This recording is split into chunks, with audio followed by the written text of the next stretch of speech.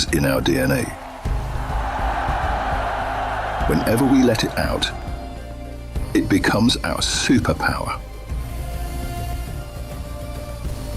Now imagine an entire city being built to supercharge it. Kadir City, powered by play.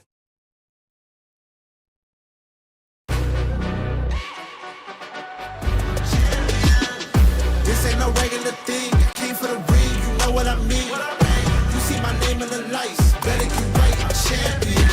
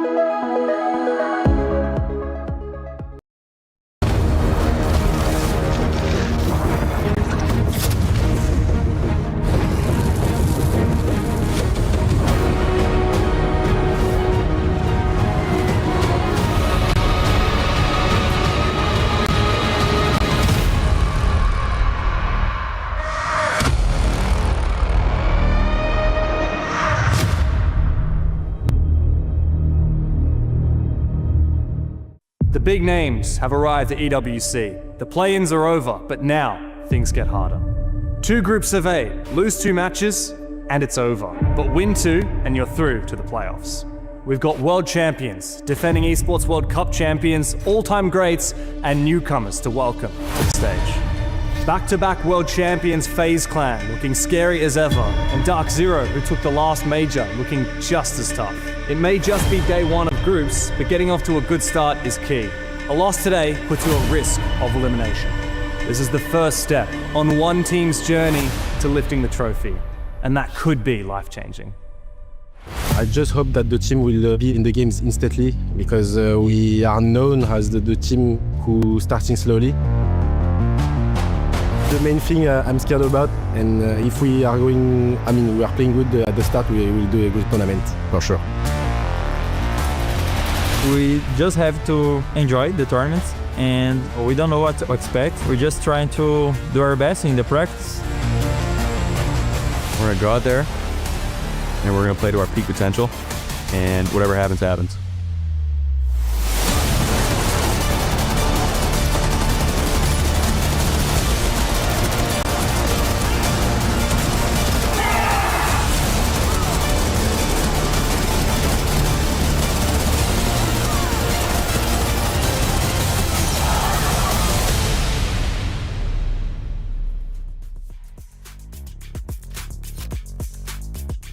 Playtime is over. Play-ins are in the rear vision mirror, and now it's time to look forward for the group stages. 16 of the best remaining here at EWC, with only one that can be crowned champion. We've got 7 days to do it. Let's go ahead and welcome in our incredible 2 analysts and commentators. Pretty much, they're just all-rounders. Boys, how are we doing, Jake? Obviously, we enjoy play-ins, but now This is where the gritty starts. It is. It's good to be back. Yesterday was a lot of fun and obviously disappointing that we have to say goodbye to 6 teams already, but then hello to 14 other teams. And we kind of reset a little bit. I think that's the mantra for today. Down to 16 teams. I say down because we've obviously sent quite a few home, but nevertheless, where we get to now is a chance for Fnatic and CAG from play-ins. Their journey continues. For everyone else, it just begins. It certainly does, and same format in a very similar vein. It's double elimination, guys. Yeah, we have 2 stacked brackets, double elimination. I think the quality of Siege is going to raise to another level over the course of the next week or so. Speaking of the next week or so, let's go ahead and have a look as to how this will pan out from a format perspective. Tom Clancy's Rainbow Six Siege returns to the Esports World Cup for another year of intense FPS action. The teams that qualified directly for the main event group stage have been split into 2 groups, the play-in teams joining them to make 8 teams in each group. Those teams will play a double elimination bracket with 4 teams from each group advancing to the playoffs. In the playoffs, second chances are gone as lower bracket is removed in favor of a single elimination competition. Teams will battle to make it to the final with a 3rd place match also set for the final day of the tournament. Opening matches in the play-in stage and group stage will be a best of 1. All other matches will be a best of 3 with the exception of the grand final, which will be a best of 5. There's a lot of Siege to play here at the EWC, and the stakes are higher than ever, so sit back, relax, and get ready to be entertained.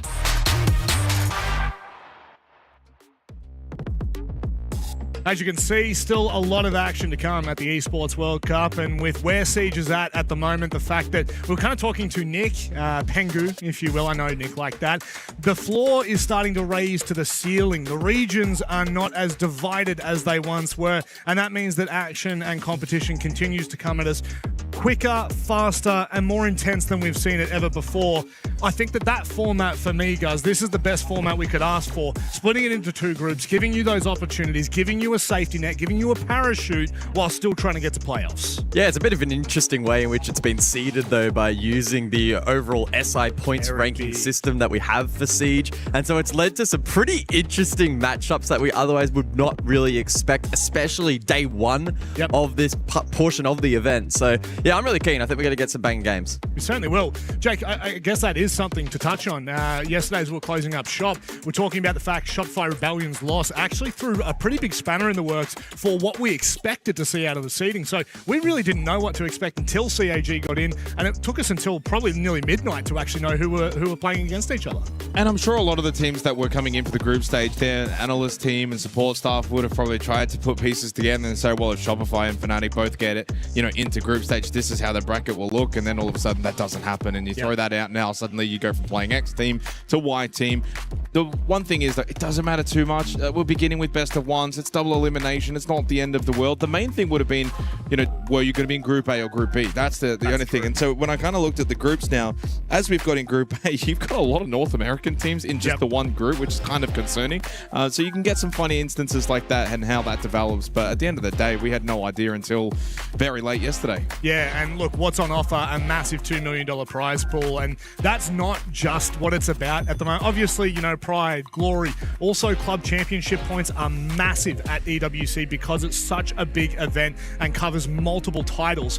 One of the huge talking points coming into this EWC, which we've never seen before, is an SI spot on the line, an auto qual directly to the biggest event of the year, guys. This changes how people look at this. Yeah, not SI points for specificity, but it is a spot on the line at the event. So it's an all-in style of event, right? All of these teams are not going to settle for anything less than first place. As we look across at Group A, and this only reiterates the point that I was making before, that these groups seriously are stacked, and despite being double elim, it's still going to be an unforgiving format. And again, all 3 of the North American teams on the same side of the bracket due to the upset loss for Shopify Rebellion yesterday, again causing teams to move around on the seedings. Now I do want to, obviously this is actually really good that the bracket is up, because I actually wasn't even quite sure of how it was going to work, but in terms of that lower bracket semi-final, it does flip a little bit, so it's not as if one side of the draw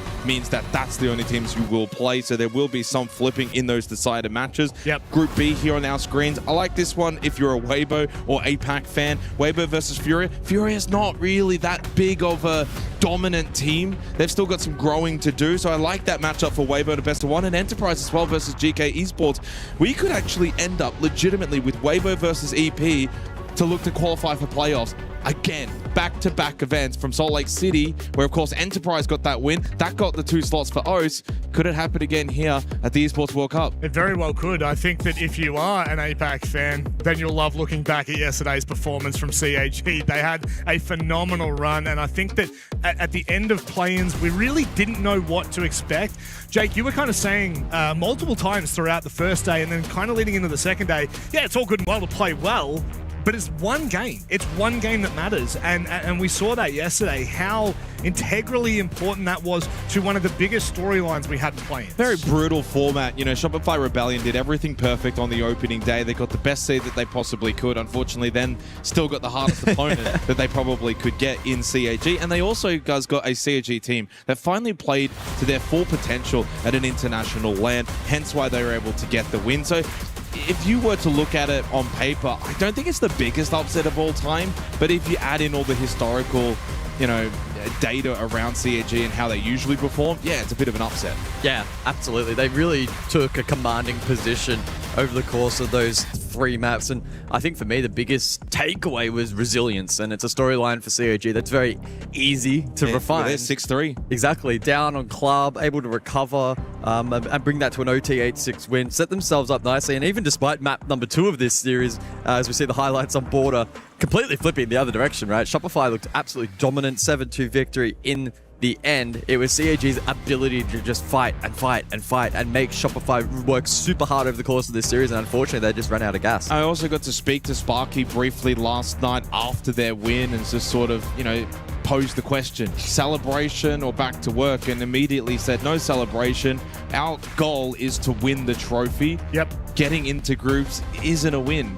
And I'm sure, of course, they're happy with the result and happy with the performance, but they're not satisfied. The tournament is now just beginning for them as much as it is for all the other teams joining us in group stage, Rob. And that's it.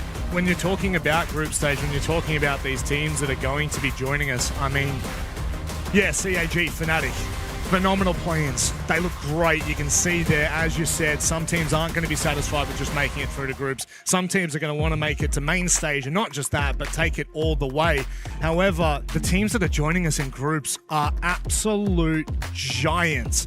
We have a Heroes Lounge on the A stream. We have seats for some of the greatest organizations that have ever been in Siege, guys. And it's here today on our stream. I think we've got like 6 of the best teams that we may have seen. Yeah. I mean, obviously we have Dark Zero, hot off their win at Salt Lake City. We have Team Secret, who as an organization qualified for this event after winning last year. I mean, you could rattle through names. You've got M80, who have made a massive comeback, and I'm sure they'll be wanting to make a statement at this event. You've got CAG, who are in hot foot. Like, hang on, you haven't even touched on the back-to-back SI winners. Exactly. 3 grand finals in a row. FaZe Clan. You could rattle out for days just how strong this group is. And I think for me, actually, that's going to make this first round, being best of 1, incredibly volatile. I wouldn't be shocked if we see some surprise results.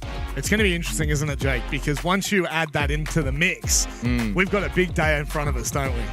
Yeah, we certainly do. I mean, as we go to the schedule, I'll do your job for you, Rob. Thanks, and we'll mate. bring Appreciate that. I did a bit of a soft throw, but maybe you do a bit harder.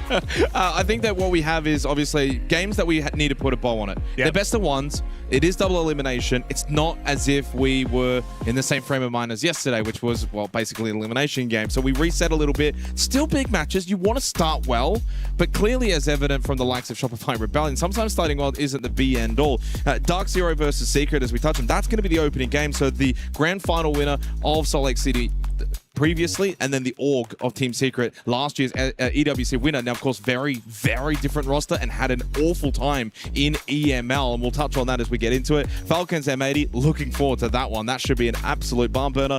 Fnatic, talk about being thrown to the wolves up against FaZe Clan after qualifying into group stage. And the last one for me as well, Weibo Furia. Toss that one in the air, guys, and have a guess. Yeah, I mean, I think Weibo have a really strong opportunity there to win that. As you mentioned, they may then go on to face EP, so a repeat of the last international event we had for Siege, right? So yeah, very, very excited. I just hope that we get some variability in these results. Naturally, probably going to be the case with best of one. Yeah. I mean, even as you said, like Fnatic, a good example, thrown into the wolves, but they've gained momentum. They've been able to warm up. They're familiar with the environment. We've spoken a lot about that over the course of this event, where teams have had that warm up buff, and it may well reign true once more. Well, the weight of expectations we saw with Shopify Rebellion yesterday, absolutely crushing them. And if we were talking about expectations, I mean, you can't go any further than Dark Zero. This organization, this roster, coming off the back of a monstrous win at Salt Lake City. Jake, as they now prepare for their EWC campaign, where do you put them? Where do you look at this roster going? I mean, you win a major, you can do anything beyond that. EWC, 6 Invitational, it should be within the sights of this team. And I think they've got the capabilities. I think for me, Dark Zero, you can easily make the argument they're the best team in North America at the moment. Now, I know they ended up losing to M80 and Wildcard, so they were technically the 3 seed in North America based on stage 1 with Wildcard, M80 performing better.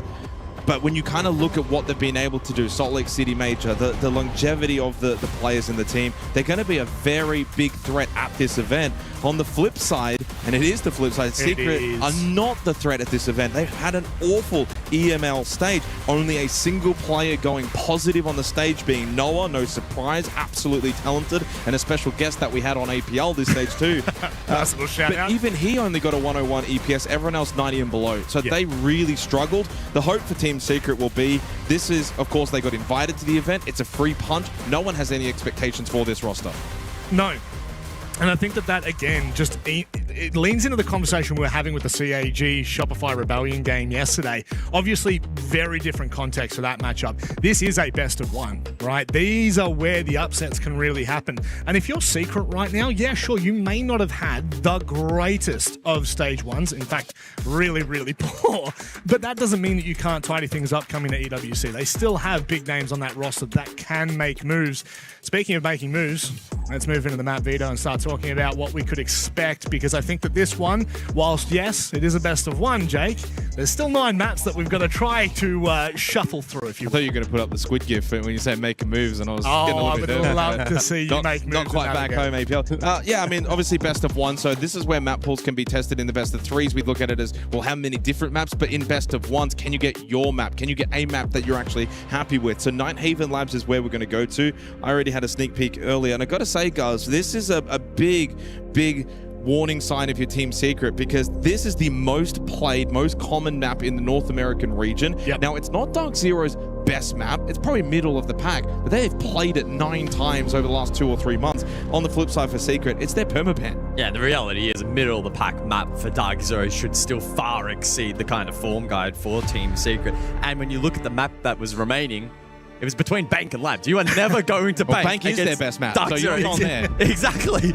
So yeah, it's going to be really interesting. For Team Secret, banned 17 times since the start of the year compared to just 4 against. So they have well and truly hidden this map, and maybe all the VODs that are available in the NAL could serve them in being a little tricky today. It is the kind of map I think you can really scope out and see how a team wants to play. And so then you can identify, and being a best of one, you could try and get a bit of a scalp here. So that's probably the best way forward for Team Secret, is can they throw a couple of curveballs? Can they throw in some surprises? The downside though, Rob, Dark Zero is starting on defense, and that's going to bode well for them. Look, I think at the moment it's very clear. There is a very big divide between these two teams. You have a recent major winner versus a team who is only here based on their EWC performance from a roster of old. So we do have very high expectations for Dark Zero. Remembering 2 wins and you're through, 2 losses and you're done. We kickstart with our first best of one of the group stages here at EWC. And so we've reset a little bit, guys. Yesterday was quite dramatic, a very dramatic finish.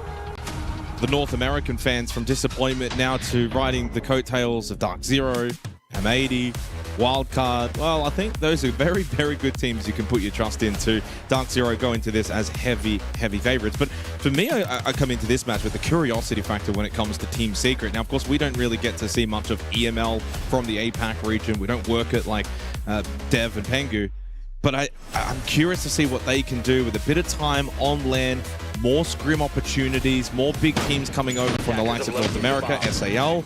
Yeah, what have they been able to workshop over the last few weeks? Yeah, look, I have a lot of trust and faith in Twister as their coach. I think he's been able to prove over a long period of time that he can formulate championship winning teams. Incredibly skilled, has a great eye for the game. 5 seconds left. The question will be whether or not he can rally this particular roster to greatness. We'll get an insight of that, of course, in this first match of the day. And best of one, anything can happen. Maybe we could see a surprise result. As for the operator bans, though, for this first half, there will be a focus on hard breach on the side of DZ with the Ace and the Thatcher taken out of play. So too with Team Secret taking off the Bandit and the Kaid. It does though mean that DZ will have the mirror available for Walden potential, and it's Faults to play that here. Round 1, over towards that IT wall, and also Mute in play. Interestingly, DZ electing to double stack jammers on this position just to make life a little more challenging potentially for Noah, but it seems as if he's been able to deal with that. Line of sight generated. Drills as well to lurk down below on that Zofia, who is now very much a serious threat on Vert. We've seen it a little bit at this event so far with the triple impact. It hasn't been hugely successful and influential, but definitely something to be mindful of. I think this is the kind of event that if you want to put pressure on anyone, I'm actually going to say Mowgli. I mean, Noah has already been performing this stage for Secret. I think they need Mowgli to really stand up. He's got the experience. Only an 83 EPS for stage 1 of EML. He had a rough time, especially here on land. This is where it's not as common for the likes of Oscar, Flexi, and certainly for Drills, who for the large portion of his career has been more of that tier 2 sort of player. Halfway through this opening round, trying to just open up IT. Dark Zero, it's a pretty comfortable start to the map. Not really tested yet, but eventually the pressure will come over towards Rafters. Oscar with the vault in. They do lose Noah immediately. First battle went the way of NJR. He was traded though by Mowgli. It was the double. And that now leaves Dark Zero in a very commanding position. Leaves Oscar on an island towards Rafters. Mowgli on the other side towards IT. They'll look to group up together.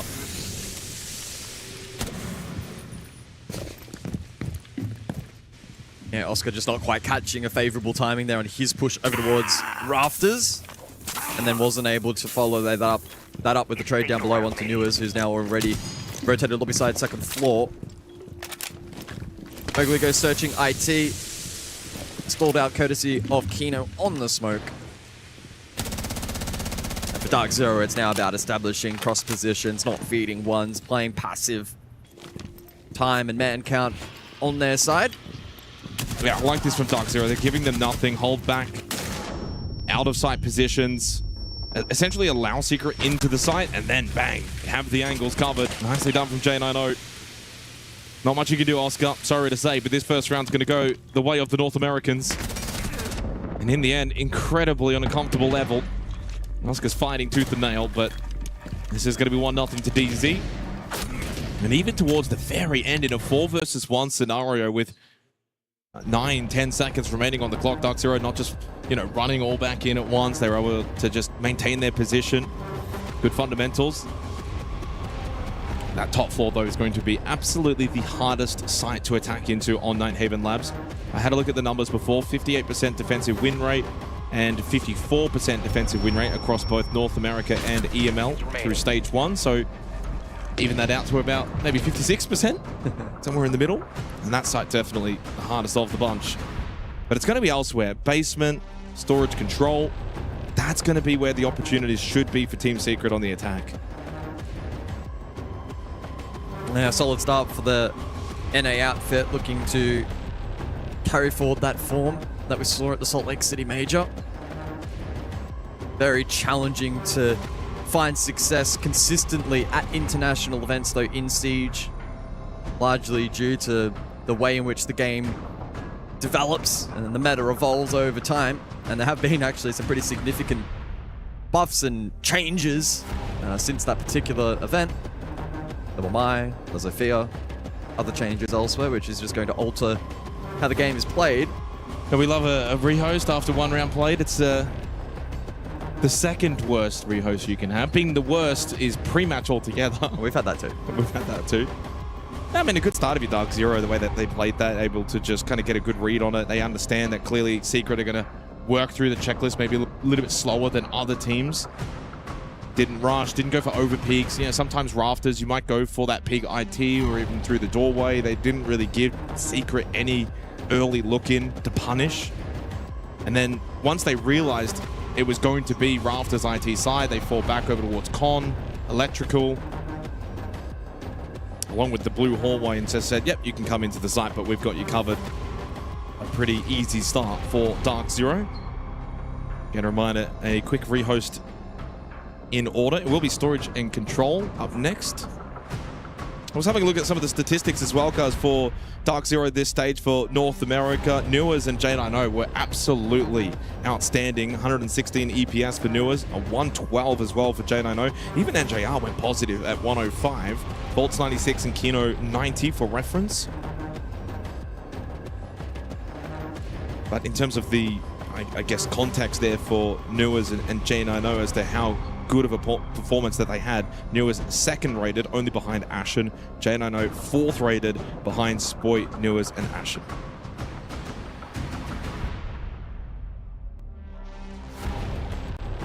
Now, it's the best of my knowledge. It's not a player-specific related problem. It was server-sided.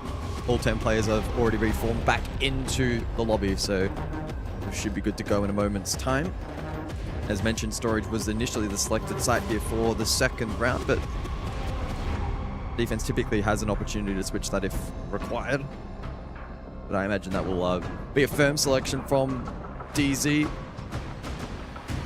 can see they're on the Title Team Defender. Secret, the title defender.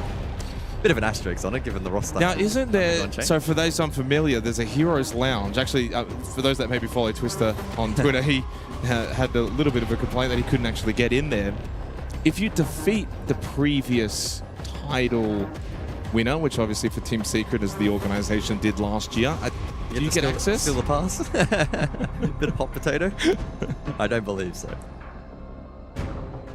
Well, the vibes in the DZ camp look good, and why wouldn't they? No key crushing today, though, just to put it out there. No. Quite a few yesterday, though. Yeah. Yeah, what was it? I think CAG ended up crushing 3 keys. And of course, so did Fnatic. Back into the server. Apologies for the slight delay after round 1. Went the way of Dark Zero. Storage Control following in this next round.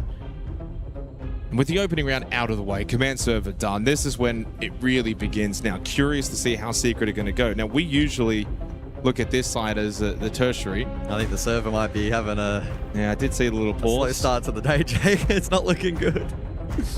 Uh-oh. Might be more waiting to come, unfortunately.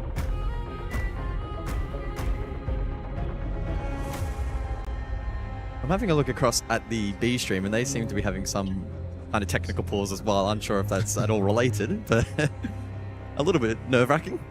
See, it's nice to see Team Liquid Alienware, their logo at an international event again. Not for the players, we're typically used to seeing those guys for many, many years now, but for the organization, clearly a very, very big organization. I still remember back in Sao Paulo, the amount of Team Liquid jerseys and fans that were there. Of course, they were wondering, well, where's the org? Technical pause. It seems as if we're having some issues with the servers. So we go Jake and Gar's podcast mode for a bit. Live from Paris. Live from Paris. Yeah. Good to be back. It is good to be back. The weather is very pleasant outside. It's very different to earlier this year when we were here for the 6th Invitational. Yeah, a little bit. Which was raining every single day. Yeah, a bit colder. And now on the flip side, it's very, very warm every single day. Yes. But hey, that's what seasons are for. No. You know what, mate? Oh, hello, Rob. That is what it's for. That is. It truly is. I was wondering why you didn't leave earlier before. Maybe you had an inkling. I had a feeling. And I thought, you know what? I'm going to save these boys. I'm going to dig them out of a trench. It's time for podcast mode. Oh, we do love a good podcast mode. It is. It's time for expectations. I think that while we wait for this, what about win conditions? Win conditions would be that Secret have to be a different team to beat this roster. Bring the old boys back. Yeah, correct. Run it back. Where's June? Look, Oh, I've opened up. Twister thought it was funny.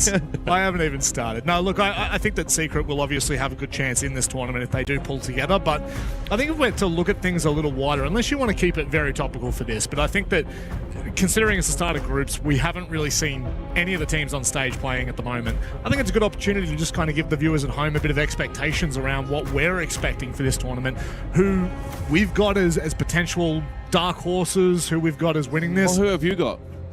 As a dark horse, or as winning the actual event? All of the above. All the way. Okay, that's an interesting question. I think that at the moment, if you were to say that any team outside of a North American team is going to win this, I think that would be not a hot take. I think it'd be a mild take. Phase? I think.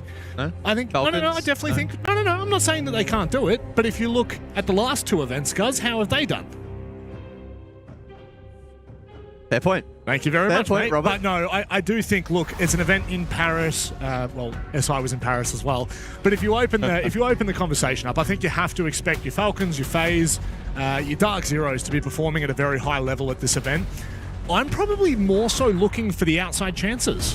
I don't think I'm really looking necessarily at the top teams when it comes to my conversation. I'm looking to get back in the server. I would love to get back in the server, we're back but I in. don't It's think that's whether or gonna not we happen. can actually resume the game, Jake, because we did get in last time, and unfortunately it timed out. Well, look, I think as we start to look at these brackets and as we start to see the first couple of matches play out, I really do hope that, you know, the likes of all gamers turn up and perform. I'm really keen to keep my eyes on EDG as they get underway.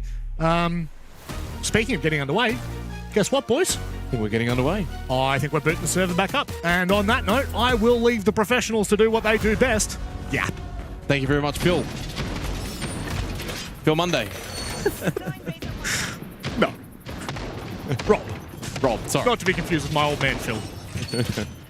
So control storage for the second round. Apologies for the delay. Again, this time we will get underway. And a big change up on the attacker repick for Team Secret. Reloading. Maybe initially anticipating a basement site choice for the second round. Attackers are moving out But to we will locate a go bomb and defuse it. first floor. And with that Dark Zero, To the training manual? looks like they will very much stack above over towards IT side. Reload. I do like the Monty though for Secret in this round. Very flexible, very versatile, especially if you're trying to take Rafters control or potentially push through IT. You do want to establish Vert on the attack for this site, most notably towards IT, but well, the mirror window placed is going to make this a little bit annoying for Noah.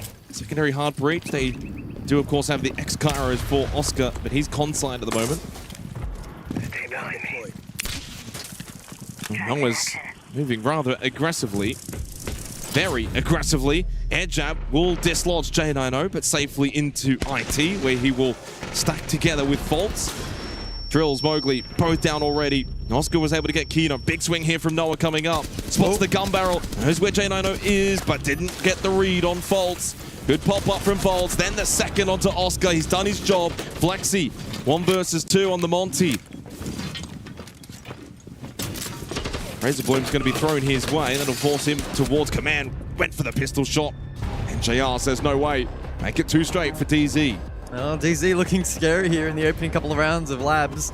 Team Secret finding it tricky to maintain the pressure and pace required to find success in this best of 1. Still early days, and it could certainly be a case of just a slow build-up on the attacking half, but DZ just playing so well off one another at the moment. It's a hive mind mentality for them. They're in autopilot mode, it feels like. And that's always, I think, the sign of a team that's in good form. Especially day one. Day one, first couple of rounds, it can be very difficult to find that base to play off, but so far so good. Down to basement for the third. Yeah, again, expecting this to be pretty defender-sided, to be honest. 5-1 half territory wouldn't be surprising at all. Again, Mirror, and I would dare say, Guz, that Mirror will probably get banned away after this round. Left before insertion. Already got rid of the Kaid and the Bandit, throw in the mirror. It's been played all 3 rounds now from Dark Zero. Your lapdog couldn't break me, and neither will you. Child, there's more than one. Team Secret go back to the lineup that they, funnily enough, brought previous round and then Attacker repicked out of. I think they were a little bit caught by surprise of the control storage site in the second round.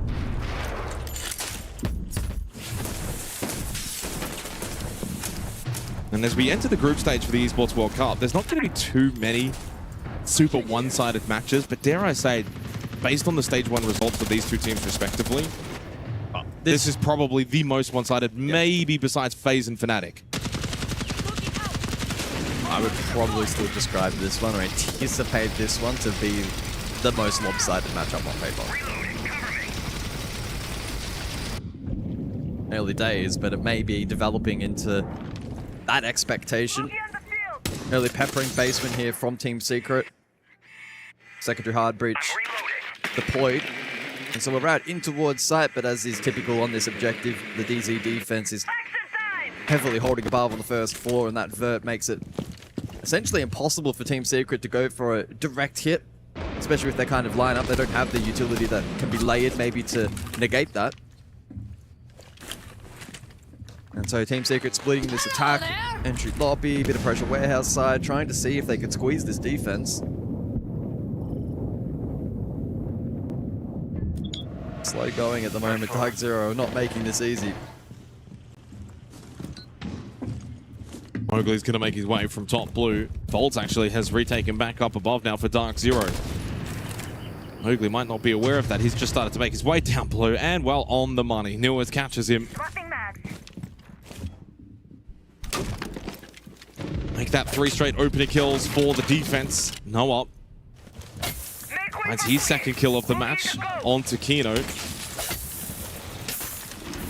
Again, with breach opened up, there is possibility on this basement site. Jugger payload call from Drills onto Volts. They've got the player advantage after they dealt with Newers. And J9O over towards the side, but it's Volts still actually top warehouse. Big kill from J9O onto Oscar. Needed to win that, otherwise the site was going to become vulnerable. Flexi at least shuts down NJR. That's at least one of the 2 pieces on the site. Dealt with Noah. Lovely headshot onto J9O's. Volts catches Drills running. Retakes this first floor position, but the plant from Flexi will go down. Volts doesn't have the angle to deny. Enters now the post plant. Very limited information for Volts to play off, and we'll need to try and break this trade. Tricky to envision him being able to clutch this round. For a multitude of reasons, but most importantly being the time. The way that Noah and Flexi are playing this so far off the kit. Volts is going to have to just keep creeping closer, go for a couple of taps. They give him nothing. And in the end of the doorway, watched by Noah. Secret on the board. That's their first round here at the Esports World Cup. A pretty solid round. Able to just slowly work their way through basement. As that would be. And we head into the bands. Yeah, very patient round there from Team Secret.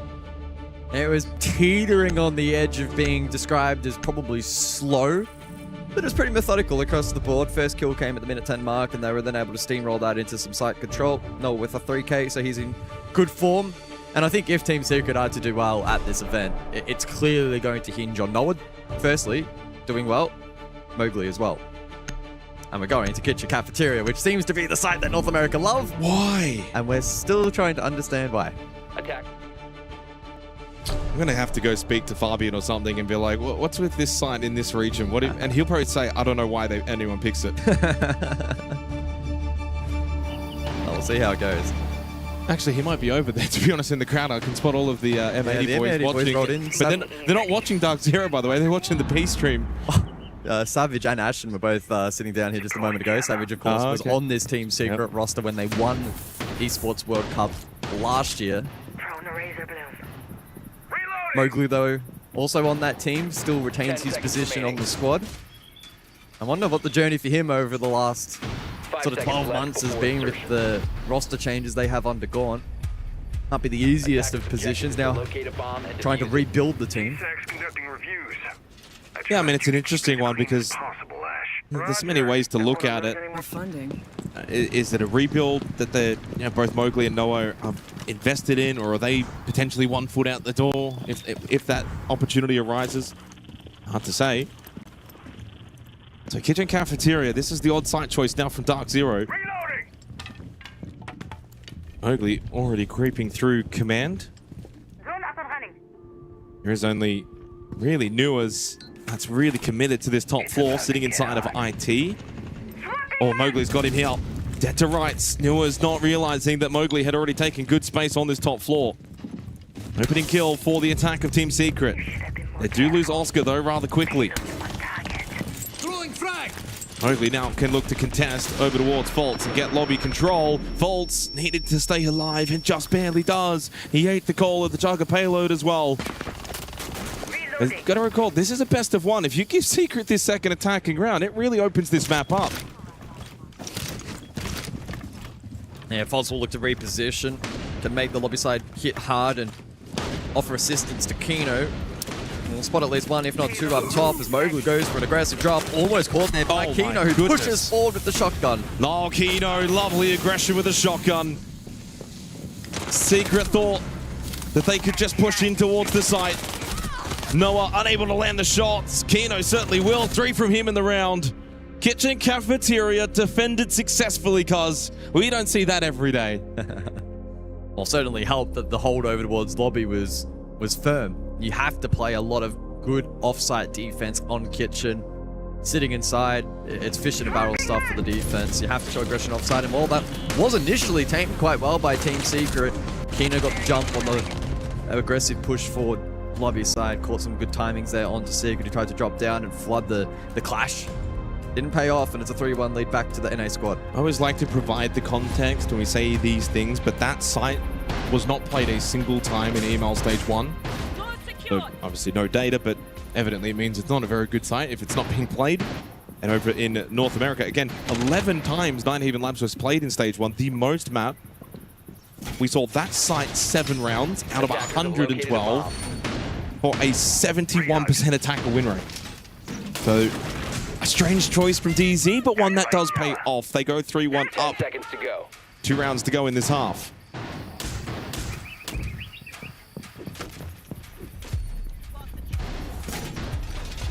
Attackers are heading out to defuse a bomb.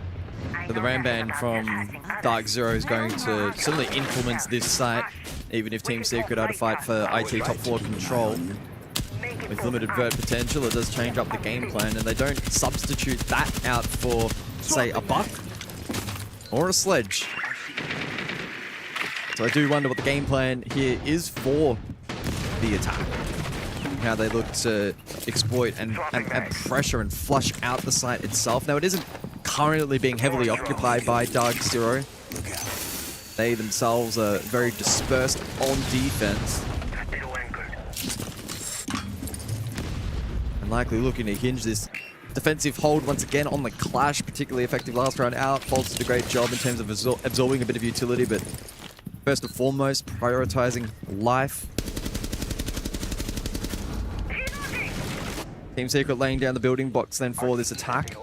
Eyes on Mowgli, who once again is looking to lurk inside of the map. Mixed success for him so far here on Labs, but has looked potent on a couple of occasions. Good info onto Fultz, second floor position.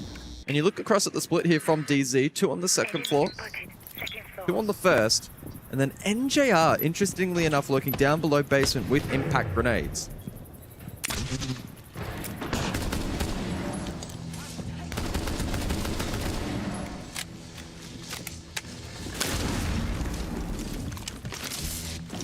Trezell avoided. Drills first to fall at the hands of ag.al. 4 of the opening 5 rounds. The opening kill has gone the way of DZ. It was to double down onto Flexi. Gets rid of him with ease.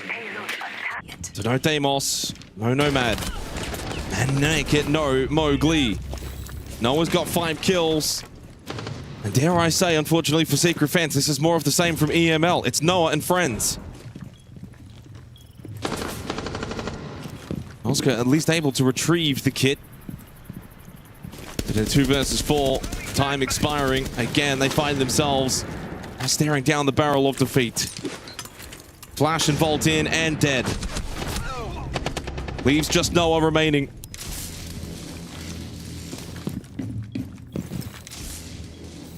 And I think we can see how this is going to go for Noah and Secret. 4-1 to DZ. Volt's giving him a little teabag behind the Clash Shield. And again, similar to the opening round, just look at the way that DZ are posturing. They know it's a 4 versus 1. They know that there's no world in which Noah's going to win this. But little peeking, little movement. And in the end, creeping up is Kino.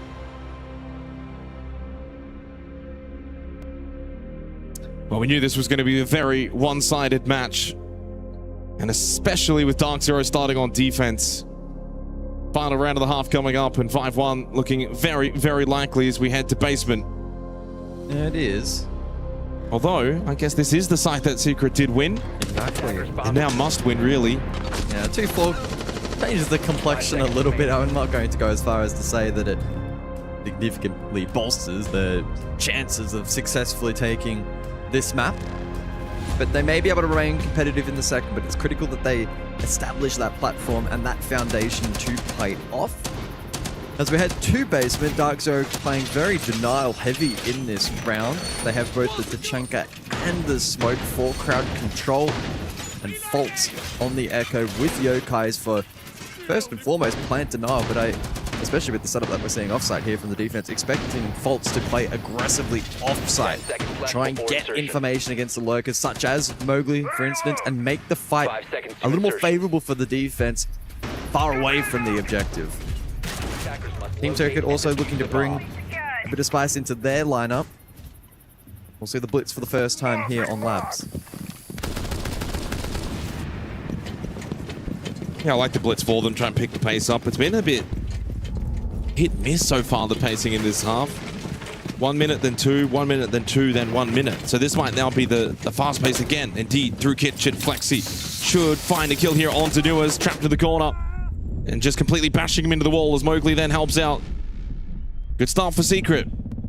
In a must-win round. That's a really easy clear on Tanuas. And now, if they want, they can slow the pacing.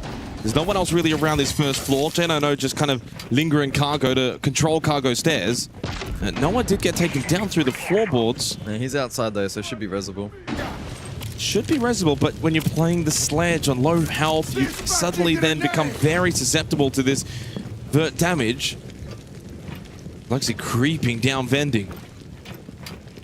I suppose fortunately for him though, all nitro is expended from the side of the defense, so that will help a little bit. There is the Shamika launcher though for later in the round. Gas Babes, potentially. Depending on where J9O will throw those. Flexi just needs to wait for the 1, 2, 3, and then in the end they go. Double stack into the corner as well. Flexi will call that out. 1-for-1 trade. Bolts to keep shooting his way through. A carnage of bodies everywhere, really, and then it just completely slows down. Reset again because of the Shamika launcher. Almost had an opportunity to push forward there onto NJR. But he's stalled out the pace, and J9O still up above. Has a pinch threat. Oh, don't know about running around the corner like that from J9O. Mowgli can get the kit down inside of Assembly. And JR does get at least the cover man, and then off the plant is Mowgli. Now they've got a minute. It's not as if he has to rush stick this, but he knows that NJR's turning the corner. Goes prone, that's not the way to do it. Mowgli gets Secret their second round. EZ caught some really bad timings in that round. Really strange timing round. The NJR swing. Flip that, it's their round. Make of that what you will, but for Team Secret, a 2-4 scoreline, still respectable. Yeah. Still an opportunity for them to inflict damage here. And you're getting a good performance, at least from the first half out of Mowgli. 5 kills for him, 5 kills for Noah. They're the two that you're going to look to really to perform the most. Double stack there as well, Chaotic and Faults. Almost got a headshot there onto Jules. The shoulder shot not enough to net that kill. then resulted in a little bit of a stall out and a bit of a scatter. Well, I was surprised there that NJR didn't keep kind of pre-fire swinging around the corner towards default. He kind of then stopped and then he tried to go prone. Yeah. But Oscar was also, if you saw in the replay, literally about to kill him anyway. had a read on, but just didn't quite get the opportunity or catch the timing. Yeah, some interesting micro moments. They're not going the way of Dark Zero. I don't think they're going to be too frustrated by that round. The overall macro from them in the first half was certainly superior. And I'm intrigued to see in the second half. I get the impression that this isn't going to be super defend decided. I feel as if Dark Zero's macro and the way in which they were playing as a team in the first half, if that's transposed to the second, I think they'll be able to take the reins here and determine how Labs is played from a tempo perspective and structurally as well. And I think they will be the ones to make a statement here in the second half. And I suppose then from a Team Secret perspective, it's going to be all about trying to disrupt that. Try and take the game on your terms defensively, and what that may look like remains to be seen. If that's going to result in maybe a little more aggression and disruption, do they try and play more structured and turtled? Partially also going to be determined by the operator bans as well, what kind of direction we go. Well, the vibes are good. Halftime break coming to an end. And the role swap will commence into the bands for the second half. Now beginning. Secret going on to defense.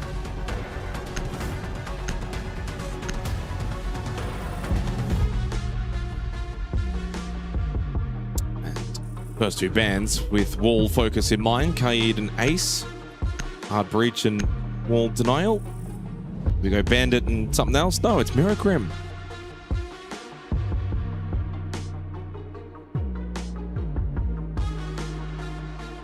In terms of the defensive band, I think I probably prefer this duo in comparison to the Kaid Bandit. You can try and lull Team Secret into maybe testing the attack by selecting the Bandit, but I really just don't think it's viable at all, especially Zofia buff meta that we're find ourselves in now. It's incredibly risky if you're going to put your eggs in that basket for defending the IT wall.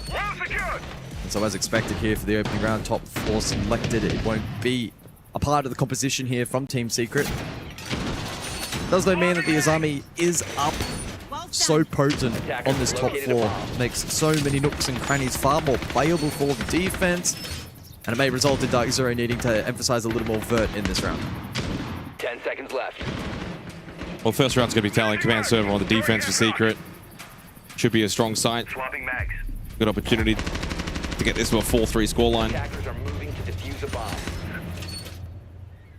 The problem with defense here is obviously Drills 1-6, Flexi 3-5, Oscar 2-5. These guys, if they go down too easily, too early, that just creates gaps in the defense. Dark Zero will then exploit that comfortably. It's really important that they value their lives and then maybe just let Mowgli and Noah do more of the heavy lifting the way that they did in the first half. Whereas for Dark Zero, very good spread performance from all 5 of their members. T-breach opened up. And Folds with a quick rotate over towards Connector. To do exactly the same, but on this side of the map, as Oscar will retreat back towards server. And let the waiting game commence now for Team Secret.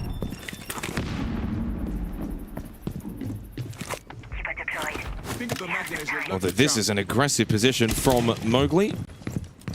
That catches the drone. Take it to Rotero. Not bad. Not the kind of position you'll overcommit into. One and done, fall back. I'm looking at J90 here. Be a big threat on that vert. Again, as I mentioned, with the Azami in play. If he gets fed good info, J90 can lurk low, play for the triple impact and potentially try and net an opening kill or a mid-round kill for the attack. Dislodge that anchor.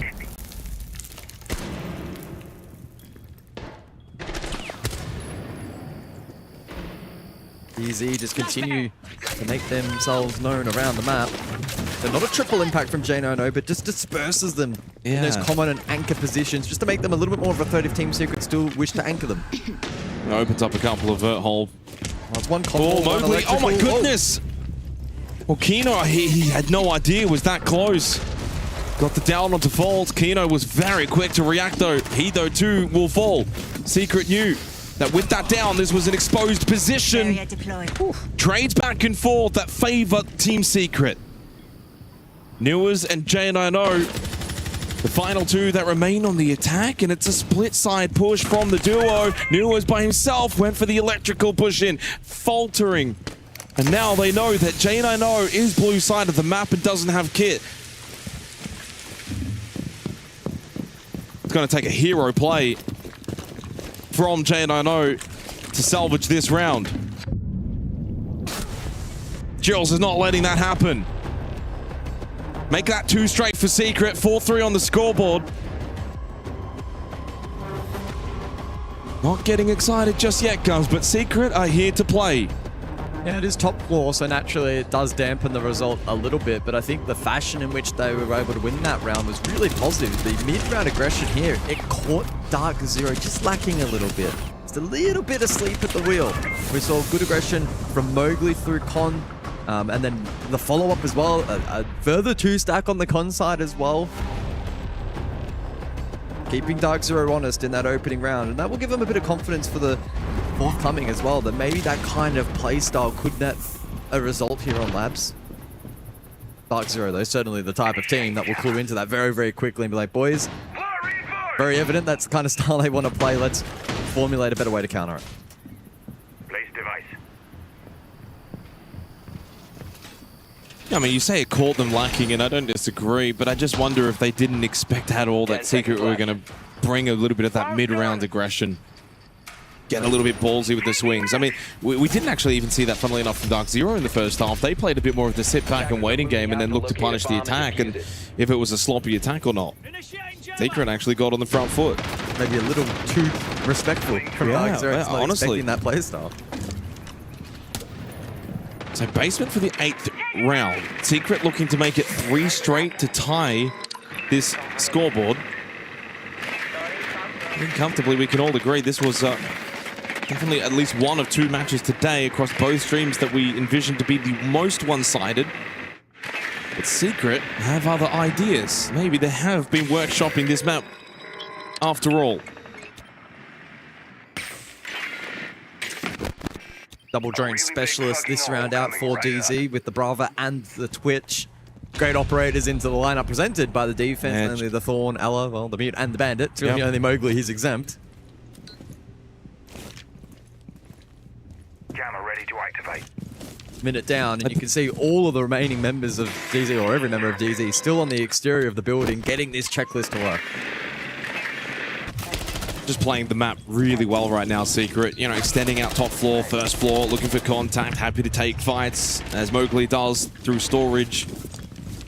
Expecting one at the window. Oh, he could catch the timing. Left side. Oh my goodness, that's so unlucky for Mowgli. But so fortunate for Kino. He will benefit. Ooh, but then one at the doorway. But then it didn't expect up close for Drills to have retaken storage, but as they lose Noah, it's a 2-player advantage for Dark Zero. And it's a very vulnerable site. No one there now for Team Secret.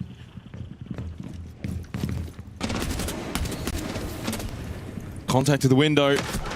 But Drills, many different positions that are under threat. Newers down outside of the map, courtesy of Oscar. He'll go and finish him off, but then caught down the hallway. NJR numbers prevail for the attack. A single health point for Drills means this will be an almighty task.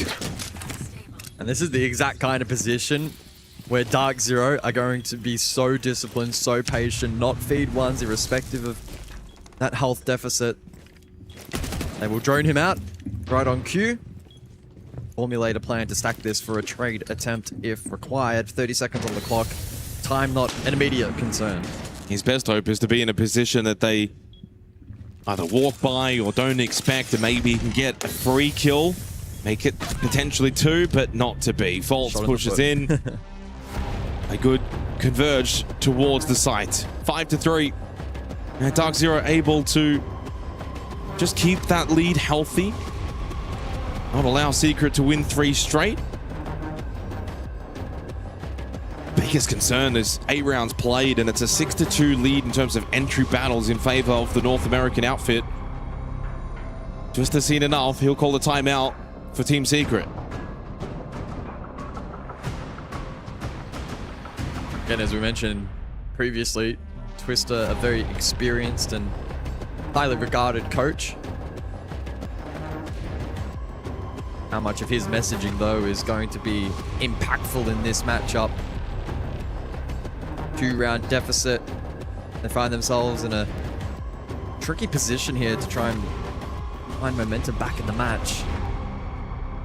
Top floor was good. That's kind of expected, but the tertiaries are what's going to make or break this map.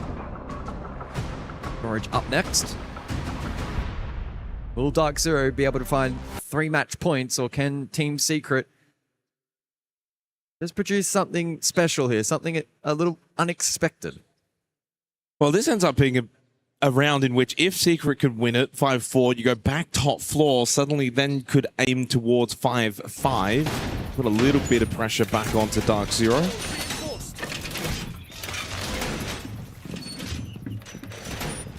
Timeout expires. We head into the 9th round. Triple Nitrosol available for the defense. Oh, well, initially, they were looking to play triple info with the Jackal. I didn't want to touch on the Jackal because it attacked a repick and then it changes it last second. 5 seconds There we left go. before There it is. insertion. On cue. We haven't seen a Jackal, I believe, Yeah. released one round here at EWC. We did. But naturally going to be a niche pick. The Valkyrie and the Pulse combination, though, on the side of Team Secret can be very potent, especially against an attacking lineup that nothing to worry about is likely to play for heavy vert with that round. No IQ either, so, you know, these are well-placed Valk cams that maybe stay up for the large majority of the round. Shot long going live. Changing maps. Some serious drywall work coming up. Again with the mirror and the Kaid ban, IT breach is very easy for Secret. Wants again to rotate over towards Connector.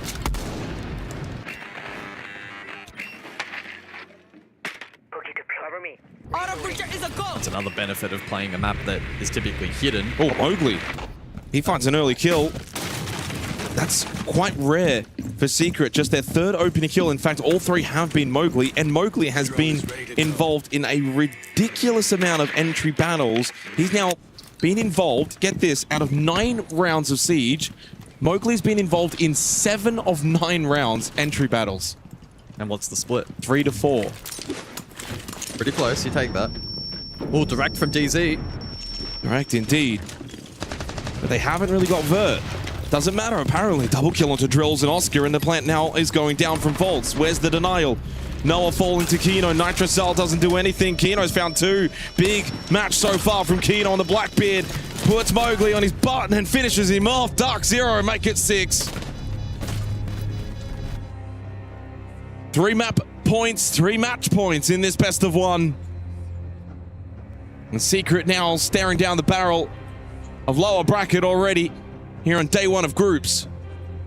Yeah, it's a fun little set play there from Dark Zero. So much vert established there from Team Secret in an attempt to ward off a direct hit, but all it really took was an upside down repel IT wall. Nitro Cell didn't quite land, and it meant that NGR could prevent the defense from denying plant vertically from up above. And Kino's playing well today. He is. And his Blackbeard will be taken out of play alongside the Bandit. Now means that Dark Zero will have little to no problems with Hard Breach for the remainder of this match. Kino 10 and 5, 2-0 in the entry battles. A 135 EPS. Unfortunately, though, for Secret, it really is more of the same from EML guards, where it's Mowgli and Noah, and that's it. And in fact, at EML Stage 1, it wasn't even really Mowgli either. He really had a poor Stage 1.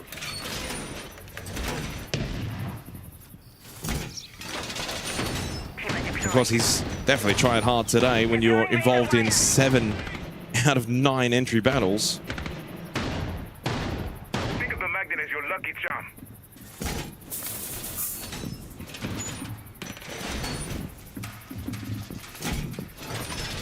Well, not all hope is lost just yet. We do return back to the top 4 where Team Secret have found previous success. The unfortunate follow-on from that, though, is that they'll need to find, of course, success on the tertiaries, and that is far from a given. This side, no certainty either. Looking across the lineup here from DZ, they'll bring the Deimos into play this time round. And in combination with the Zofia, if they double down for that vert counter, it's going to once again mean that those power positions, largely facilitated by the Azami, are going to be much more volatile for the defense to contend with. And it's, again, may force Team Secret into a similar mid-ground playstyle where they need to abandon those positions, play aggressive, and try and catch Dark Zero off guard. But they won't have that element of surprise this time around because Dark Zero will be privy to it. Reloading! Charge. Stay clear. Newest could just go here for a solo play. I wouldn't put it past him. Oh, He's thinking about it. Enemy located. Second floor. Drills I don't think has too much of a read. And Newest heard him go down the stairs. Well, the problem with this as well now for Drills, as he's fallen down blue stairs, he needs help from someone like Mowgli to say, well, is my top blue stairs still safe? Well, Mowgli just cleared it. And exactly. Newers can swing. Uh-oh. Here it is. Oh, the beautifully timing. played from He was Newers. throwing out a disc. Masterclass. Playing off the auditory information. And they got rid of Drills. Full blue side control for Dark Zero. Still 90 seconds remaining in the round, which means they can go back towards IT Rafter side, Con Meeting side as well. It's a desperate looking defense now for Team Secret. The hope has scattered into the wind. Noah and Flexi, all that remain. And Dark Zero, the most recent major champions. It's a very easy start to the Esports World Cup campaign for them. Flexi to keep some semblance of hope alive with that frag onto Faults. Need the next one desperately. Noah searching down that blue hallway.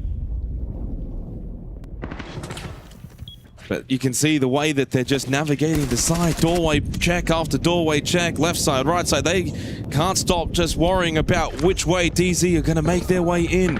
They do find the kill onto NJR. Oh, Newest, lovely kill. And then the second with the Vendetta from Newest as the plan was going down as well. Dark Zero totally in control. Start to finish on Nighthaven Labs.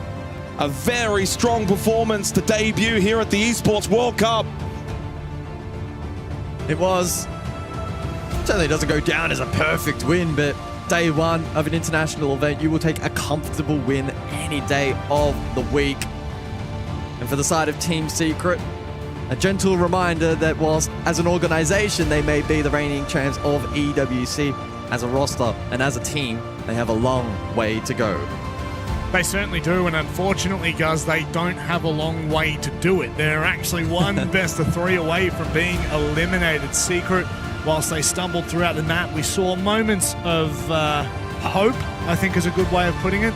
You look at round 7, you look at the aggression, you look at it as a positive from the roster, but ultimately the biggest positive goes to Dark Zero. And with the way the format works, you kind of mentioned quickly the brutality of it now for Secret in terms of now facing the elimination matches, the best of 3s. On the flip side for Dark Zero, Rob, they've got 2 best of 3s now to qualify for playoffs. Well, 2 chances, I should say. Correct. You do have 2 chances, and that's the thing. When you're looking at Dark Zero and you're looking ahead at what their tournament could offer, such a well-rounded performance from them on a map like Nighthaven Labs. I really do start to look at this roster and go, well, could they go back-to-back at this point? They've looked really good in this matchup, and I think it's really hard to take away any negatives from them. I think that they just looked like they were on top of their game. All their decision-making seemed to come with such prowess and solid decisions that overall, this matchup, it went the way we expected, Jake, and I think that, again, kind of similar to Shopify Rebellion's first day, this is the way you need to start if you are a champion. beater and a champion yourself. You could make the argument, should they start by winning a 7-0, 7-1 against Secret? It doesn't matter. They won 7-3. They were always in control. They never looked even remotely close to there being any kind of potential upset or anything along those lines. For them, it was just a really good way to warm up, I think, for the tournament, win their best of one, and move forward now into the best of threes from here on. Yeah, and best of threes, I think, only get harder for the teams going up against a roster like Dark Zero that's so well drilled. That's I can't remember which one of you said it, but I think you made the perfect point. A 3v1, if any team in the world right now is not going to throw a 3v1, it does feel like Dark Zero, right? They're just so strong. They're so composed. They never seem to give up advantages that they don't need to. Like, there's just something about this roster at the moment, especially coming into EWC. You start to worry a little bit for the other teams. Yeah, they're so well drilled, and I think that the respect that they showed Team Secret today was commendable. And in fact, probably a couple of moments over the course of the map where maybe that respect actually proved a little bit costly, right? Where they didn't maybe anticipate some mid-round aggression from Team Secret or a specific playstyle, etc., etc. But then they were able to adjust accordingly, right? And I think that's really, really impressive. It's day one. Sometimes there can be maybe not even nerves, but a bit of rust conform. You're also trying to conform to the new setting, etc., and get comfortable. And I don't think we really saw any of those teething issues from Dark Zero, which is a positive sign for them on day one. Yeah, it certainly is. And I mean, when you look at their opponents who they're going to verse next, All Gamers or CAG here, Jake. It's going to be an interesting one. But before we kind of, I guess, deep dive into what to expect from them, I've got my boy Lax standing by with Call Out. You know, first I'm getting mogged by Anderton. Now I'm getting mogged by my boy Call Out here. I mean, I just can't compare with the muscles right now. But obviously, Call Out, the boys are firing on all cylinders. A 7-3 for the opening day to your EWC. How are you feeling so far? Pretty good, pretty good. You know, we came out today and I think we fixed a lot of things we were working on over the past couple of weeks, so pretty happy. Talking about the past couple of weeks, even going back to this most recent stage of the NAL, you guys do finish third, obviously being the SLC champions. Do you feel like you took a lot from those losses and even placing third and making sure that you correct any of those mistakes coming into this EWC? Yeah, I mean, every tournament, you know, is the same to us. There's always things to work on. There's always things we need to improve, mistakes we need to fix. So we obviously learn from it. Same way we will if we win. We'll still learn from this one. Absolutely. Well, one last question before I let you go celebrate with the team. Now, looking back at last year's EWC, you guys were 1 or 2 matches away from that grand final to be able to possibly be the EWC champions. What's going to be the biggest difference maker coming into this EWC versus last year's? You know, I told you before, the results don't really matter too much to me, but uphold the standard, anything can happen. Like, we'll see what happens. Absolutely. Well, you heard it from Call Out and the boys. They're obviously firing on all cylinders. Can't wait to see what they bring next. Send you back to the desk. I'm kind of terrified by Call Out, I won't lie. The composure that he has as a coach obviously kind of amplifies into the team. And you can see there, Jake, I think one of the scariest things that he's said is we fixed what we wanted to coming into EWC, their first game, and they've fixed whatever problems they may have had throughout stage one. They're already tidying it up, and they know that they're not the perfect team. They know that there's still more to improve on, which I think if you're a viewer, if you're a fan of this game, you're excited to see where this ceiling reaches for Dark Zero. Yeah, I mean, it's interesting to think about, you know, is it comms issues? Is it role, you know, in terms of who's playing what roles and how they want it to all function? And I don't think you can ever fix anything off one map, but it's probably more, they would have been scrimming and preparing for the event, and on the opening day, everything clicked nicely. That's a good sign now heading into the best of threes for Dark Zero. We mentioned pre-event, you know, North America as a region coming in, wildcard, M80, and then Dark Zero. It's kind of strange that the SLC champions are the 3 seed out of the region. It's still going to be very devastating, and they've got a very good side of the bracket. They do, because, I mean, we were just kind of lightly touching on it for a second.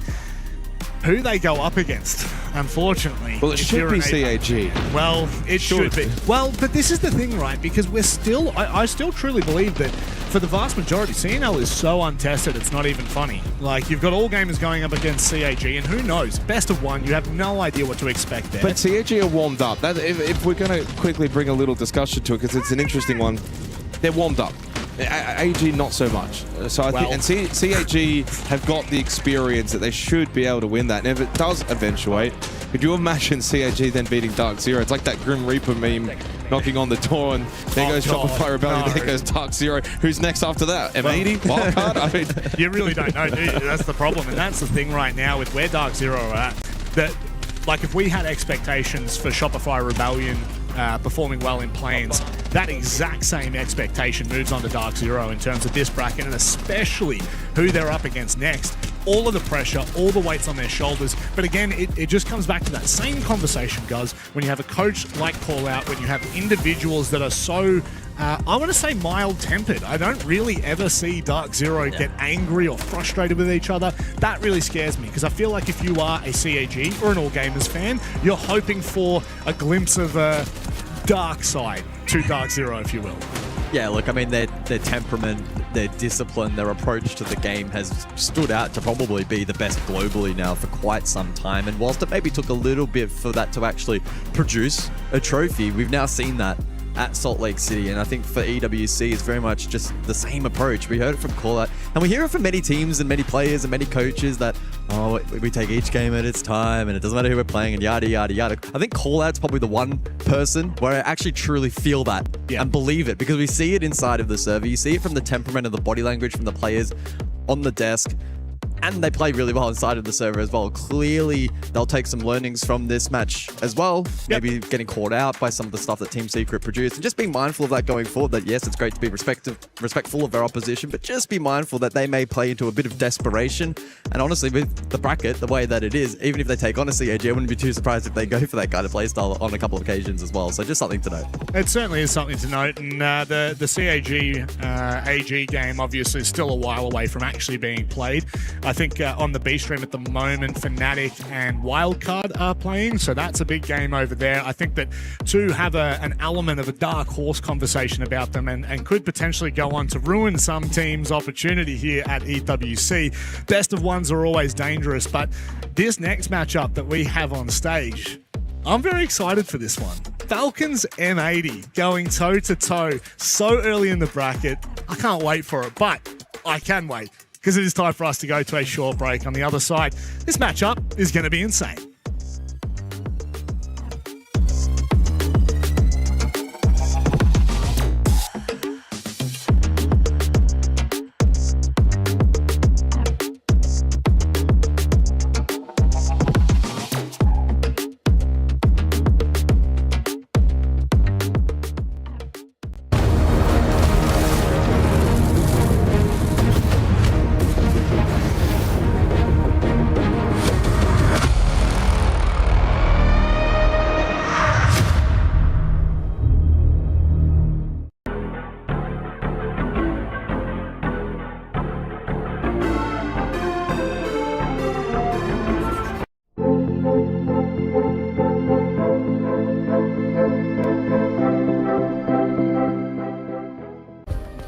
Play is in our DNA. Whenever we let it out, it becomes our superpower. Now imagine an entire city being built to supercharge it. Qiddiya City, powered by Play.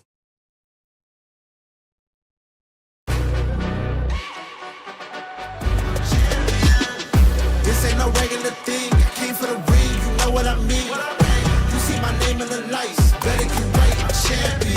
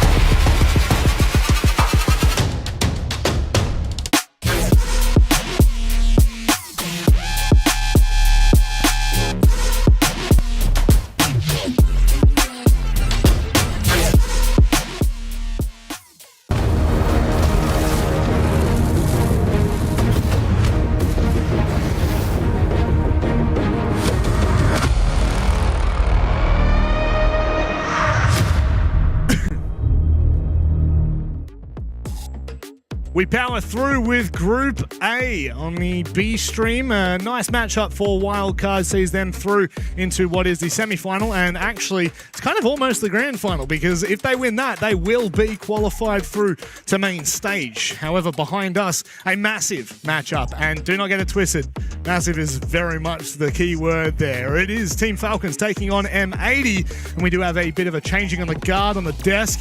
We've got 70s Dev Marta joining us here, and looking good. A really nicely dressed Pengu. I got eyes on me. What can I say? I love a little bit high there, I a little bit love high it. there. Yeah, the We hills got have eyes. You're on a yacht right now, right? Yeah, I am. I feel really. A yacht owner? Look, if I was a yacht owner, Mr. Old Money. Okay, old money. Look at this. Okay. Come on now. Play-ins are over. Yeah. It's time for the group stage. Oh, are you Batman? I'm Batman. Yeah, well, which team is Batman? No, we've got Iconic on the other stream. That's That the is real very bad. true. He kind of is a lot. He would mog. I don't want to both step on us. any toes No. here, but I do want to get into group stage because That'd be great. play-ins was so much more exciting than we thought it would be. Yes, Big upset. upsets, and of course already today, we've seen big hitters stand up on the stage, and it only gets more devilish as this group Ooh, stage goes devilish. I like the way you said that. Yes, as we were talking about Group A, that is what is first on both A and B stream. So whilst we are going to be watching Team Falcons take on M80, Dark Zero's opponents are now playing on stage for their spot. That's a big one as well, because I think the context between AG and CAG are actually the fact that, well, we haven't really got that team tested. We haven't seen CNL really pop off yet. That's And I right. think that that's an incredibly exciting prospect. But maybe let's rein it in. Let's keep it on this stage, because there's so much to talk about here between Team Falcons and M80. I know we were kind of talking, Nick, between just the vague context of this. If ever there was a hope for EML, if ever there was hope for Europe right now, is it Team Falcons? It's Falcons, and then maybe Virtus.pro will sneak into that conversation. Maybe. We'll But see if we that's get it. there. Yeah. Then we have, Fnatic and Team Secret. Unlikely that they make it Yeah. super far, but anything is possible. But I do feel like you're looking at this organization, looking at the players, looking at the history that they have together. Falcons, they're expected to make a deep run at this event. Of course. I mean, this is the third place team from the World Championships at Six Invitational here in Paris just 6 months ago. And after that, they, of course, had a huge upgrade, picking up Doom from that old Team Secret Upgrade, roster. huh? Who did you replace again? Crazy.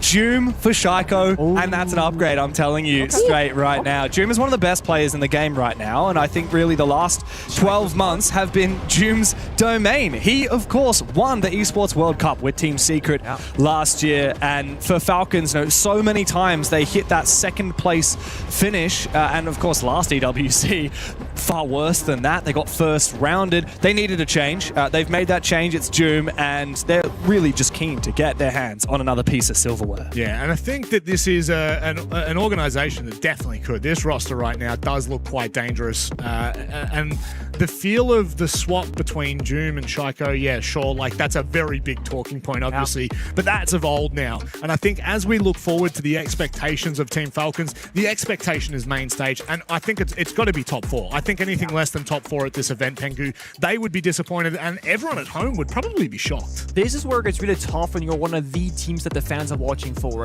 Expectation says you win the grand final or you're awful. Yeah. And imagine your Team Falcon, right? That was a year when they were BDS where they made every single grand finals in the calendar year and they lost every single one. They're crazy. Right? And people think, oh my god, they're awful, it's a bad team. And I'm thinking, guys, nobody else did better on paper than when BDS Team Falcons made every single grand final. For sure. Making for sure. a final is a privilege. It is. Winning it is incredibly rare. The fact that they go deep should be enough. But this is Team Falcons. It's just not they enough, need though. to win it to be enough. I mean, on the one hand, of course, I said Doom won it last year with Secret. The 4 other players on this team won it the year before with Falcons, of course, when it was in Riyadh. They are definitely one of the favorites for the tournament, but it has been recently the rise of North America. Certainly has been, and that's really taken over so much of our discussion leading into EWC, and certainly now in group stages. I think obviously if you look at the Shopify Rebellions of the world, gut-wrenching for them. But if there is hope, M80, Wildcard, Dark Zero, all these rosters look phenomenal, Nick. Have you got NA at the top of your standards? It's crazy to say, but I genuinely think this is North America's best chance, not just for, what was Salt Lake City in a Grand Final or EWC. I think the entire calendar year is for North America right now. They're in such a good position for it, and we're looking at MAD right now. Savage, the newest member to join this squad, and I think it's going to be an instrumental addition. Fabian is a European coach who's very hard on his players. We always know that. I know that from playing with him. And I know from Fabian, speaking to him, the North American boys, bit of a culture shock when Fabian first came into this. I could imagine. And they had hot and cold as the former ag.al, a North American player. Yep. With Savage taking that spot instead, he shares the same cultural views as Fabian, getting a bit more responsibility on your side, yelling at your teammates, making them take it into their own hands and take action. I think this might be the strongest MAD yet. Yeah. Ooh, I think so. I think most people would agree with you as well. Obviously, Hot and Cold, a very esteemed player in his own right. But with what Savage managed to achieve with the rise of Team Secret in the last 18 months, winning an Esports World Cup, making it to a 6 Invitational Grand Final, he was the most coveted ag.al in the game, and MAD finally got their hands. And he could have gone pretty much anywhere he wanted. And I wonder if he could have even gone to Brazil, being Portuguese himself. He speaks the language. Who knows? But of course, it's just the start of a beautiful journey for MAD. As we see the veto come on through, we go to Chalet. Certainly do. That one should be interesting. I think any battleground between these two teams is something I'm going to be looking forward to. The top of EML versus potentially the top of NA. Where do you actually put MAD in the NA discussion? Oh, that is a hard one. Yeah. I think we need a bit more VOD reviewing here right now, but I feel like I think Wildcard is the best, actually. I think the way they play the game is incredible. I saw that game against Team Liquid Alienware just before. Yep. Incredible retakes, making clutch moments happen and appear.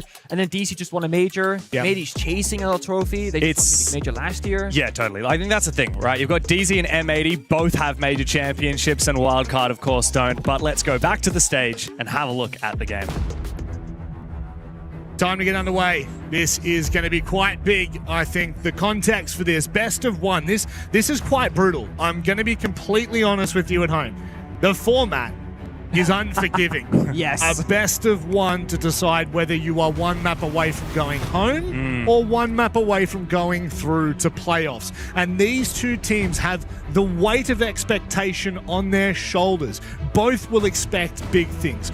Both will want to showcase that they deserve to lift this trophy and continue their legacy, not just at EWC, but further. Remembering a massive talking point coming into this EWC, for the very first time ever, there is an SI auto qual for the winner. Now that is massive in the context. It gives you a lot of room to move heading into stage 2. Not that either of these will be taking their foot off of the pedal, but we do have two of the greatest teams that we have in the game at the moment on stage, ready to play. I think it's time to get underway. James, Dev, Marta, Stewart, Niklas, Pengu, Morrison. Thank you, Mark. I hope you boys enjoy this one, because I think this will be, as the Australians say, a barn burner. Thank you, Robert Manic Monday. Yeah, it's time to get into it. This game should be crazy. It's two of the favorite teams to win the entire event. And Pengu, they go head-to-head here in the group stage. We're digging into it. It's just a best of one, a ruthless format. As Bride, the hometown hero, says his final words to his coach as we load in for Falcons. It is a massive task ahead of them to go up against a team they have never beaten before. A reminder, of course, what happened in the Munich Major Grand Final when M80 stole the trophy away from Falcons and claimed it for themselves. Now we go head-to-head in this best of one to find out which of these teams will be just one series away from the main stage, and one will be one series away from elimination. It should have been a BO3 low-key, right? Like if we had full control over the format, I would have loved this to be a BO3. Just give us as much siege as possible. Third mapper, some overtime in there. But we just have to settle on Chalet. You know what? The best part about events like these, James, that you're so close to the players. They're right behind us, sitting in the crowd, watching the games, and I didn't know what map we're playing today. So you know what I did? I walked up to Fabian and said, Fabian, what map are we playing? And he told me, we're playing Chalet. So I was like, great. What else did he tell you? Because you guys have a little bit of history. I mean, Fabian's a father now. He's got a little baby girl back home. Beautiful. And, he's struggling being a full-time father now while coaching MAD. Full-time father, you can't make that a part-time job or something like that. That's some people don't show up at all when it comes to father, right? But Fabian's very involved. I was told by Jonathan. Jonathan is the analyst that Fabian used to work with in PC Talent back in Korea 2 years ago when they started. So Fabian becoming a father needs a bit of help. Jonathan joins as a full-time analyst, and now there's an even bigger support staff behind M80 to give them the results that they need. You also have Pedro, who is with the Exit core into M80 core from way back in the NAL days, and he's a manager also helping out the boys. So yeah. Oh, it's nice that Fabian, before he had his actual child, had a little bit of practice babysitting Jonathan, Joker, and myself, and you, of course. I mean, that entire Penta/G2 team over the years, that was definitely a lot of babysitting. A lot of kids in there, yeah. Yeah, of course. Now for M80, they have transitioned from being children into men. Every single one of the players on this M80 lineup, except for Ashen, have won a major trophy or a Esports World Cup trophy, I should say, in the case of Savage. And the other three, Ghana, Gavin, and Diffuser, winning the Munich Major not just 9 months ago. But they're going up against an equally esteemed roster here in Falcons. And guess who? It's Doom. Holding onto this roam. He's being tracked. He tosses out the first of the Thorn Traps. It does a bit of damage and will slow Savage down. One of the best players on the shields. But Doom does take down his old captain. But can he get out alive? Indeed he will, because the support from his teammates will enable it. A second for the German, as Ghana is now found in a 1v5, and they know exactly where he is. Oh, beautiful. Little bit of tap damage. He knew that he had lit up Leakafak from before, and so the lifeline will pull the plug on Leakafak. 1v4 for the young American, but let's be honest, there's just no way in which he wins this. Salatov to finish it off. Falcons off to a flying start.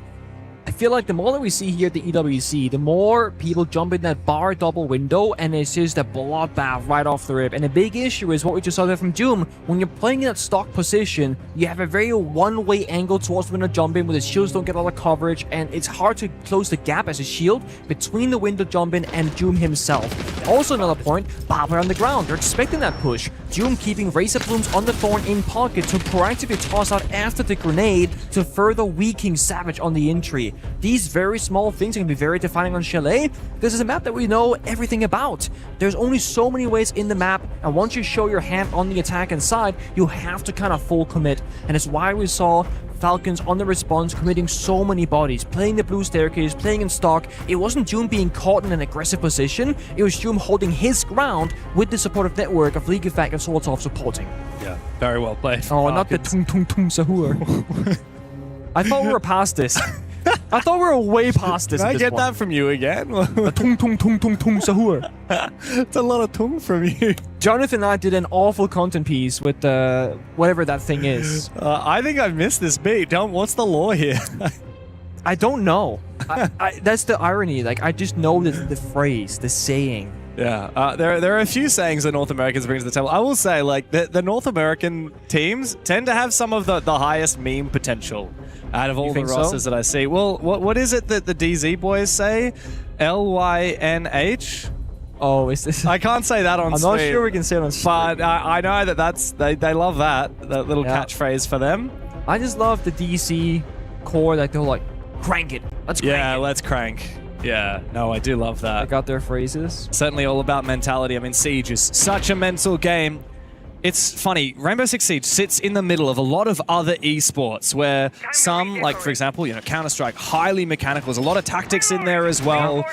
And then other games are much more like chess, for example. There's not as much mechanics, but it is all about the brain game. And Siege is one of those that sits very much in the middle. And I think that means that the secret third skill that really becomes so important for teams is the mental game. I mean, very tilting game, right? So much can go wrong. Falcons are very aware of that. They're one of the most infamously tiltable teams. I mean, how many times have we seen them, struggle in a grand final, not 9 months ago to M80 in Munich, for example. One of the greatest teams of all time, and I think that we would probably call them, a top 3 greatest of all time, had they won a few more of those grand finals. Like, imagine Falcons had actually won in Munich. Imagine they had actually won back in Manchester, which was, by the way, against Ghana, Gavin, and Diffuser. We would be talking about this team in such a different way. Same window, same players, same exact operators. Doom and Savage, the Thunder Blitz on the gaming double window. Surely you don't go 2 for 2. So again, we see Explosive come out to clear the barbed wire. Second Razor Plume goes out. We've seen this exact thing play out, but a lot more caution now from the side of the M80.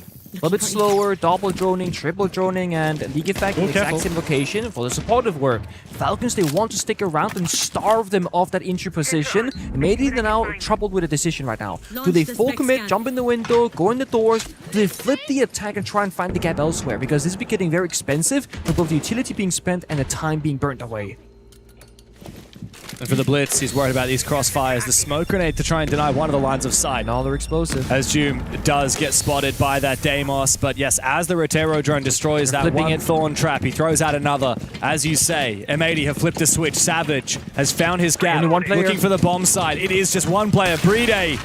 The hometown hero gets taken down by Ashen with the F2. And immediately, M80 erupt into the bomb site. They look for a plan. It's Savage to get it done with users coming to flank from the trophy stairs. Straight into the bomb site for Solitol, but he is far separated from his team and will be taken down. Another attempt at the plant now for Savage, but he doesn't rush it. He waits for Ashen to support. Linkafak will trade. It's Doom now in a 1v2.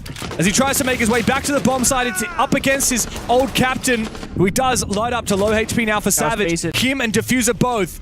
Doom now, holding on with this Uzi, almost lands the shot, the fatal blow against Diffuser. But Savage, with that Diffuser, he does fall back. How does Doom need to play this? Savage gets up close and personal and takes him down. Beautiful.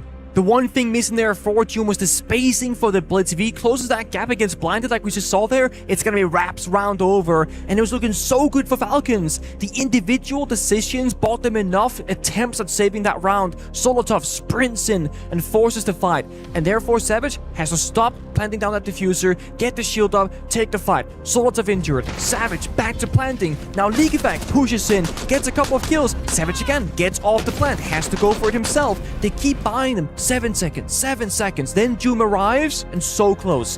One more bullet, Savage is dead. One more bullet, the player behind him, I think it was Ashen, falls too. Okay, Diffuser falls too. And that would have been the round. I will praise M80 though.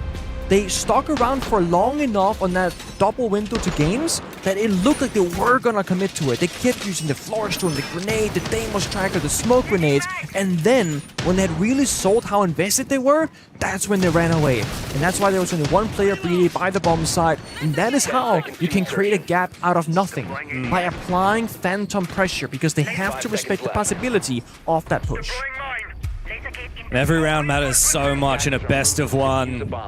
Especially on a map like Chalet, which simultaneously can be very hard to defend and very hard to attack. Especially with the operator lineup that we see taken by both these teams, with the vetoes that have come through, getting rid of the Dokkaebi, the Snake, getting rid of the Romai and the Azami. M80 now look to go back to back. This time they change up. No more blitz. They bring out the Blackbeard. Savage, one of the best shield players in the game at the moment. And he's happy to flex between the different types. He now will use his grenades, but we'll need the team to somehow clear this Kiba barrier before he can start sending those nades in. This is why the shields are so important, because when you lose operators like your Solid Snake on Chalet, getting information can be quite tricky. Saw him drop. The shield does the same thing. They saw the drop, so they don't have to now start burning down their Runigits and burning down those ADSs. They say, no, guys, the corner is clear, okay? Just have a player continuously hold the angle so no one can retake that position from mezzanine in towards library, and we've gotten our first step accomplished with the counterfire arrows stun pocket and the frag grenades. This is best case scenario again for M80's attack inside. The only thing they're missing now is achieving that second step.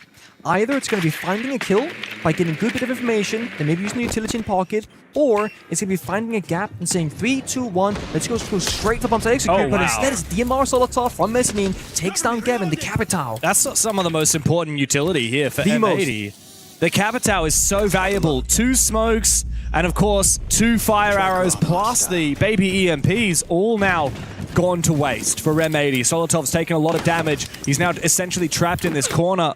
He will try and make Vert to try and protect against that push-up from Snowmobile Garage, but no one's doing that so far. A nade from Savage could surely finish him off, but Leakafak is the one to go down first for Falcons, as Ashen is actually deep into the fireplace. Now, when you got the Twitch drones, you can take down those default cameras, and therefore you have a lot of safe shelter inside the building that normally you wouldn't be able to go into. Deimos Tracker, opposite side of the map. Again, this is going to be the distraction game. Hey guys, I'm in master bedroom going for a backstab attempt. Look at me. Meanwhile, Ashen in the building, playing a library balcony, finds the gap again. Second kill. There was a bulletproof camera watching his position the whole time. I don't know how they didn't know where he was. Good shot from Gunnar. Solidov goes down. Doom needs to be the hero once again. He might be good for one. Users helps him out. It's Users to find a double kill before he will fall to the grenade. Down into the 1v1 now for Gunnar.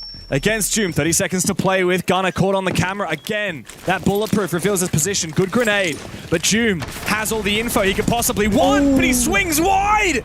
And Gunnar shuts him down! 2 rounds in a row for M80. And it's just one player consistently as the last player standing is Doom. First round to make the first play, second and third, last alive in a 1v2 or a 1 versus 1. So much pressure on the newest player, and yet to prove himself in those final moments of a round. And it's M80 with the same sort of attacking style, where they're not doing a whole lot, but they are at the same time, right? They're not clearing its utility step by step, they're not getting in the building, they're just waiting for the opponent to make one wrong move, then get into the middle of it all. And that Twitch ban right there, that is a target ban. That is... Again, when you darken the map in the vital areas, you know, your west main, your fireplace, your blue stairs cam, it just means that, again, an attacker could be in that area, and we have no idea. Now, there is an exact one-to-one substitute, which Ashen is hovering right now, Brava. And it actually is stronger than Twitch in terms of the gadgetry, because now you will not just take away the info from the defenders, you will gain the camera as the attacker. But on the flip side, where's Gun? Yeah. Don't got the F2 no more. Also, I will say, I don't think that Brava is straight up stronger than Twitch in every way. Not in every way. Because, for one, like, the Brava, you have to get a lot closer than with the Twitch. The Twitch laser will actually... Well, yeah, the Twitch laser will go as far as you want, right? Yeah. Brava, you have to be within, I think it's about 10-15 meters of the gadget. Secondly, it's louder, like you said. The drone is much more visible, much easier to spot. And also, once you attack the gadget with Brava, it takes... 5 seconds left before insertion. I was really thinking about that one. It takes like 3 seconds or something, Yeah. 1 or 2 seconds. Yeah, to actually hack it, and you can destroy it in that time, and it'll save the gadget you're trying to hack. Also, Twitch zaps will regenerate over time, so actually, technically, you could actually destroy like 6 or 7 gadgets, for example. So does Brava? No, it doesn't. It does it not? It's capped at 3. I'm I've wrong. played a lot of Brava. I'm wrong. See, I don't. But I actually thought it did, I'll be honest. Brava's great, but that's the big weakness. Like, if they have Malusi and bulletproof cameras and Denari, I genuinely thought it started recharging once you spent the so first you have 2 drones, both with 3, which means you can hack maximum of 6 things, whereas Twitch, you can do far more than that. That much I do, and I do play a bit of Twitch. Here comes that distraction game. Actually goes inside a piano instead. Oh, big kill for Ashen. Doesn't somehow die to the Thorn Trap, but will not survive the second swing. This is a very early eruption from M80. Only 45 seconds into the round. We're down. There's just 5 people left in the server. Savage is low HP, but he is in that bomb site. Critical kill doesn't land for Diffuser. And Falcons will recompose. Even is the scoreline once again. Driving in the chaos right there and playing close together, but also they got the right operators for the job. Denari laser tripwires, Razor Blooms from the Thorn.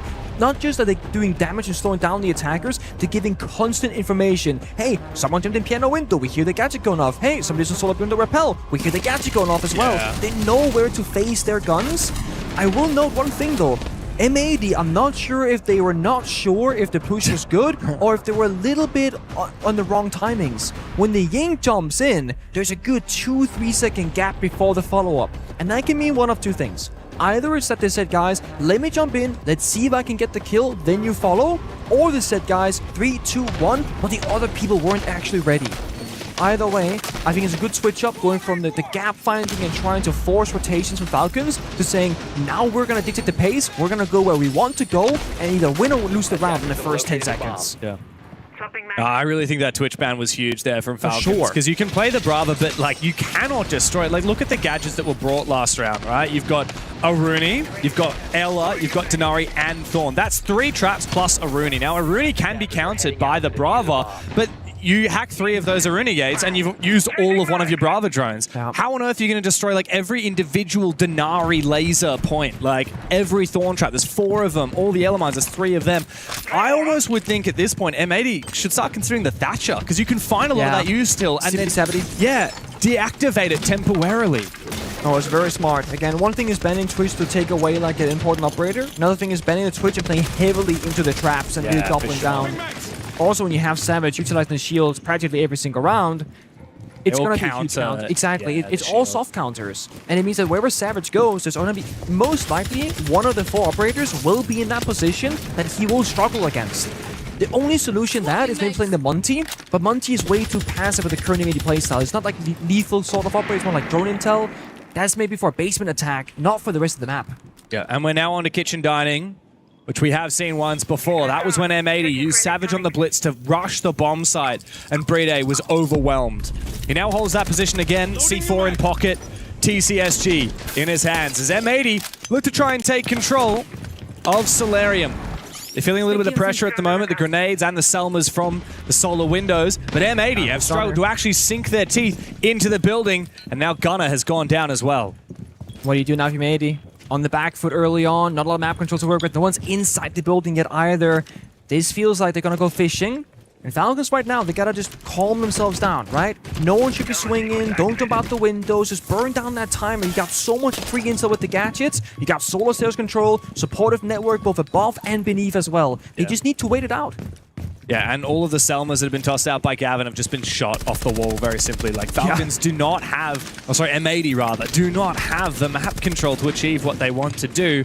And they get no free map control with the Snake ban, with the Dockerby ban. Yep. And everywhere they do enter has a point of friction because they can't use the Twitch to hunt down all those traps. It's a very slow round and a disappointing one. Great shot though from Ash, and onto that C4 that saves his own life as Savage is the first one to find a kill. But very quickly M80 lose that advantage. It's all up to Savage now. He'll need to ace up on the Blackbeard, and I can tell you right now, that ain't gonna happen. Falcons are about to take the lead. Again, game of adaptations. You just play it nice and slow when you have to. Play it quick to the punch when that is going to be the counterplay and the right respond.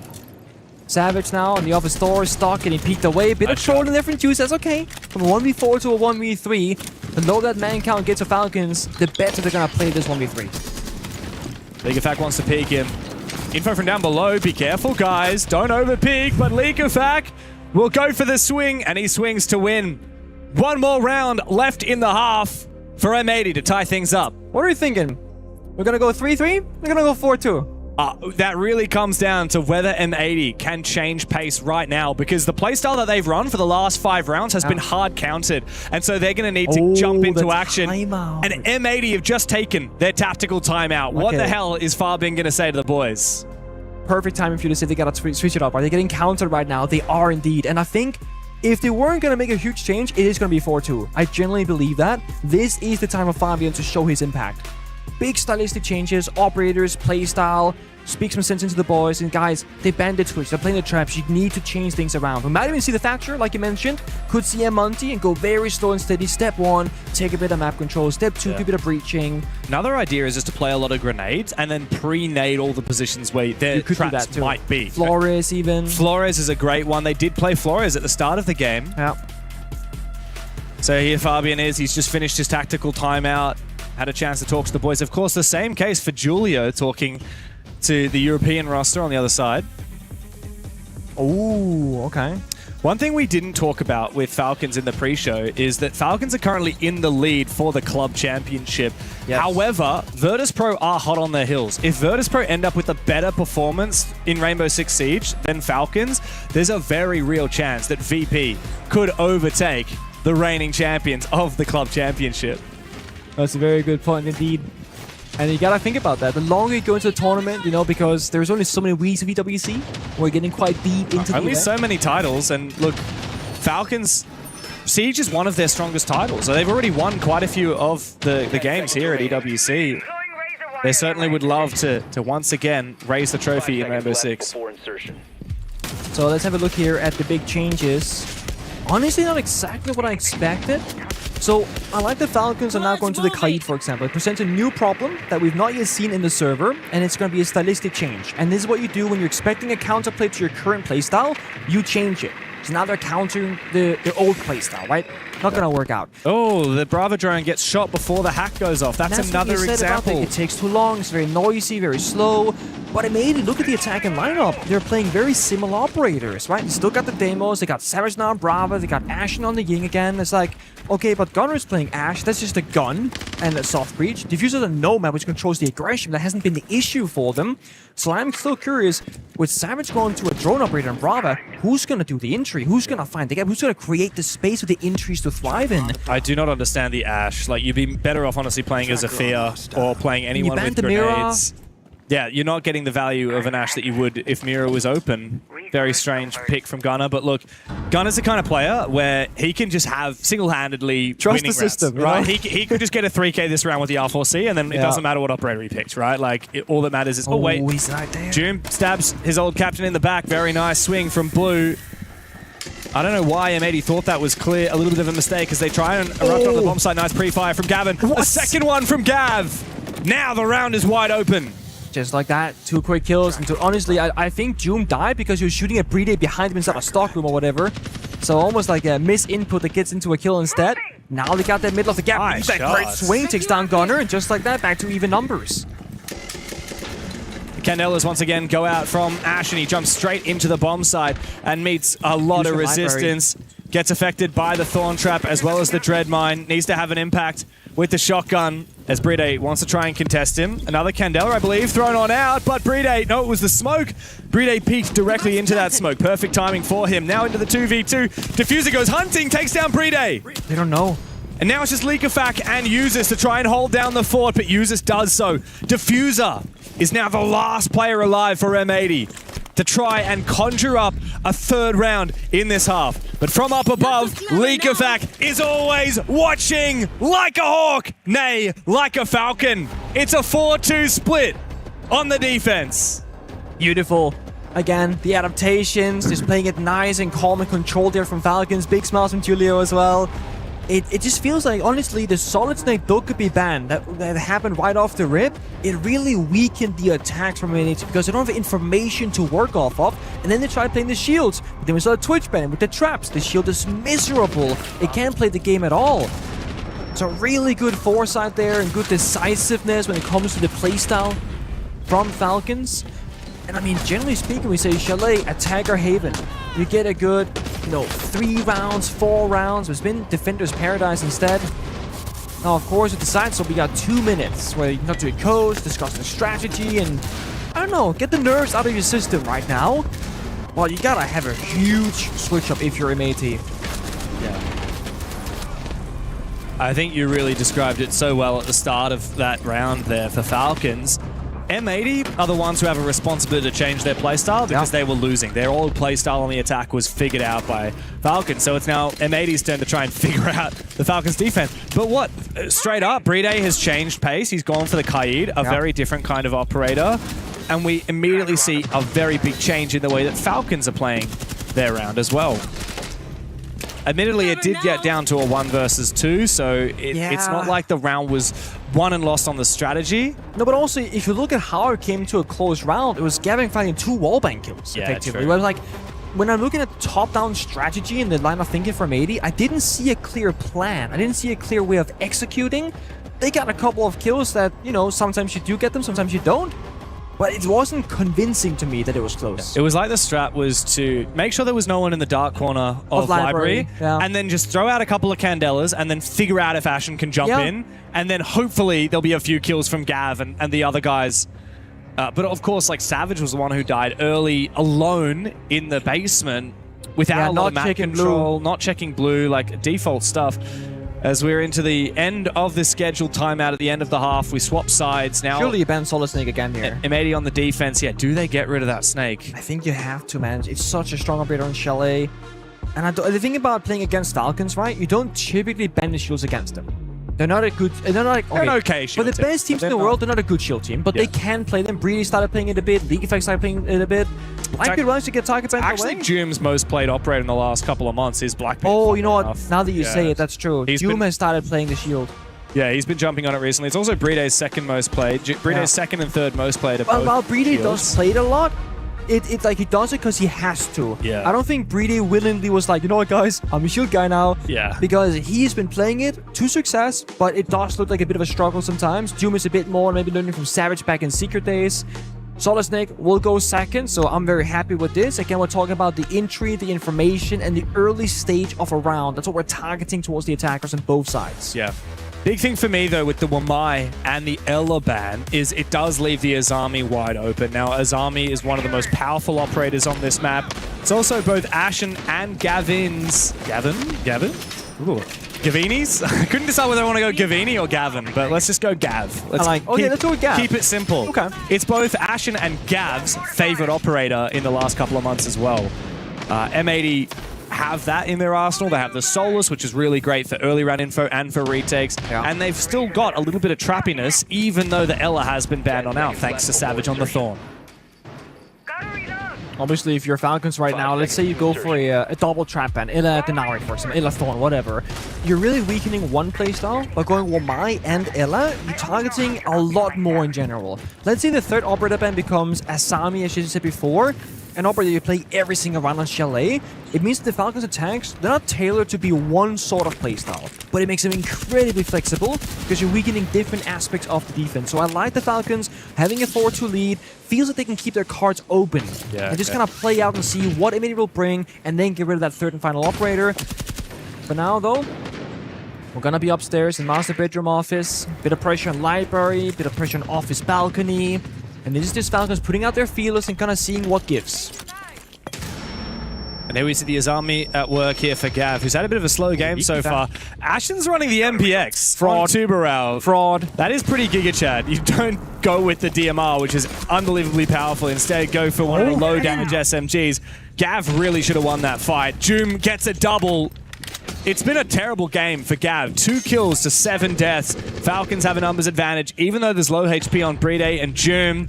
And now that Savage has fallen, Falcons just look to consolidate their advantage. Gunner and Diffuser, 2 of the OGs on the roster, look to fall back. Young guns, both of them. Diffuser looking for just his second kill. Injured. He finds it and finishes off Solotov. But now a 1v3 will await him as Joom finally finishes off Gunner. Got a card on the roof, watching that rotation, so they know that he's stuck in piano, office, and master bedroom bathrooms. Brady is super low on health, Joom is less than half. It means that either Juice has to be the playmaker, or someone's gonna walk in and get that first bit of information, and then you can play off of that intel. So they're gonna say, guys, reset. Get a flank drone downstairs. League Effect is holding that right now. Then uses moves forward the other drone to figure out where he's playing from. Rotate an office to have more points of entry. Office door, piano windows, and a double door piano. So plenty of ways in now for the attack. Nice attempt with the Nitro Cell. He even finds one of them, which is pretty impressive, but Falcons, I mean, you can hear.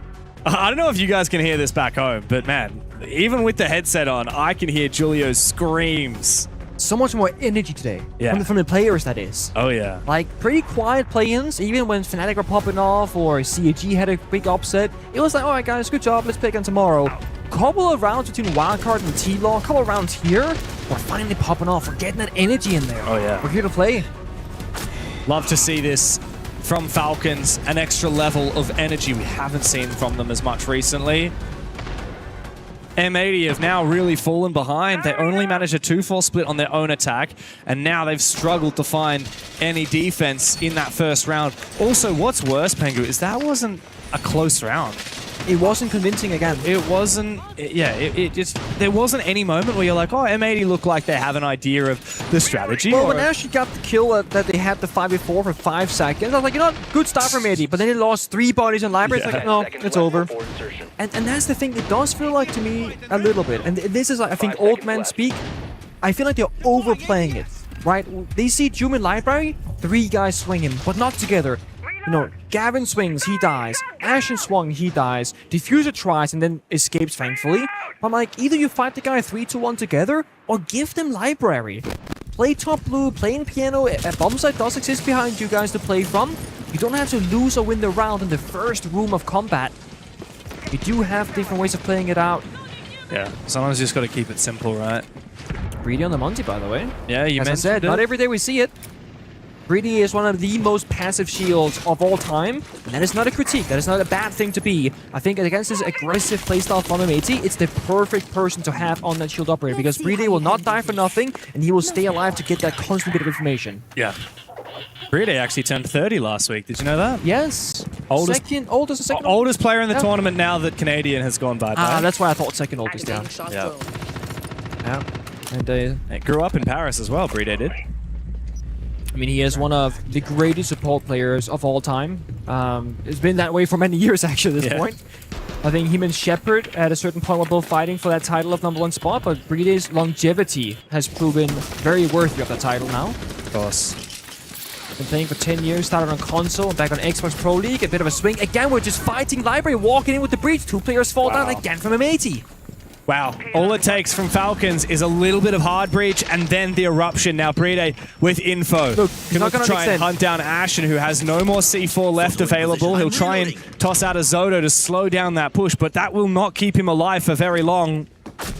Okay. Indeed, Solotov will simply crouch up and finish him off. It looks to be a flawless round here, unless Gunnar could pull off an absolute miracle. Out comes a shotgun, but Joom finds him. It is indeed flawless for Falcons, as they now find themselves with 4 match points on the verge of getting a date in the upper bracket with Wildcard. Beautiful.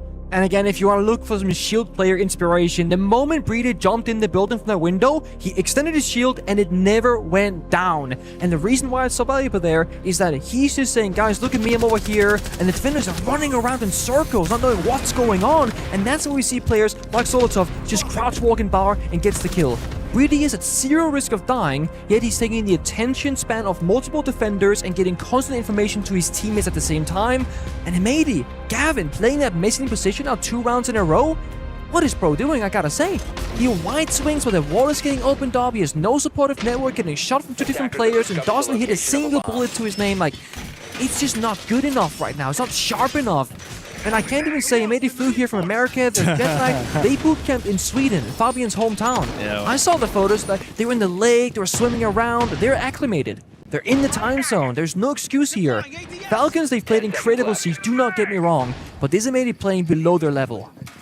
Look, you say M80 have been scrimming and boot camping locally in Sweden, but Falcons have been boot camping in Paris. So they're acclimatized to the vibes. Okay. This spawn peak is disgusting. You hit 1 headshot through those leaves and good night for the attackers, but you're shooting against Brede again, so not gonna happen. Yeah, for sure. Look, I do admit, like, it is very strange to see M80 struggling as much, particularly the individual players. I mean, Gavin in particular, Diffuser, these are absolute gunners that we just don't usually see go so negative. We also very rarely see M80 down 4 rounds. Solotov looks to try and use the cover of that smoke to break this barbed wire, wants to take the fight, but this is a very fickle crossfire for him. And Savage now falls back as he was worried about that logic bomb, which he will tank as it detonates. He takes 40 damage. Meanwhile, Falcons are to try and take map control from Trophy across, thanks to Brede, and supported by users with the gridlock. All about the opening pick. It's going to determine so much here in Chalet. It's going to give you a lot of map space if you're the attacker. If you're the defender, it's going to give you more firepower to fight back, combat execute later on. We're seeing Ashing. A little bit antsy. Guys in the window. The Samiki Bearer not good enough. Either a small gap or destroyed way too quickly from that DMR League attack, and supported by Doom on the Grim, the commando weapon. And now, just again, it's slowly falling apart. They fall back from Blue Staircase. They have a player missing and still overcommitted right now. It's Gavin, 3rd time in a row. He has to come out victorious now. He has to find a kill. Yeah, Gav still has, I believe, his mirror window to use to try and protect himself against a push from outside of Library. But yeah, there is no one pushing from Library here from Falcons. But thanks to the Montaigne, Brede can get so much free information. And also, once the smokes have subsided, Diffuser still has 2 more in pocket. He will be safe to march on forward, up display, and look to enable his team to get that kill onto Gavin in that instrumental position on the mezzanine. And League Effects now on Library balcony going for that backstab. But now they have Falcons, all the right people in the right locations. Now they gotta communicate, guys. Who do we deal with first? Is it gonna be the blue player or the guy in mezzanine? Brede walk forward, try and get a bit of information. 3, 2, 1, because they got that 5 versus 4. Good they have coverage. more guns than their opponent. The coverage from the fire extinguisher to detonated allows a gap for Solotov, but Gavin wins his fight regardless. Brede trying desperately to make his way forward, but this keeper barrier does make it very difficult. Almost takes a little bit of damage. Gavin needs to win this fight, and he does! League of Fact will go down. Brede on the floor. Joom desperately tries to get active and will only find one. Uses in a 1 versus 2 with no diffuser, but time aplenty as Gav and Gunnar on different floors, separated. gives users a gap, an opportunity to try and make this happen. The time is ticking away, and M80 have run away with their advantage. Users to grab that kit, and now look for a chance to get onto the bomb site. A little bit of a faulty rotate hold as he tries to get down onto that bomb site. 2 nades go out. What are you looking at, Gavin? Wake up! 3 seconds. You're about to lose to Falcons. Gunner now has to win in the clutch. Users forced to hold down the line, hold down that defuse. Gunner will clutch up the round for M80, but still far too close for comfort. It just does not get any easier for them. It's a struggle time and time again, but finally they are more clutch in the final seconds of the round. Gavin found that huge kill on the mezzanine. And then fell asleep. And then, well, he did what he had to do, right? Good for one, then take a nap. How did he not hear the nade get thrown and then the player drop? That's a gridlock. I'm not gonna question that, okay? He got his one. That was his job in that round. Breeder shot down with the player in the blue staircase. Good crossfire in mid. I feared they were going to give up too much ground too quickly, but they did stick it out in the end. Good use of assignment barriers, the toxic babes, just getting a bit of denial. Speaking of Asami, yeah, and that's right in the money, right? Falcons are tagging every bomber site with these operator bans. Wamai, Ella, Asami, you can pick them every side, every round against every enemy. They're gonna have a high bit of value. On the flip side, it's been a multi-target ban. A double shield ban against Falcons, that's not very common that we see it. No. And this is why it's genius, right? When Falcons have a 4-2 half starting on defense, they can play unusual siege on their attacks. They can start saying, what if we spam the multi, they have to ban it. And if M80 go into this set, oh, we know that that'll be the Grim or the Capital, the Deimos, we gotta ban it. Well, those operators have not been the problem. It has been the multi. So now Falcons are buying themselves so much more space in the server in terms of operator flexibility. And to make it even worse, Greedy is right now hovering the Blitz. So he still has other shield operators to bruise if he wants to. And last second, that access said, Grim, Capital being into action, even uses on the glass. Yeah. You would have wished you had banned one of those operators now, but you couldn't. Because Greedy and Monty was a problem. Yeah, Falcons quite like this glass as well. They played a lot of it. Mostly on Doom though, funnily enough. The last 3 months, he's played glass 20 times. Users is usually more of a Dockerby player. But interesting to see Falcons happy to mix things up, and that's one of the important things, is really focusing up on what is the win condition of this round. It's execute. So you have that trifecta of execute operators. Glaz, Capital, Grim. Supported by Leakafact. We talked about the Twitch. When Falcons were defending, they banned Twitch because it was so good at clearing out a lot of these trap utility, a lot of information gathering, in the case now of the Valkyrie from Gunner. Instead of picking the Twitch, Leakafact opts for the same purpose, but a different operator, different tool to do so. The IQ, get in the mix. It's the same thing for Falcons when they were defending. They tried to play, you know, a fast defense rather a slow defense. Wow. Now they do some fast attacks, some slow attacks, a triple stack ADS mirror window one missing. And again, we're investing so much into Gavin, and that just means he has to be successful. A Valcam, 3 ADSs, and a mirror. He has to find a bit of value, either bringing a ton of util, or like I keep saying, finding that one pick to go even. Falcons, they can take all the time that they need. This attack is a one-punch strategy. When you see the fires go out, the Grim Bees, the smoke supporting the glass, that's going to be the execute. And very often, you're going to have one really big go at that, and that's it. So you have to make sure that it's perfect. The jump out from Ashen was attempted, didn't find anything, but you can tell M80, they know something's up. There's nobody in the building, there's no pressure, a lot of default cams are alive. They don't know exactly where the push will happen from, but I think the more time that goes on, the more obvious it's going to get.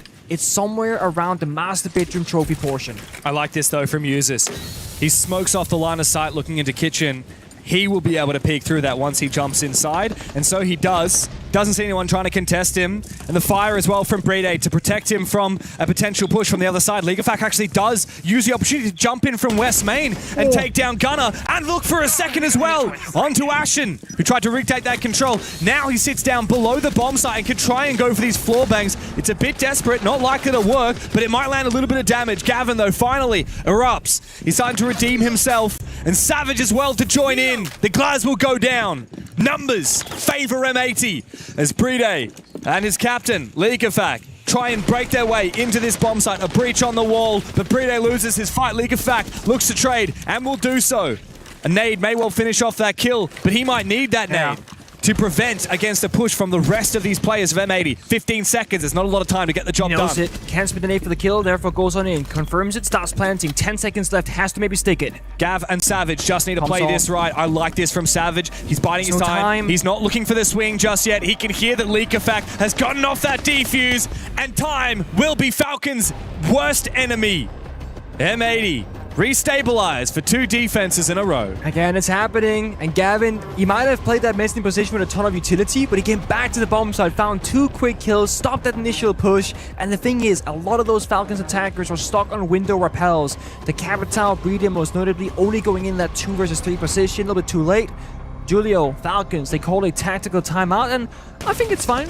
There's no cause for massive alarm just yet. We're 6-4, but we want to, lock this one in before OT and get that regulation victory. Yeah, last tactical timeout of the game as well, as Yes. M80 took those very early when they were down on their attacking half. Now Falcons have taken theirs. We've also had the role swap timeout already, which means there's no more chances for the coaches to talk to their teammates after this. Both Julio and Fabian have plenty to say to their rosters.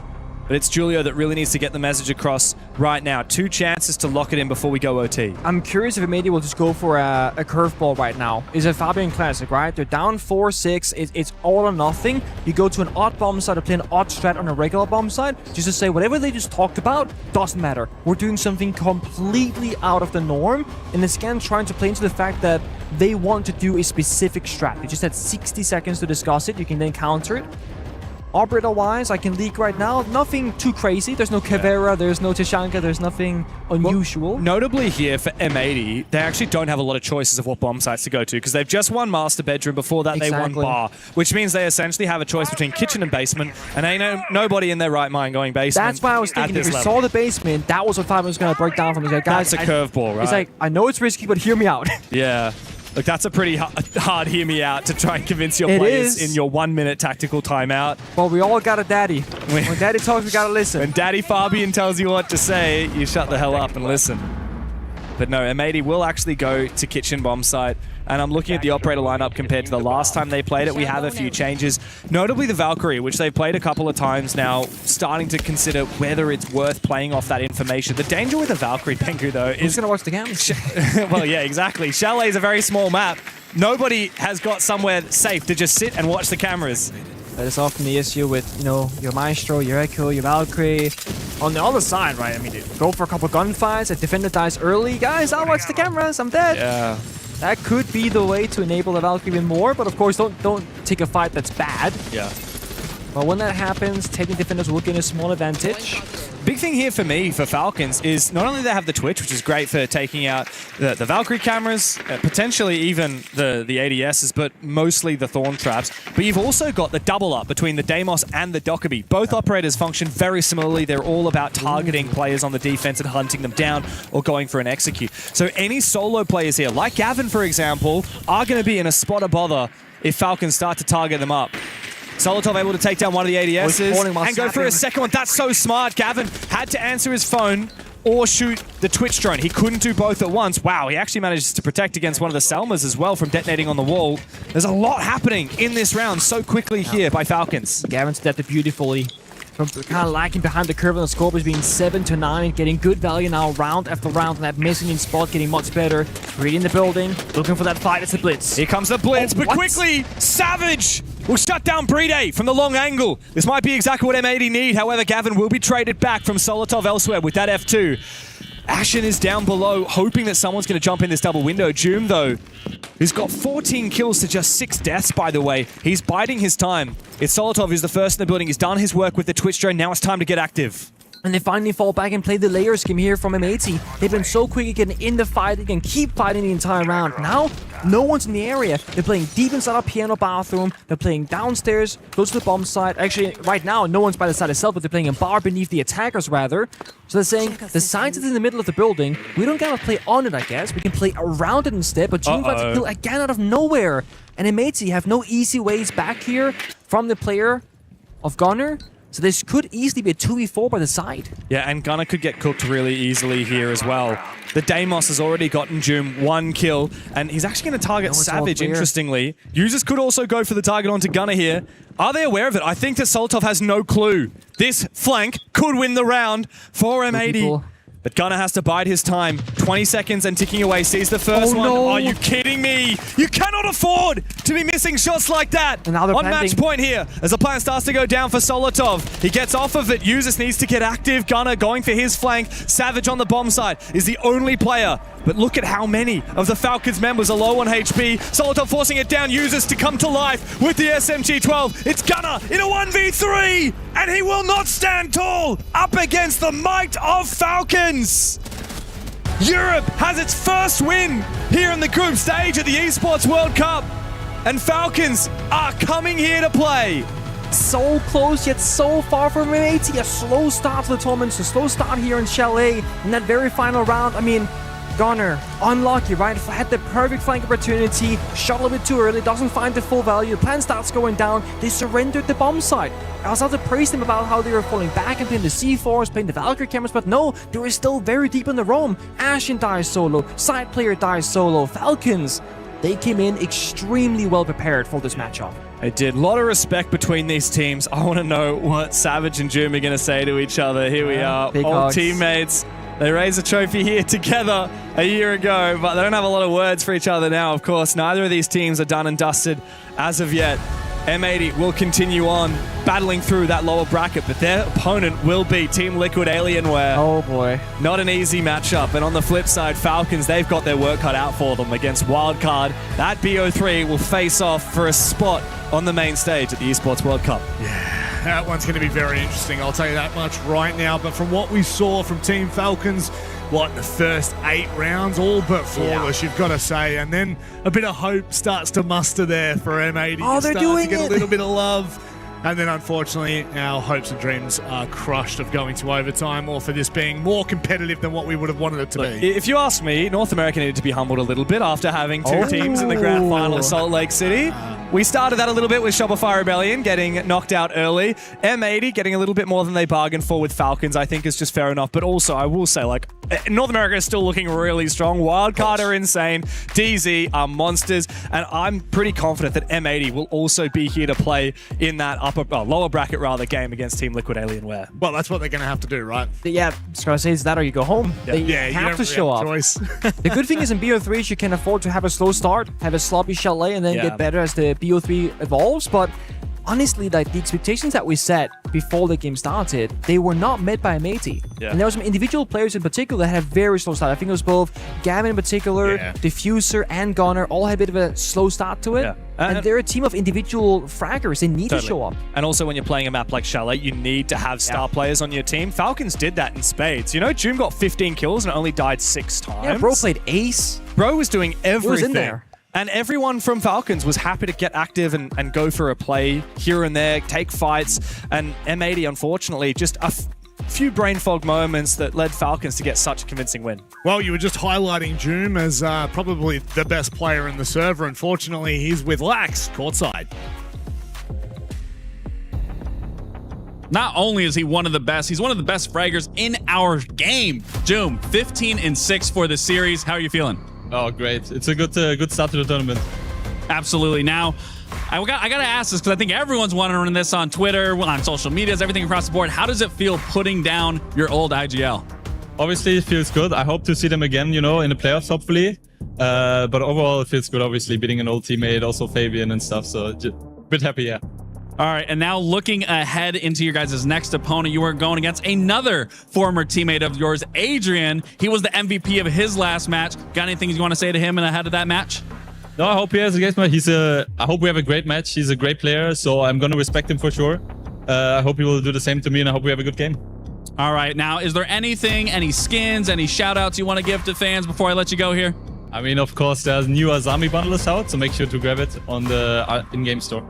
All right, well, sounds good. You heard it from Joom. The boys are shooting. They are up in this series, 1 game away from putting themselves where they need to qualify for playoffs. Send you guys right back to the desk.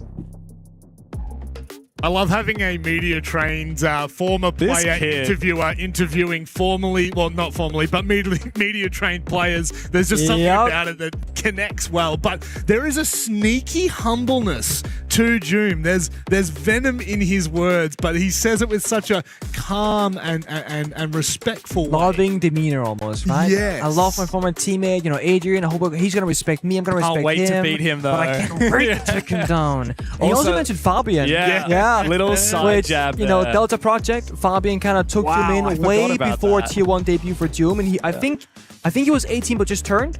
So Joom joined Delta Project with Fabian, Kento Arcade, played the qualifier for CL, didn't quite make it through, and then of course Joom's career kicked off I think a year after that. That's where that Fabian story comes from. Yeah, for sure. It didn't really take a long time for Joom to become one of the most coveted players in the world. Of course, he's played an Esports World Cup Grand Final and won it. He's played a Six Invitational Grand Final now as well, and he's really here to play. He's the absolute peak of professionalism, and he's really got the chops in the server as well. That's for damn sure. Yeah, he certainly does. Obviously, an absolute standout performer. I think that going into this match, Joom was obviously one of the players that we highlighted, and I really feel as though where Joom's headed, where Falcons are headed, this is going to be a really interesting event because Falcons always turn it on for EWC. They always, except last year. Well, okay. Let's why not do you have to do me like that? That's so They're doing great. That's why they we're get going first rounded. They did get first. They were the first team eliminated from the tournament, which was admittedly quite hilarious. How'd they go in the two before that? Look, they won the other Esports World Cup, and they won the G8 2 years before that as well. Correct. We'll hold that onto our hearts. But I think, look, when you look at the other side of the board, when you look at M80, Ashen, nice start, then kind of fizzled out a little bit, whereas Gavin had a bit of the opposite effect.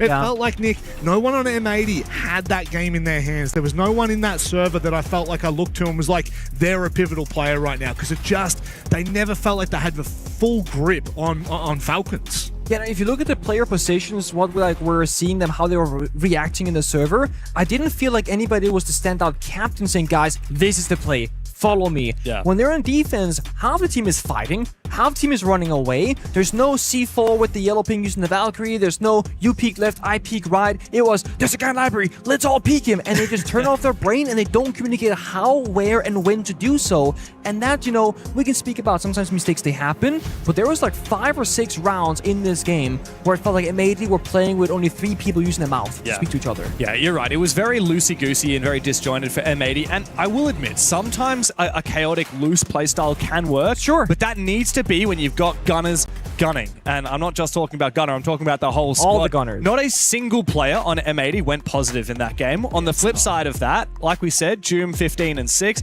everyone on Falcons went positive except for one guy, but it's Brede, so he doesn't need to because he's playing shields anyway. I was gonna say, I think like the secret MVP, if you dig into the details. Secret played before. Oh yeah, they are not. Okay, the hidden MVP is actually gonna be Brede. Because I think he was 2 and 4, 2 and 5 at the end or whatever. Every single round he's playing a selfless role. He was playing the shield sometimes on the attacking side, or the capital. On defense, he was playing the kite anchoring down, a Rooney anchoring down, and the sentry, the recruit operator, anchoring down. On the bomb side, buying enough time for his team to rotate when M80 went for the rushes. And if Brede dies early in a bad position, getting caught off guard by M80, they get the bomb site and they start planting. And that's how they actually got one of their round victories on that dining kitchen attack. Yeah. Because Brede did die early that round. That was the one time he was caught off guard. He's the GOAT. I know. I got a lovely moment with Brede the other morning, as I said. I got to walk around Paris with the guy, got to get to know him a little bit, and he's really won my heart. So, Falcons for the championship. Hey, do you know who may not have a shot at the championship? Do tell. You want to know what happened on the B stream? Oh, what happened? Spoilers. All right. Oh my God! I'm gonna give you a countdown. Oh my God! Wait. 3, 2, 1. CAG 7-0'd All Gamers. Oh! Big dog. Big dog. Big dog. That's a boys right there. Well, Cag. Oh, okay. But Cag beat Kagan. Yeah, I know, but all... I'm sad. I'm sad for AG. I am sad for AG, but man, like, it's crazy to think that at the first game of the tournament for CAG that we watched, which was against Fnatic, yes, it was a 7-5, but casting that was like watching a car crash in slow motion.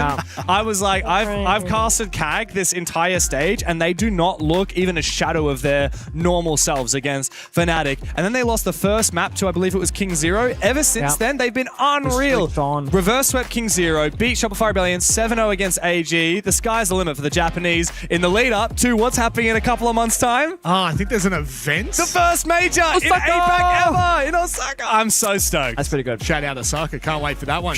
You mentioned Fnatic at the very start of that sentence, and I'm going to go ahead and segue it and bring it back.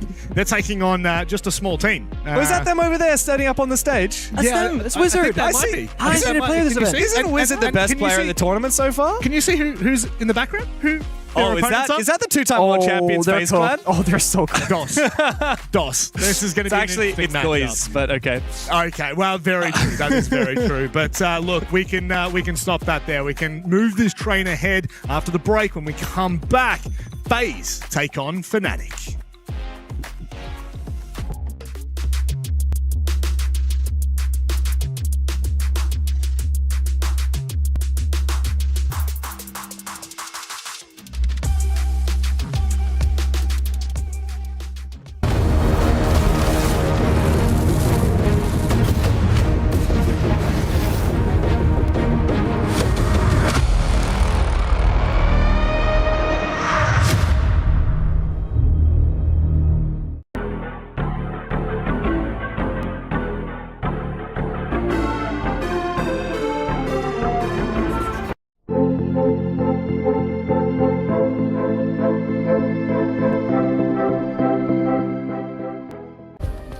Play is in our DNA. Whenever we let it out, it becomes our superpower. Now imagine an entire city being built to supercharge it. Kadir City, powered by Play. We were there. For every click, every clutch, every respawn. We were there for the years of grind, and we're here. Now, the proud founding partner of EWC, powering the biggest event in gaming, shoulder to shoulder with the world's best, making history. Greatness deserves a stage. Lenovo Legion, reach your impossible.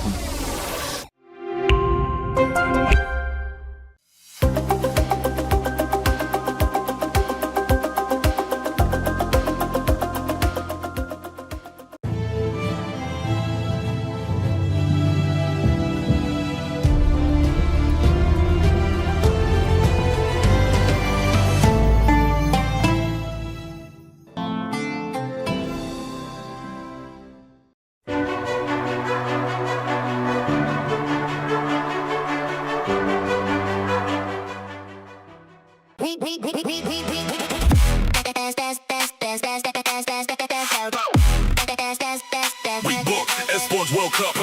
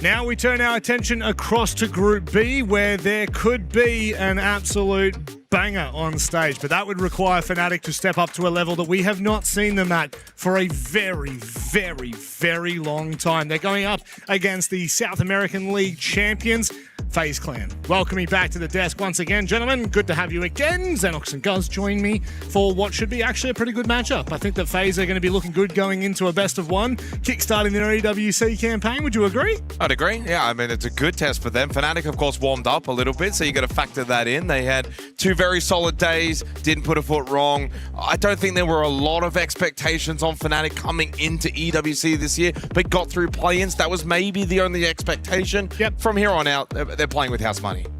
Yeah, I would totally agree. I mean, Fnatic so far have proven that they're still a solid team, and they didn't get here purely on a fluke basis, right? I mean, they quite literally took down G2 to earn this spot in the first place, and they have a little bit to prove, I suppose, in that regard, in proving why they should be at this event, and so far they've been able to scathe off the potential of going home after only a couple of days. So they're in a decent position, but this is going to be a real tester. FaZe are a very scary team for good reason. Yeah, they certainly are. I mean, I can't remember if there's a single event where I didn't look at FaZe and go, well, they're a favourite, at least not for the last 2 or 3 years. Looking at how this group will pan out, of course, this is our opening match here for Group B. However, across on the B stream, if you will, Edward Gaming.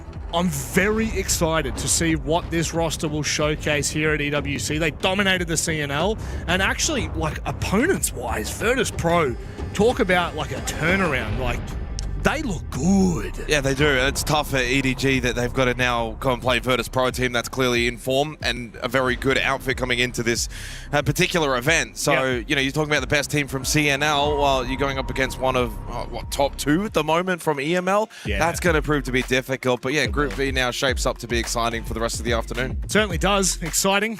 FaZe, they go hand in hand, do they not? FaZe Clan come into this after beating everyone in Stage 1, basically. They just looked absolutely phenomenal, and that's off the back of many, many years of them looking at their best. I think coming into this event, if you're looking at SAL, if you're looking at a Brazilian team to perform, FaZe Clan is going to be at the top of that list. They have to be a top 4. I don't think we can accept anything different.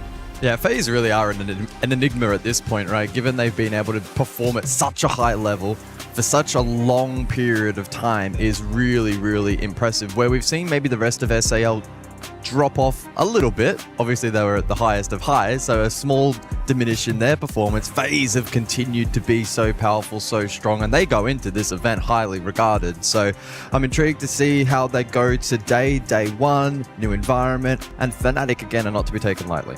No, they certainly aren't. This is the thing, is it's on the flip side of the coin. We'll talk about it Fnatic in a second, but I think overall, this is a very hard sell if you are an EML or a European fan, just because of, as Guz has said, I think the tenure that this roster has and the ability to perform at that level over the last 3, 4, 5 years, this roster just has held such a true level of competition that I think it's nearly impossible to deny them as the world's best, if not one of the world's best. Well, you win back-to-back hammers, you are the world's best. Look, I think that the conversation around SAL entirely at the moment is that the region itself, is it at its peak from maybe 2 years ago? No. FaZe, yes. So they are the exception, where the rest of SAL has been caught up by the likes of EML and NAL, certainly. FaZe are the exception. They are still the team to beat going into any tournament for my mind. What you do at 6 Invitational then leads into Esports World Cup and the majors. Now, of course, they haven't really been successful at things like majors and EWC, but because of what they are able to do at easily the best and biggest event, that is the reason why in any event you play, they are still number 1. For sure. I think that what you do echoes, right? It doesn't, especially at SI, it echoes through the halls of Siege. It doesn't stop at that one event, because it's not one event that you can perform at and just win an SI champion. We will never see that. But what we will see is teams that are consistent, teams that continue to dominate well outside of their quote-unquote era. And FaZe is that team for me. Coming out of SAL, if you were to look at a team, you are looking at them to kind of champion the torch that was an incredible 23, an incredible 24 season. And now going up against a team that really made waves throughout Europe. I think Fnatic have come into this with a really interesting storyline, guys. Yeah. We didn't expect them to be a team to make it, and, well, they've made it and then some. They've actually looked really good in play-ins. Yeah, I would probably at this point describe Fnatic as a rejuvenated team, still with a lot to prove. I think it's important to make that clear that for them to have a splash at this tournament, they need to continue to improve and build upon what we saw in EML. But off to a decent start, we're able to escape the scary first couple of days here at Esports World Cup. And in fact, they actually go in today with the top rated player at the event. Wizard has a 126 EPS, a 1.83 KD. So FaZe need to be a little careful that there is some dangerous firepower on this Fnatic roster. And firepower on FaZe's side as well. You look to your handies, you look to your cybers. They're not short of firepower or players that have performed through and through for the last couple of years. Well, I mean, Handies was the second-rated player in SAL, and he's playing Hard Breach and Smoke. That says everything you need to know about him. I still think he's the best overall player in the game. I'm not saying he's the best frag, and I've always said he's not the best fragger. In terms of every individual aspect, maybe he's not number one. You add it all up together, and he comes out probably as number one. For Fnatic, though, it's like what you said, making waves, caused a big upset in EML. They get through play-ins, as many would have hoped. Yep. Obviously, FaZe will be a difficult ask. We all know that. So for Fnatic coming into this game, they've got a mighty test, but they are the underdogs in this match. But as they've been in many matches so far over the last couple of weeks, they were the underdogs against G2. They won that anyway. And then they lost to GK. We'll forget about that in terms of the storylining. So I think that for Fnatic, it's about keeping themselves grounded coming into this. This is a good learning opportunity. It's a best of one, and then the best of threes begin. What can they learn from this? Win or lose? Nighthaven Labs is where we go for this one, Guz. Does that give you any hope for the Fnatic underdog storyline here? Well, it's a great map for FaZe, 7-2 record. Fnatic on the flip side, still good results, 2-1 overall, but the one thing that stands out as a big red flag is Fnatic's attacking win rate on Labs up to this point, 5 out of 14 rounds, so about 35%. That could be a big difference maker in this matchup. And they start on the attacking side, so they'll need to prove themselves over the course of these first 6 rounds. They certainly will. Fnatic, they've had a pretty good run up until this point, but they are about to meet an immovable object. I'm saying that right now. FaZe are going to look good for this event. They're coming into it with a lot of momentum. A best of one can cause chaos in the server, but if you are a Brazilian fan, if you're a fan of the SAL, you know what FaZe can do. They should be feeling comfortable in this one. However, it's only time will tell. Let's get underway with Nighthaven Labs for the first game of Group B. The Group A, done and dusted for the best of ones. For those that missed it, Dark Zero, CAG picking up wins, Falcons and Wildcard. Those will be the respective matchups in the upper bracket semi-finals. And then in the lower bracket quarterfinals, well, how about this one, guys? M80 versus Team Liquid. One of those two will be heading home, not tomorrow, but the day after. Secret versus All Gamers. Heading into Group B now, though, FaZe and Fnatic. Winner of this will play the winner of virtus.pro and Edward Gaming, happening live on the B stream at the moment. And then later to come to close the day out will be Weibo Furia. That promises to be entertaining. Enterprise and GK. So the APAC boys will close out today's proceedings. FaZe on defense, Labs, though, is going to prove to be an almighty challenge. And we're being quite realistic about this, guys. Fnatic have got a mighty task ahead of them. Heartbeat sensor activated. They do. A tough prospect for Fnatic. Not impossible, but it will require Fnatic, as I was kind of alluding to in the pre-show, to probably play the best we have seen in this iteration of the roster. Qualifying for this event, taking down G2. Certainly a good performance and respectable. But FaZe, a whole different beast. But a best of one provides an opportunity for them to snag a result. When you go back to play-ins, they beat CAG. That ended up now actually looking a really solid result in hindsight, 7-5. Then they beat mibr.los 2-0. 7-3, 7-1. So dominant And then the same as well against EWC Club 2-0, 7-4, 7-4. You could argue maybe the quality of opponent hasn't been anywhere near, of course, the likes of FaZe, but their form has been solid. They've put to bed the teams they should. KDS on the pulse, getting early information towards Electrical Souls. That's a wonderful headshot onto Wizard. You noted him coming out of play-ins as the top player. Immediately realizing the quality of opposition will now increase. Makes it very difficult on this particular site. Now down a player already. No ability to use those air jabs to get Rafters control. Puts a spanner in the works for Fnatic's first attacking attempt. We can push forward. I've detected an enemy device. Flash set. Well, a good early test here for Fnatic. What's their follow-up like? What's the plan B like? I think that's one of the best tests of a team is on attack. When things don't go your way, can you formulate a response? And unfortunately here in the opening round, that has not been the case. Deepak. Bit of an odd spray. That one just got away from him. This round has gotten away from Fnatic. In fact, it never started. Well, FaZe dominant. No surprise. No one's shocked at all. Flawless to begin here at the Esports World Cup. Well, that's the wake-up call Fnatic will need here for what is their third day at this event. Obviously, well and truly warmed up. But very quickly realizing this is not Welcome to the club anymore. Welcome to the group stage. This is not mibr.los. This is FaZe Clan. Welcome to the big boys. Yeah, pretty brutal start there from FaZe. If there's any solace for Fnatic, it is the fact that it's top 4 labs. If there's any sight to lose, like on many maps, the first primary is not the end of the world. But again, when you see the plan fall apart in the early stages and then there's a like follow-up, that's where the red flag maybe starts to emerge. Bit of a pause in the lobby at the moment, hence the delay into round 2. And so hopefully we'll be back in a moment's time. What do you think of the other match on the B stream while we have a brief moment? Edward gaining the #1 seed out of CNL. Very difficult seeding for them, but hoping they can make it competitive against virtus.pro as we return for the second round.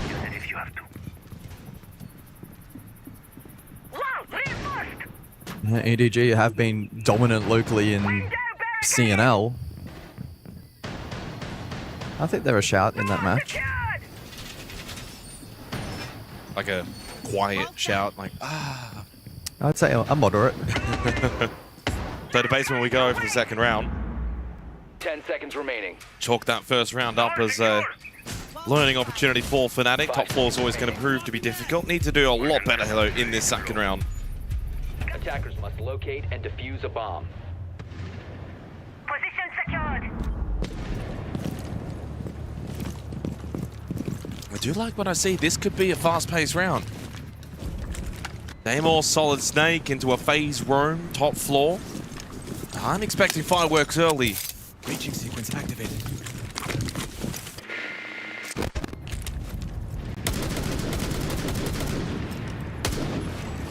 Top-down approach likely here from Fnatic, spearheading IT wall. Ram in play for Vert, and then the Daimler Solid Snake combination for the map clear. To be contested though by FaZe. 2-1-2 split with Souls and Handy on the top floor. Vidiking, Cyber and KDS now all actually contesting first floor with appeal potential back down towards basement.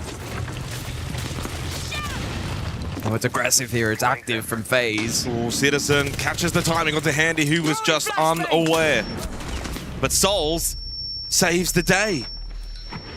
And can get this revive as well. What looked like maybe an opening kill for Fnatic ends up now crumbling pretty quickly. They lose the Solid Snake of Wizard.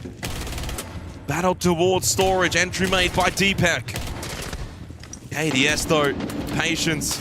Not panicked, not rushed, but losing his life. Well played from Deepak, and suddenly a 3v3. And look at the health margins of Souls and Handy. Very winnable round now for Fnatic. It's been a good recovery from Fnatic in this round when it felt like FaZe had established dominance on the roam. Exo control for Smiths, maybe waiting for the rotation back down from Vidiking.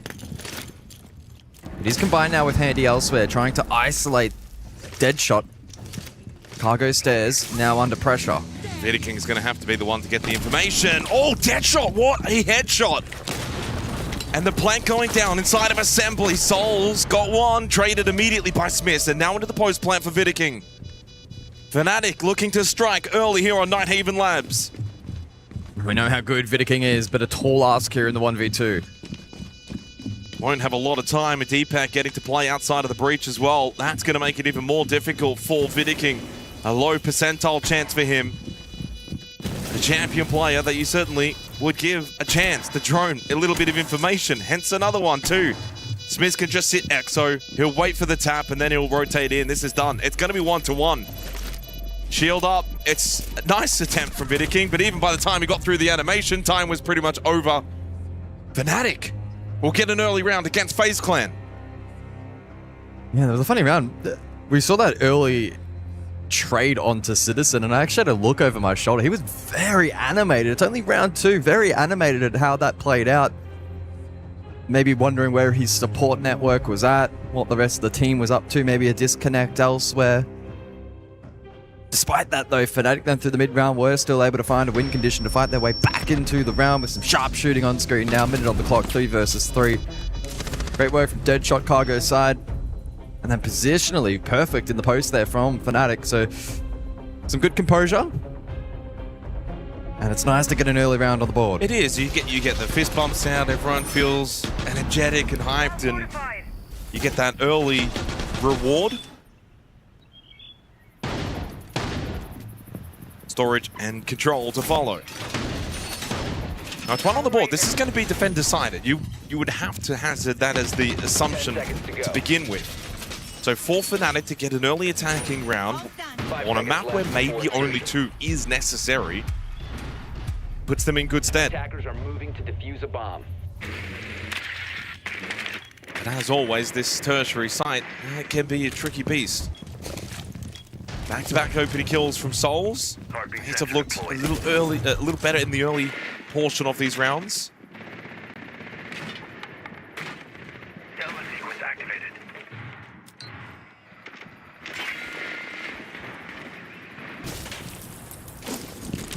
Some good info gathered there from Citizen. Shock Drone will be a valuable tool against the Fenrir and the Thorn combo. Love the inclusion here of the Pulse. Cyber will have the ability to garner information with the shotgun in play and a patch rotate below. That could also bring the Nitro Cell into play late round for plant denial.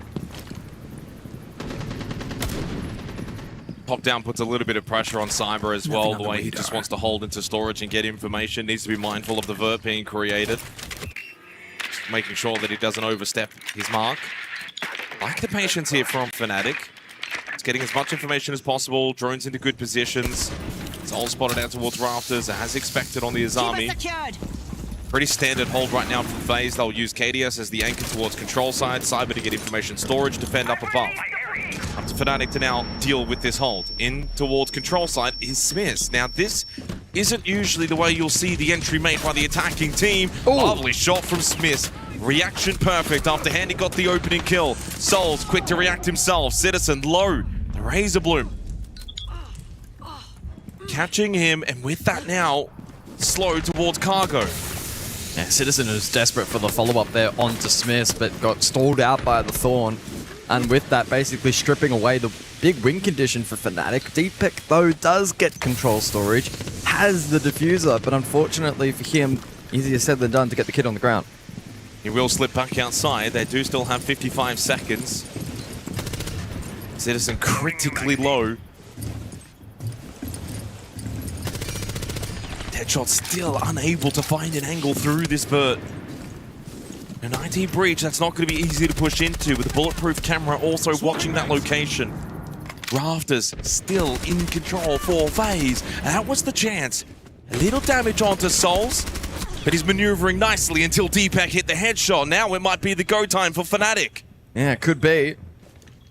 Citizen still in the same position. Opportunity presents. KDS taken down. Well, they got control side opened up as well. The only problem, Vidikin's still above. They got no idea. Vidikin. Oh! The shotgun doesn't fully connect, and therefore, Deadshot, easy turnaround. Cyber, though, he responds, but Deadshot follows up, and Fnatic have an early lead. Oof. Well, I think there was some ants in the pants there from FaZe late round. I think that's been one of the strengths of the stronger teams in a lot of the matchups so far that we have covered here at Esports World Cup is typically really good discipline in the late round and good composure, but FaZe there.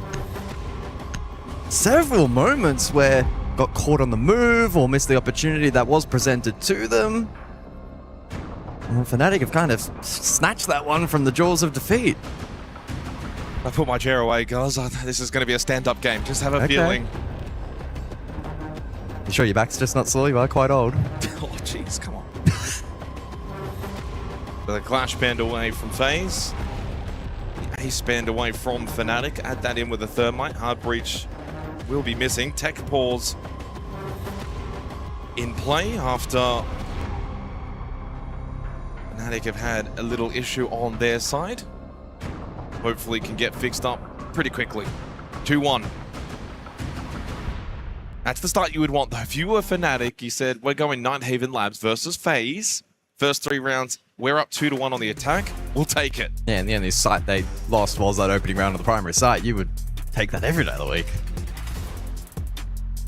FaZe haven't quite looked as polished as I probably expected so far. It's very, very early days, and that can change very quickly, but early signs pointing towards this one maybe being a little more competitive than anticipated. It's funny how quickly in this game things change, stories change, and develop. And Fnatic as an organization has been lost in the wilderness for how many years now? It's like a sleeping giant now at this point, but are they starting to awaken? With this new look roster after causing the biggest upset in the EML and getting through play-ins, you beat FaZe here and suddenly you're one best of 3 away from playoffs. Top 8 bound, the Esports World Cup. Can't get too ahead of yourselves just yet though, Fnatic. Long way to go. Yep. Absolutely, but it has been a strong start. Very excited to return back to the primary site top floor of command and server. Win this, Fnatic, and I think you have every right to start getting a little excited. If you win this site, this round, I think FaZe are almost forced into attack timeout. Probably. If you don't have a plan, there is something I've been wanting to try. Fnatic playing a different different outlook this time on their re-attempt. Info heavy. So they bring the Snake and the Deimos this time around. Monty a mainstay. Citizen jumps on some util clearance of the Flores as opposed to the Thatcher. And Deepak can flex on the striker. And on the flip side, FaZe, their operator pool has actually been pretty one-dimensional. They've played Azami every round. They've played Pulse every round. They've played Wamai twice. They've played Denari twice, Mute twice. Like, they're not really shaking things up. Keeping it really grounded and really default, but that makes it then easier to read for Fnatic. KD is back onto the Pulse as he was in the opening round. Cyber jumped on it in the previous 2 rounds, but I think he's lost his license. Oh, Wizard freebie onto Handy. Straight in towards blue stairs and catches the superstar completely napping. It is Fnatic's first opening kill. And on command server with 2 minutes and a 5 versus 4 advantage. Well, this promises to look spicy in this 4th round. Man, it's Wizard's first kill, top-rated player at the event so far. Oh. An aggressive push into IT from Cyber. Deadshot doesn't go for the swing. FaZe sensing they need to make a play to even the man count. Good pressure from Smiths over towards Warehouse. This is good from Fnatic so far. This is really clean. Rafters control established. IT opened up. Wizard freebie onto Salt. Hello? Hello indeed. And hello again as Wizards into another battle, but Cyber able to win it out. On the Wamai. Vidiking as well against Deadshot. Cyber, lovely shot too. And a follow-up. Vidiking, Cyber combine 2 apiece. And just like that, the round now seems as if it's gone. When can you miss it? My word. It's a 5 versus 3 for Fnatic that they lose out. That was a huge opportunity tied at 2-2. That's a very frustrating round on the primary site when you win the opening duel. FaZe take a timeout anyway. I don't think they'll be pleased with how they've played so far. And they'll be sensing that the next 2 rounds are critical in gaining an advantage at the halftime break. On the flip side though, for Fnatic, equally offers Sathus an opportunity to speak to the troops and probably just settle them after this last round. Great start from Wizard. Caught Souls lacking, but as FaZe so often do, and it was Cyber in particular, always there for the trade, always there for the re-pressure, never allowing their opposition to settle.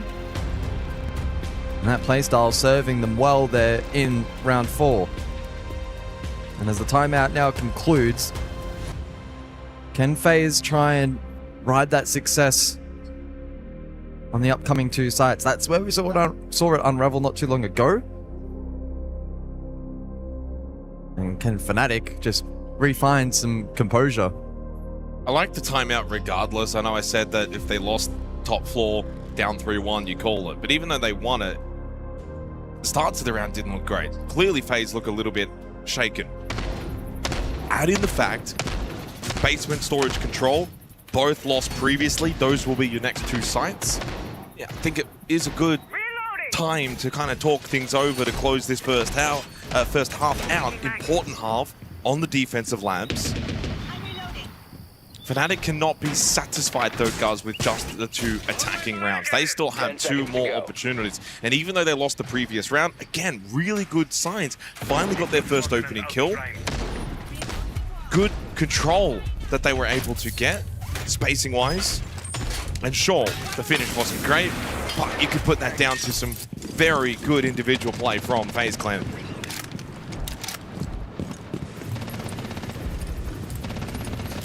This will be top down clear again. And again, like last time on this basement site, FaZe will meet them head on the top floor. Souls in handy. I've detected an enemy nearby.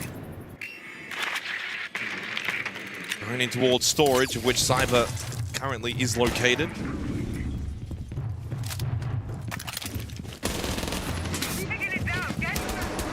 Yeah, Cyber likely to eventually peel down that warehouse hatch once pressured.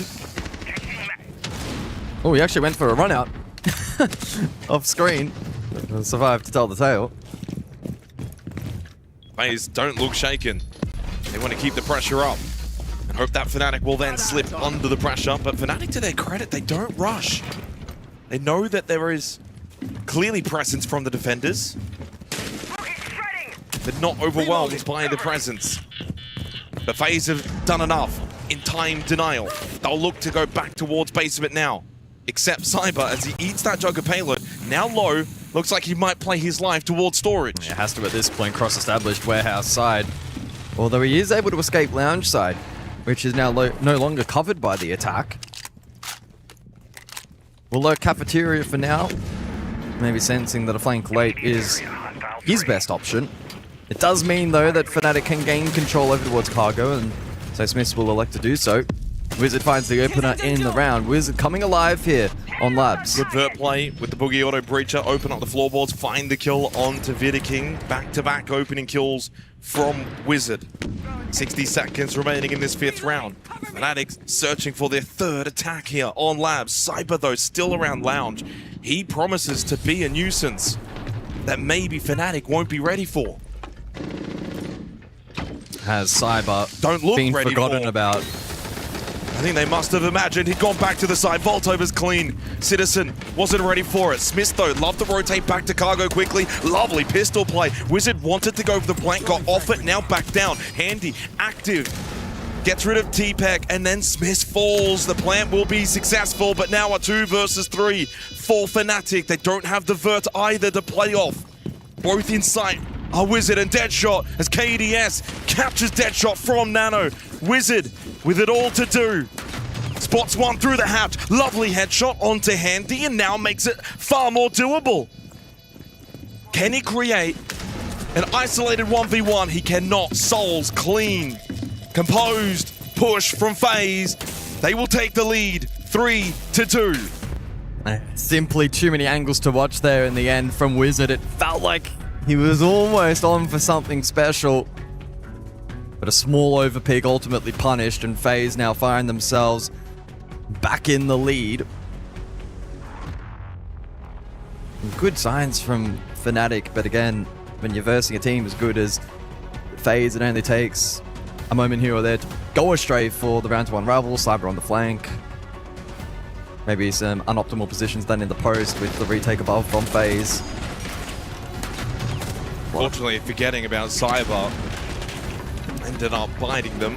Attackers have discovered the location of a bomb. So 2 straight for FaZe after the timeout. They've regathered themselves. Final round of this first half, in which if they get to 4 defensive rounds, once again puts them in a pretty good position going into the second half. Interestingly enough, 4 straight rounds that the opening kill has not been converted. So it's been a little messy at times here on Nighthaven Labs. Maybe not the most clinical, clean siege that we've seen at EWC thus far. But that can change quickly. With Wizard and Smith both looking very solid right now for Fnatic. Need a little bit more maybe out of the likes of Deadshot and Citizen, two of the older heads, bit of veteran leadership. And we know they can do it. We have seen it before at international LAN events. We'll see if they can tap into that previous form though here. Just as FaZe start to slowly clench their grip of Labs. That would have been a tilter for Citizen. Would have been 1-5 if he had died. It's just the way that Cyber has played this half. Fears no man. Oh no. He is the Terminator from SAL.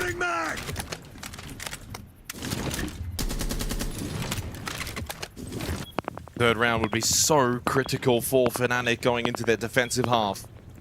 Cyber once again feels at home inside storage. Feeding this call to Vidiking, who's in a really good off-meta position. Vidiking for the swing.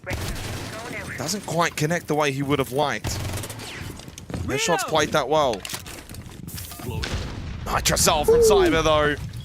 Again making an impact. He goes up to 7 kills. A very strong half from him. Wizard to fall on the Solid Snake over towards Lounge is not ideal for Fnatic. Handy collects his 5th kill of the half. Now Fnatic in a 3 versus 5 scenario. It's a really good demonstration of how to respond to a tactical timeout and just how influential they can be, especially in best of ones. Oh my goodness, started this half flawlessly, may end it flawlessly. A few twists and turns along the way in this half after Fnatic got 2 straight, forced the timeout from FaZe. But as usual for FaZe Clan, this team, they know how to respond. They don't worry about that pressure. And I like to push back down blue stairs, and they know that Citizen is making his way down. So much noise, it won't be flawless, but it will be FaZe. They take a 4-2 lead heading into the second half. That was better from FaZe. I really love the response there from the TAC timeout, playing a much cleaner brand of Siege from that point onwards. And a well-deserved lead heading into the second half as we enter the half-time TAC timeout. Well, I said to you before, if you were Fnatic 3 rounds in, you're 2-1 leading, you would take that, snatch, run, go. 2 attacking rounds in the first half. If I still had told you that pre-game, still pretty good. You probably would have been like, yeah, take it.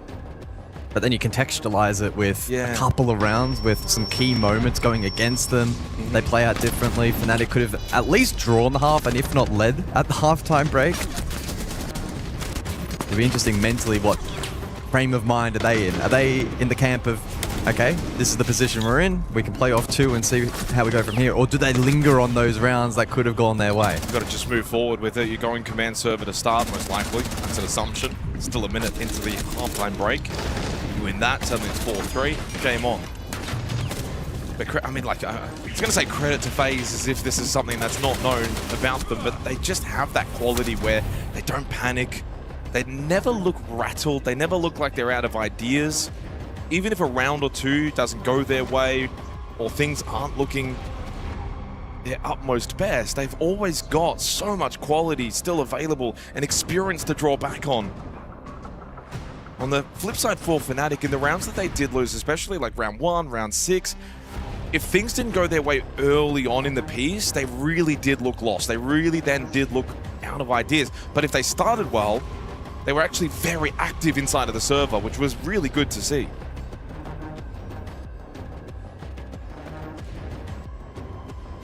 Halftime scheduled timeout coming to an end, and the bans to soon then begin. 10 more seconds. I think it might be handy in the background just having a couple of teething issues with the headset, so I think we may be in a pause for a little while longer. Either way, though, we'll let the operator bans play out so that we can get those locked in place. And I don't think we're going to see them detract too far away from what we saw in the first half. The Bandit Coyote combo likely, and then on the opposing side, Ace, and then probably an info gather up. Just saw a thumbs up from Handy to the referee. I think we might be good here. So not info Monty, but also not the Coyote mirror instead. But again, still an emphasis on denying hard breach. Yeah, we're going to be good to go. This will be unpaused quite rapidly. Referees have left the stage. Fist bumps go out. In the second half to get underway. And your prediction for the first objective was also correct, Jake. Second floor. Well done. Well, I mean, I feel like that's probably the most easy. That's probably the easiest prediction you could make. It is still paused, but there's no one on the stage. I don't know what the. Okay, now it's unpaused.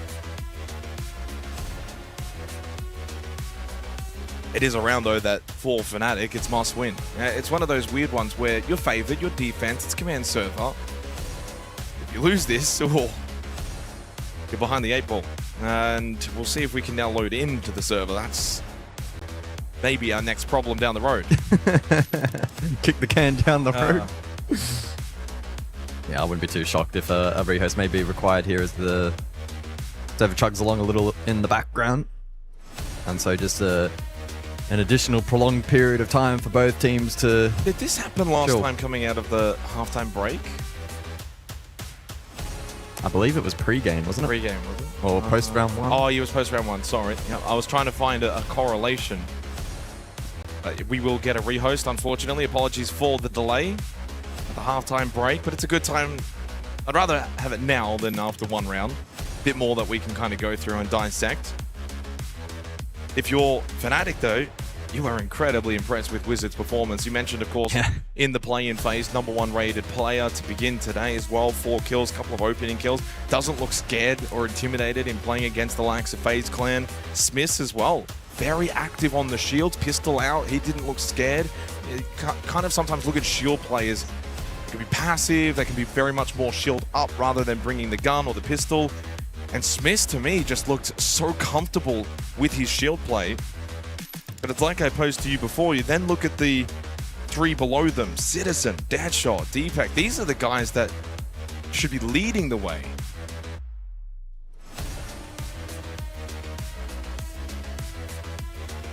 Yeah, it took him just a little while to fire up Wizard in this map, but certainly has had some influential moments and has stood out so far here at the Esports World Cup.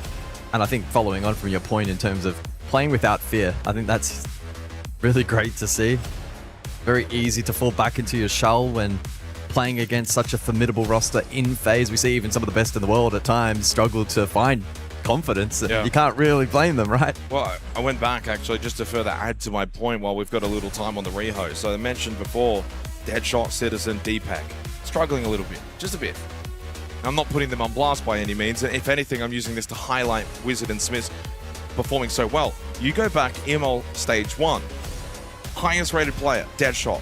Second rated player, Citizen. Third, Deepak. It's an intriguing little flip for Fnatic today, where it's the 2 younger guys in Wizard and Smiths that are kind of leading the way against FaZe.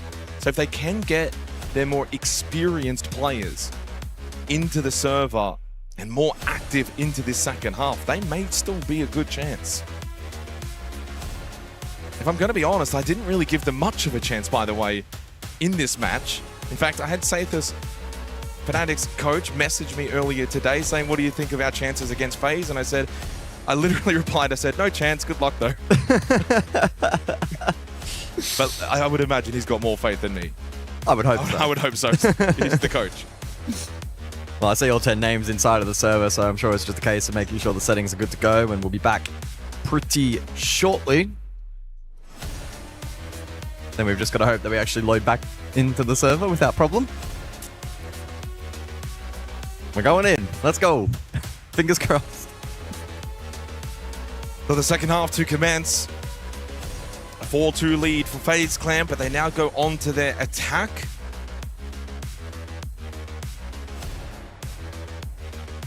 Fnatic will go command server to begin. To reiterate the bans, Bandit and Mira, along with the Ace and the Montaigne.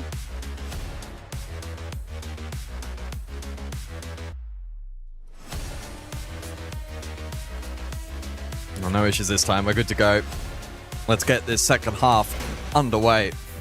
Like an extended halftime break. The intermission. Well, I mean, for Fnatic, the way they're going to play this half to begin with, though, is can't be scared, but also don't probably then go and swing the pendulum the entire other way, where you go for run-outs or overly aggressive plays. FaZe will punish that. So you've got to find this middle ground between over-aggression and under-aggression.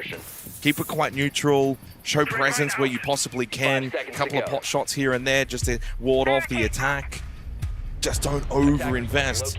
And for FaZe, well, they'll just pretty much follow the default playbook, and that's worked for them 99% of the time. You mean you highlighted in the first half in terms of their compositions from FaZe. Very similar, regardless of site, and very in line with what we would expect from this team on this map. They haven't necessarily brought out anything unexpected. It's more so about refining and playing the default well. And so we'll see if that does reign true here in the second half. With the Ace band out, they elect to go the Maverick route. This will potentially be a little slower and a little bit more cumbersome. They're the kind of team that Oh, can this play is a into chance. strength, which is this upside down repel from Handy onto the blowtorch, opening towards IT. And what this does now is they've already got IT covered. Handy's essentially saying, inadvertently, yeah, make your way back in, you're dead. We've got this now. Of course, you've got to keep eyes on this, but what this does do is it makes it a lot easier for Cyber to actually open up more of this wall really quickly for an operator that doesn't always really do it that quickly. That's pretty good. Minute 50 on the clock. That's largely taken the Tuberaz utility out of play as well, outside of maybe some potential crowd control later on. And so I'm sure FaZe at this point will be pretty pleased with how far they have advanced. Although keep in mind, we're at the midpoint of the round. Time goes by quickly when you're on the attack. Yeah, interesting. I was looking at the position here of Deadshot, and we panned over to him, sitting lounge now on the Tuberal. Nothing to worry about. Could be playing for the Nitro below late. Yeah. They do have 3 Nitro cells in this round. Handy and go searching. This Yeah. is where it could get really awkward for Deadshot, over towards storage. And I think Handy's going to make his way directly towards storage. Clearly has the read. 60 seconds remaining. Although he's actually gone over back to second floor, so Deadshot might be in a good position storage now. First Nitro cell thrown out from Smith. That won't really do much. Deadshot has blown his, and it gets rid of Vidaking. He's got one, though, close by to him. KDS over towards Warehouse. Deadshot wanting to take the fight. Maybe would have been better off trying to fall back to the site. And they lose Smith as well to Souls. FaZe looking to crack this top floor. 1-for-1 trade. A Citizen got Handy. He then fell to KDS. Deepak looking to retake towards Blue. Double stacking with Wizard, who sits prone inside a command. But this opens up the server side of the site. Cyber will go for the plant, and he will not be able to be denied. Tucked into the corner with a wonderful cross with Rafters hold, and you've got the server hold. Deepak and Wizard are in an almighty position. This is really difficult now. They need to hit something special. 30 seconds. Crossover from Wizard. KDS, easy prone position. Top floor will go the way of FaZe. Nothing that Deepak can do now. Unless, KDS, a little overstep, but gotta go quick. Not a lot of time. pulls out the shotgun. Knows though, sitting prone. Souls takes the damage. The time is expiring. Nice kill from Deepak, but again, the biggest obstacle was the time, and Souls and FaZe go 5-2 up. Now, we said before, that was a critical objective for the defense of Fnatic to win, and they fall short of the mark. And that's where you can drop your head now if you're Fnatic. That's where you got to be really careful. I already saw Citizen. Yeah, it's like, oh, that's the one where we know needed to get that. Yeah. FaZe, though, such a pleasure to watch them attacking in autopilot mode, even just small things there in terms of late round plant position, and also the response to Deadshot down below, for instance, as well. The fact that he wasn't able to get back towards site. And then the discipline to allow time in the post plant to be the biggest determining factor. Instead of forcing fights, they sat passive on the cross. Good start for FaZe. Fnatic with 3 opening kills. None of them have been converted into a ground win.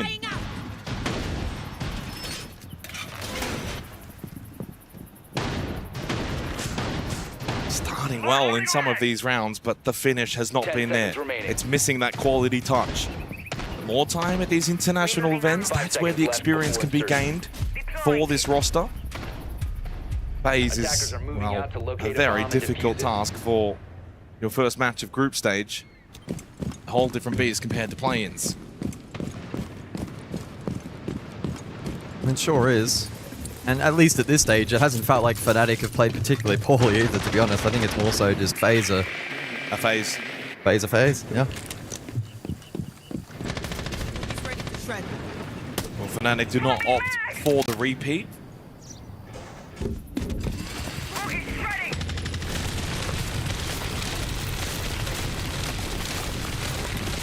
It really does feel like they've got a good control of this match now.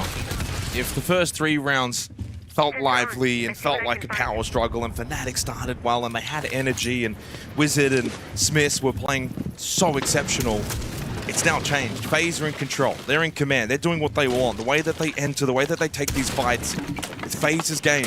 Fnatic are just pretty much following in what they're doing. Look at this again from Cyber. So much aggression. Although, a little answer back from Fnatic, and Deepak actually finds that first pick. But again, they've never won a round so far on this match where they've got that first pick.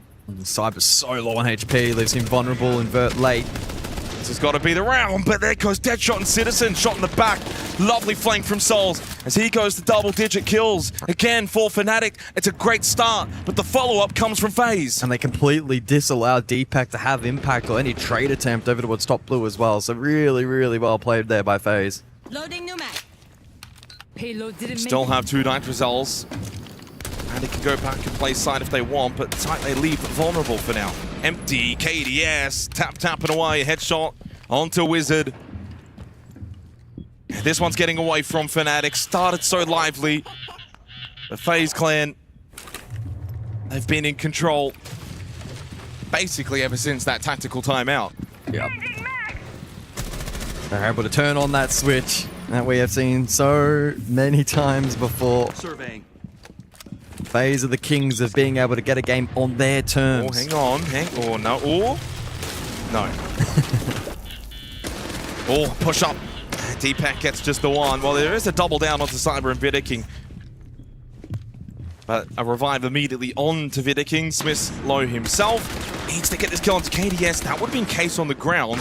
KDS backtracks. Souls then covers from the hatch. It's 6-2. They're the kings for the reason. Back-to-back SI champions. Fnatic as an organization may be a sleeping giant, but FaZe are well and truly awake for match points. So that's 8 rounds down, and it will still be only 2 opening kills successfully converted. Fnatic in the early rounds of 7 and 8 here on their defensive half have been okay.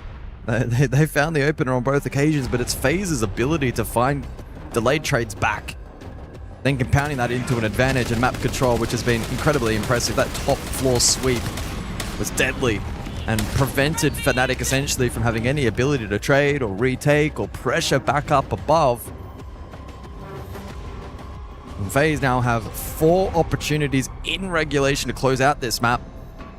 Fnatic calling their tactical timeout, which is now quickly coming to an end, but I think it may be a foregone conclusion. Well, for those that are following the A stream right now and thinking to switch over to the B stream, not missing a whole lot if I'm going to be honest, but a little spoiler in 3-2-1, virtus.pro currently leading 4-1 over Edward Gaming. Edward Gaming actually won the opening round of that match, but since then it's all been VP. What that means and why I bring it up is, well, provided FaZe win this and VP win that, they will meet each other in the upper bracket semi-final. I think that would be a really fun game. It would be.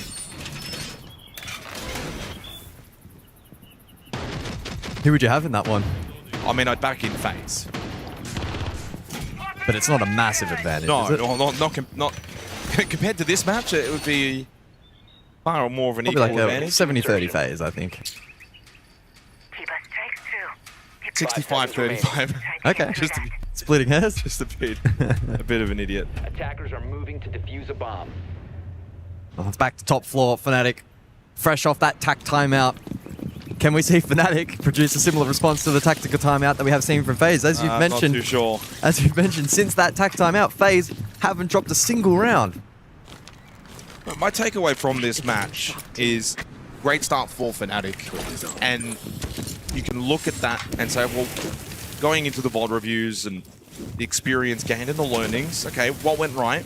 We can actually look at what went right. That was there. It's not like we got 7-0, 2-1 start. You can go back and find what made you successful. But then there's also a lot to learn. Ooh. Smith's another opening kill. That has been their strength. Get this. 5 of the last 6 rounds, Fnatic have had that first pick in the entry battle. Yep. Haven't converted any of them. And FaZe haven't found that fast trade in this round, so Fnatic are posturing nicely here for the top floor defense reattempt.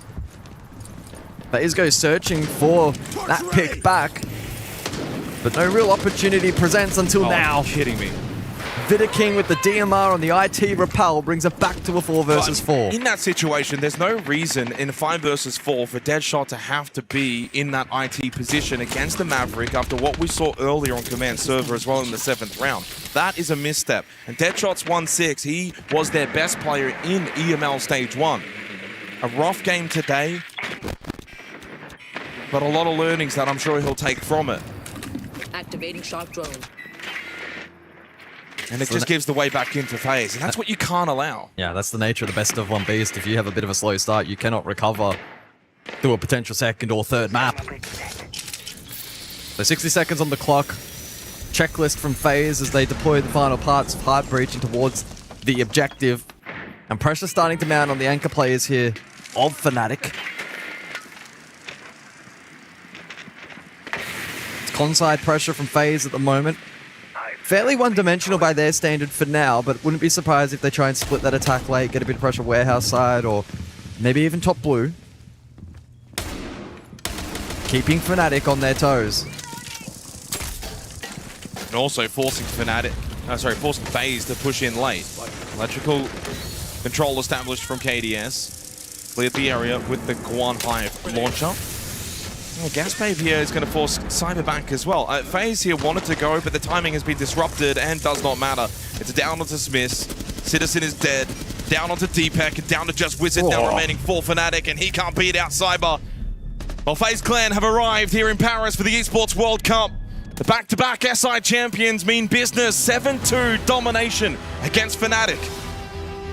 Well, they're branded as a scary team for a reason, and it's a really, really strong start here at EWC 26 Paris. A wake-up call for Fnatic. They, of course, came into this expecting a challenge, but it must leave a little bit of a bitter taste in their mouth, Jake, to have started off well and not been able to do much post that tac timeout from FaZe. Certainly disappointing. I think a lot to gain. I know it's a 7-2, so on the scoreline, very one-sided. If you look at the matches, the match itself and the rounds within the match, you can nitpick a little bit and find the positives for Fnatic. Dominated the opening kills, dominated the entry battles. Started really well as well, 2-1 lead. Nevertheless, the Kings for the reason. Certainly are, and we came into this matchup knowing full well what to expect from FaZe. I don't think we had as much expectations around Fnatic. In the first 4 or 5 rounds, I was decently surprised. I thought, hang on a second, Fnatic, they might have an opportunity here. I think the 2 rounds that they really let slip around round 4 and round 5 just spiraled out of control. And like you're saying, once that tactical timeout was called and they got their game underway, Fnatic were just gone from that one. And I think that this is the caliber of team that we expect coming out of FaZe. And this is the kind of performance that we need to see from FaZe if we are to reclaim that kind of conversation around where SAL is, where Brazil is, and where FaZe are in particular. No, not really. You don't reckon? Well, I mean, I almost look at FaZe in their own entity versus as a regional team. Sure. Because of what they've accomplished, obviously, over the last couple of years. I think that when you talk about, obviously, the SEL region, I'm thinking, well, what's Team Liquid Alienware going to do? What's Furia going to do? mibr.los are already gone. So that's the region for me. FaZe, I don't put them in that same bracket because of what they've done internationally. If CAG go on and win this event, do we bring the ag.al up though? Absolutely. Yeah, okay. Yeah. Just wanted to make sure that we were clearly dividing the lines between where we go with different teams. Look, again, I don't want to beat a dead horse here by any means, but when FaZe come into these kind of situations, it's a best of 1 in groups. They're 1 map away from qualifying through to playoffs. Sorry, not play-ins. That one's already gone and past us. I do see that like these kind of performances at least set the tone earlier in the tournament. Now, we were sitting here saying this exact same thing about Shopify Rebellion. This is not a... We've already played this beat to a very decent drum, and I feel as though with FaZe right now, there is a different element to them in that server that looked very confident, very comfortable once they got out of the messy first couple of rounds. And that's probably where, I guess, the only negative takeaway for FaZe is 4 or 5 rounds there where things looked a little out of control.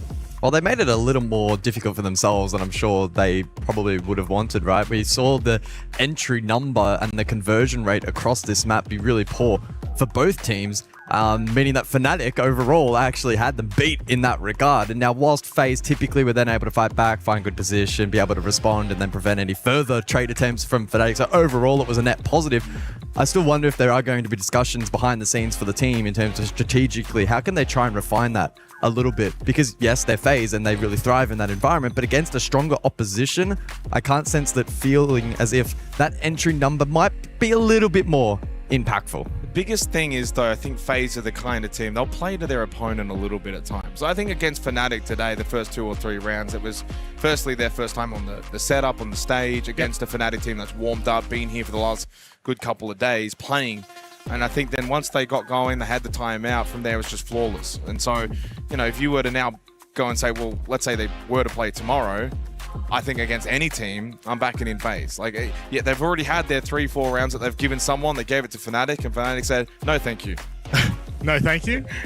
No, thank you. I don't want to talk about it anymore. Let's go ahead and speak to Lax and KDS. Thank you, gentlemen. Now, I don't even think you need introductions at this point. I mean, you guys are the 2-time world champions. KDS, you guys come into this series 6 rounds straight towards the end to end at 7-2. How are you feeling? I'm feeling great. It's a great start for us in the tournament because the last time we lost the first map against ZZ, so the first start to win is amazing, and we are going to work to beat VP. Absolutely. I want to go all the way back to SLC. Obviously, you guys didn't finish where you wanted to. It was a 3rd place finish. It was the first time I ever saw you guys look frustrated in that series. Is that something that you guys kind of learned a lesson from, brought it into the SAL, go first there, then come into EWC? Is there anything you took away from losing in that series? Yeah, I think we are start to lose so many rounds, so we are going to we be very frustrated with each other. So I think this is the main problem in Salt Lake City, and in this tournament we thought we are going to win because we are going to play against Shopify. We are almost... It will be an easy final for us. And when we lost to DZ, is a major. We are going to finally win a major with the team. So we are very frustrated. And yeah, we learn a lot from that. Absolutely. And I want to talk about Souls, 11-3 in the series, easily the MVP. I mean, how does it feel?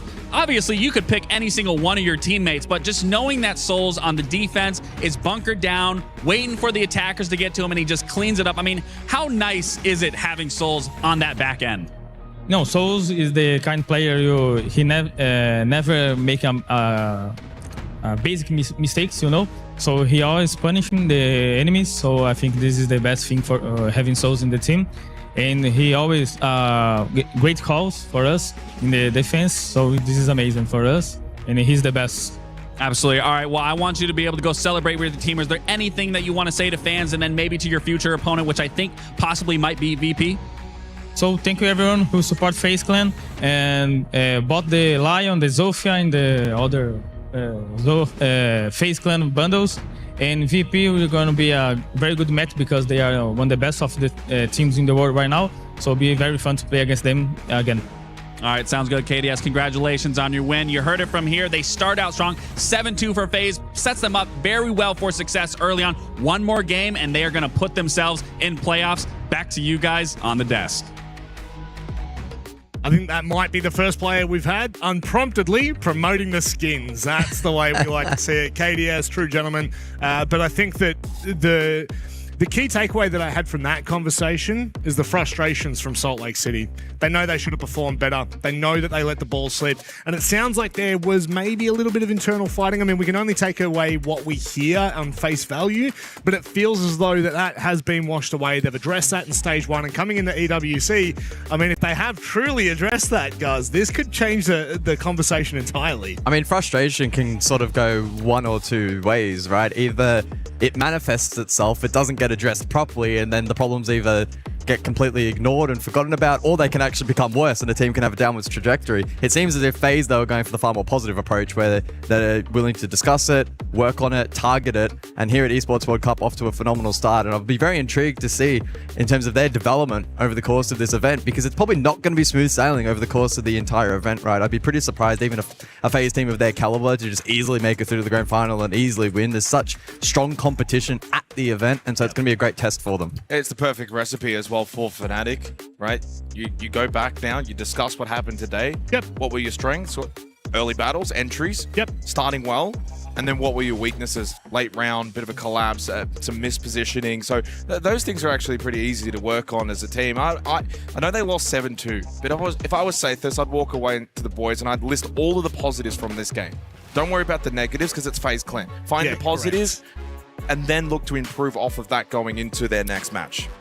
Look, I think for a lot of teams at this event, you are looking to, realistically, you're looking at the most dominant teams that we have in Siege here, and if you start against them in a best of 1, you're not going to have that time to reformat or check yourself and prepare. So I think that, honestly, the fact that Fnatic held their own in the first half, key takeaways. I think it is. It's positive for them. And now they can move on and start to focus on their next matchup. Their own expectations, I think actually you might have even asked them, or maybe it was in an interview, but the fact is they're not putting pressure on themselves. Group stage was that was their takeaway. They wanted to get to group stage. They wanted to get out of play-ins. They wanted to prove that they could continue what they did at EML. And now I think, look, whoever their opponent is next, that's where the real challenge is. That's where your real focus has to be. And I will say, over on the B stream, my goodness, the CNL teams are not having a great start to this tournament. It is currently 6-1 to virtus.pro. But I will say, look, EDG dominated CNL. Virtus.pro at the moment, guys, you heard it from KDS himself. KDS literally called them one of the best teams in the world. They really have changed their entire narrative. Yeah, I think Virtus.pro go into this event as well respected, but I wouldn't say that many have pitched them as being an S-tier team. They certainly weren't on our rankings, but they're not far behind. And if KDS is respecting them, then I think we have every right to be a little fearful of their ability to be that dark horse threat over the course of this event. Yeah, I mean, I would have, if they're not S-tier, they're A-tier. Very close to, yeah. And depending on the way that you want to frame a dark horse, I wouldn't even put them as a dark horse, right? They're slightly above that, whatever that would be. And I think that for Virtus.pro, where they can come into this as well is with this roster iteration, it's a really good way to kind of test where are they at. Great EML stage. Yep. And now following on from what this roster's beginning to do, there is now expectations starting to build, and clearly, at least from what we've seen against EDG, from what I can see over your shoulder, it's going well so far. Okay, very quickly, before we go ahead and let you gentlemen actually go off for the day. I know 2 best of 1s is pretty cool. I'm going to go watch some APAC. You know what? You may as well, because we got 2 APAC teams up next. That's what I very quickly want to tee up just before we do go to break. Weibo Furia. Weibo. Yeah, Weibo 7-0. And I know that's the bias, and there's probably 5-10% bias in there. Genuinely think if Weibo play at their best, they should actually be beating Furia. Honestly, I'm speechless. I love Weibo. Where's the faith, Rob? Where's the faith? Hang on, Gohan's in the building, so careful what you say. Okay. I retract. Weibo will dominate. They will do what APAC need to do, which is beat Furia. However, before we get there, a short break. We'll be back after this.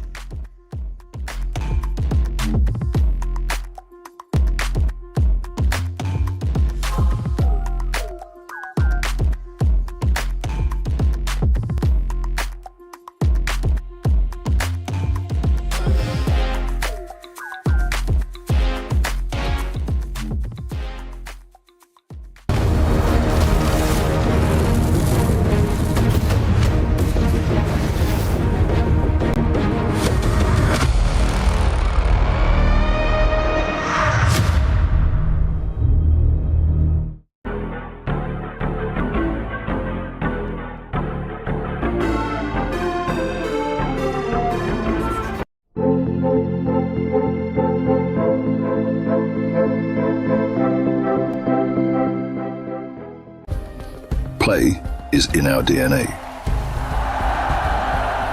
Whenever we let it out, it becomes our superpower.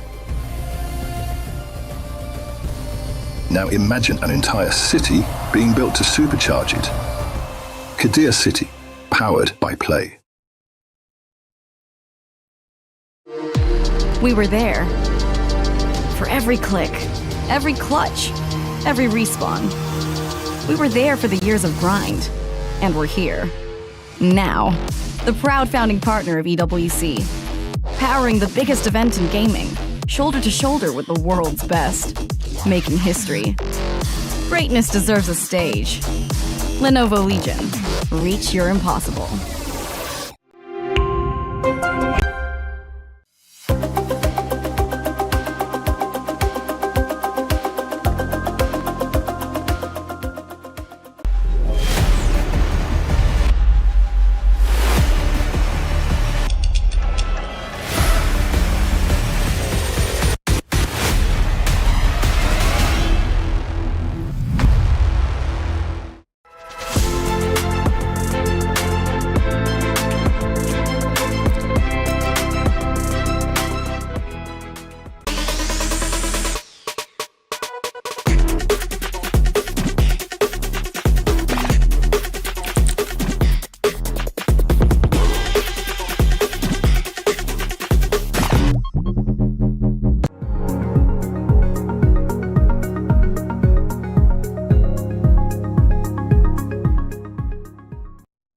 Confidence.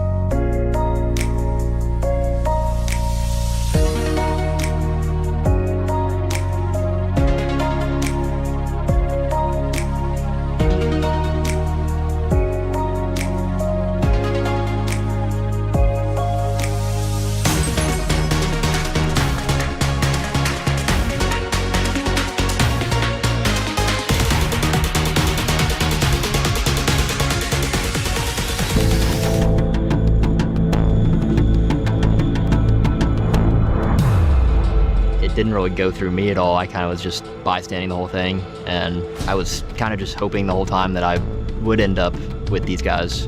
I knew it wasn't gonna be hard, I guess, to get a team, but anxious a little bit to see like what certain offers would be.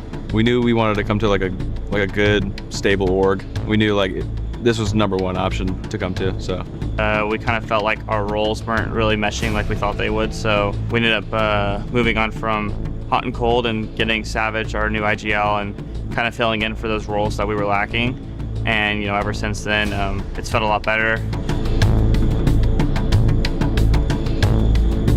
The off-season was a bit rough. When I got the news, I was worried. I didn't know if I was going to be able to stay on a Brazilian team or if I was going to have to go back to NA. So at the beginning, I was worried. But after a couple weeks actually, I got the news that Furia was interested in me and other teams as well. So we were 2 years in Furia and our contract have ended.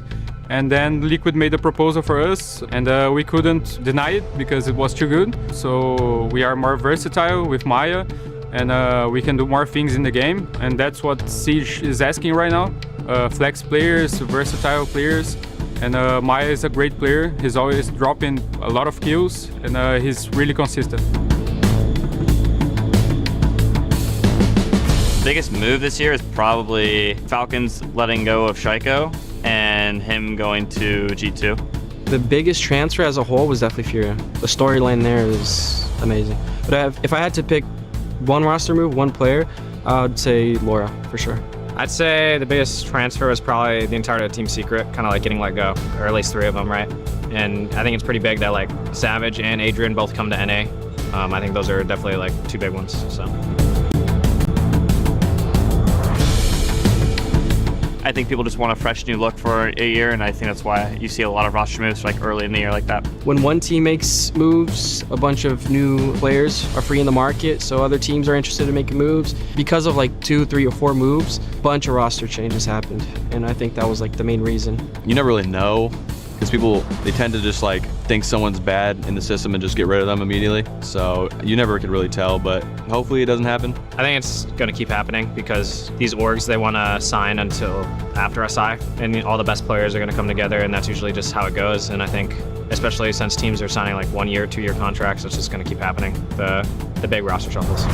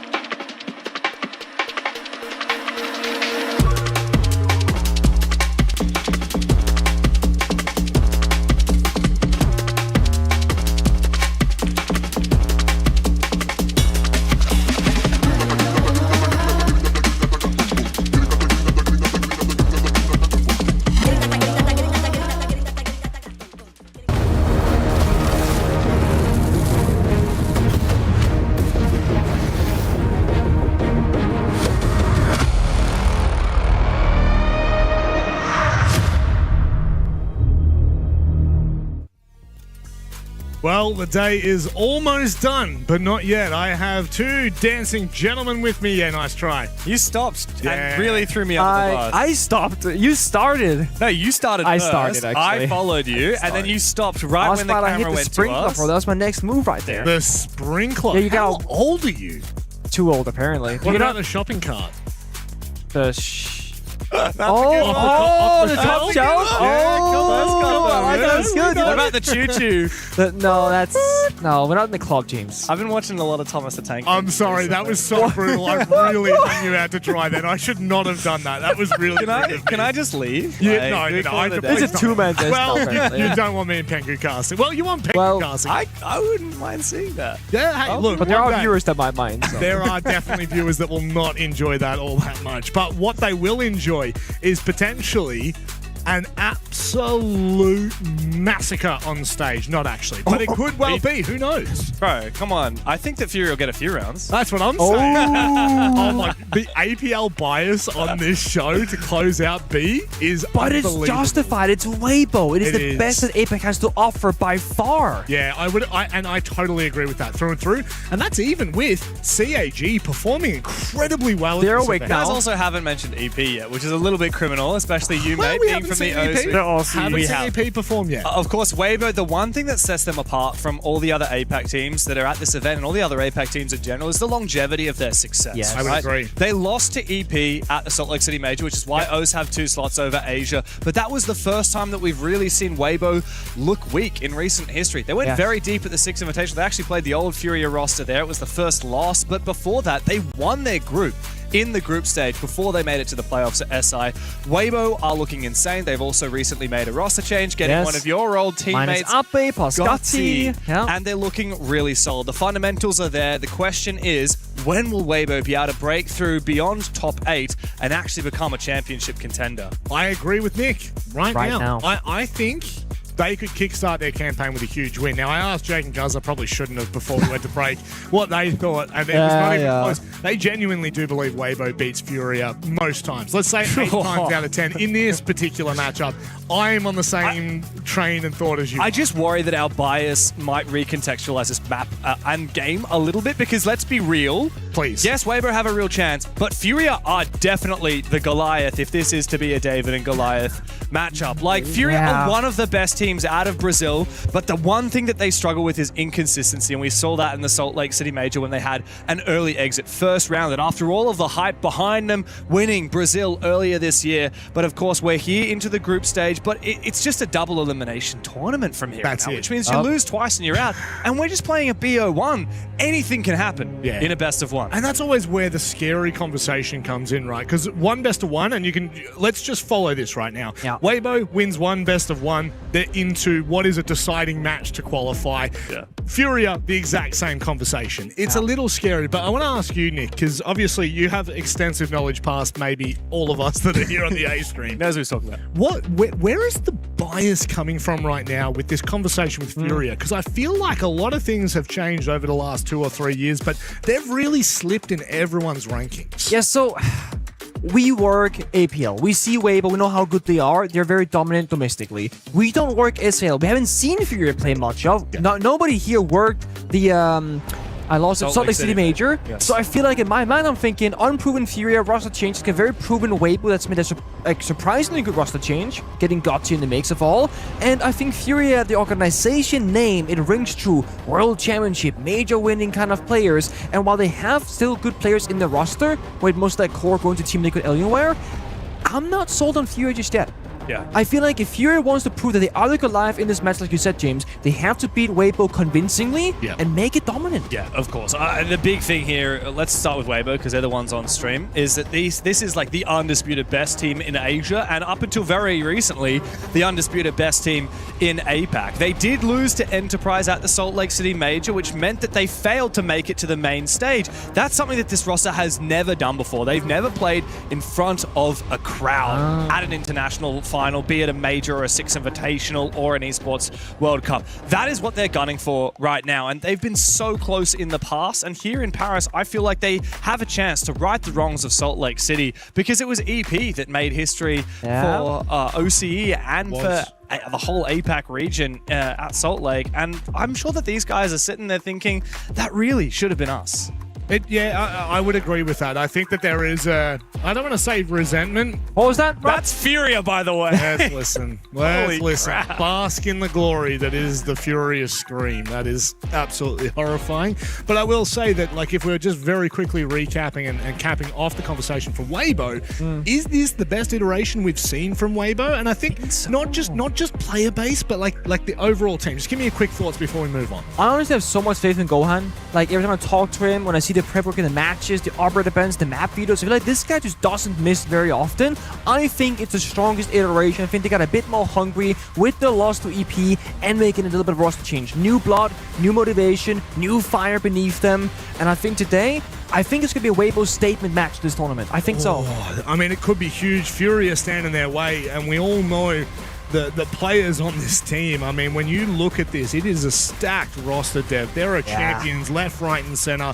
There is literally more firepower on this team than the entirety of APAC combined.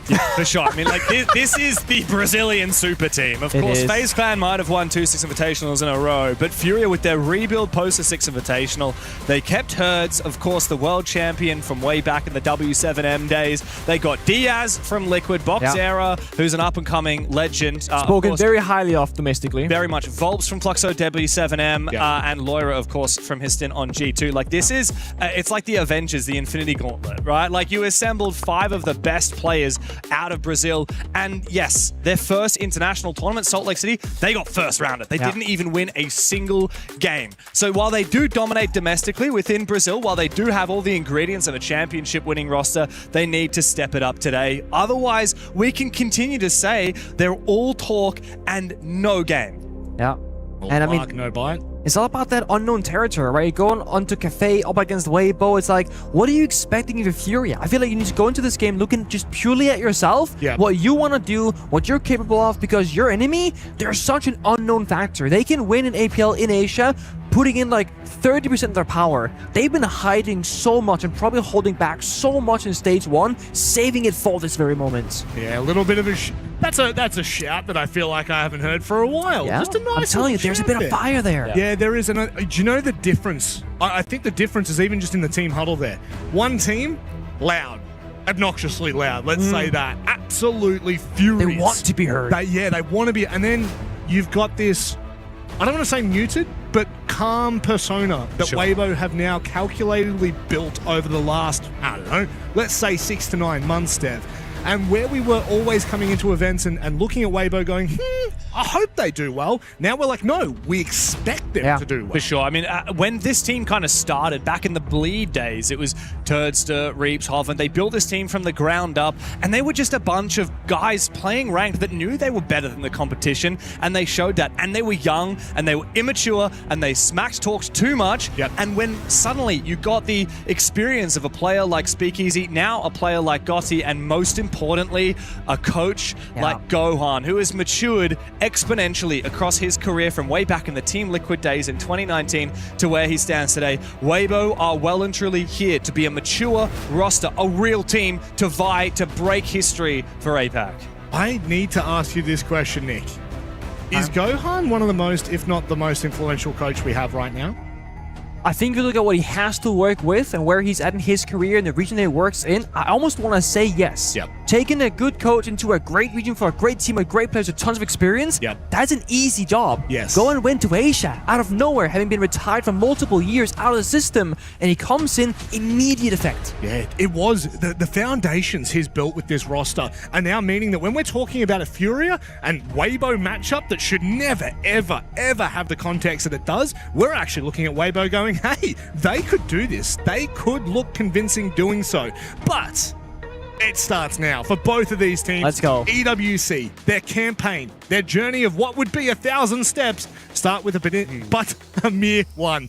It was nearly close, I'll tell you that. But gentlemen, it's time for you to go and enjoy this one. I think this is really going to go the distance. Very much so. Both of these teams have very high expectations at this Esports World Cup. Both of them made the playoffs last year. Furia falling to G2 in the semi-finals. Weibo losing out to our champions, Team Secret, in the quarterfinals. Weibo, actually, I said before, they haven't made it on stage. They have, of course, it was a bit of a quieter stage last year here in Paris. I think things will be very, very loud. But of course, it's a very different ball game for Weibo. They've changed massively in the last 12 months. They've had roster changes, we've got a new coach, and this is a team that is well and truly here to make a statement, to make an impact, and start also building a bit of pride for their region. We saw Daystar at consecutive events because of the experience that Weibo had given us on the main stage, performing so well over and over again. EP stole that spot away from Asia, gave it to OCE, and there is a very real chance that Weibo could steal it back this event. That's exactly it.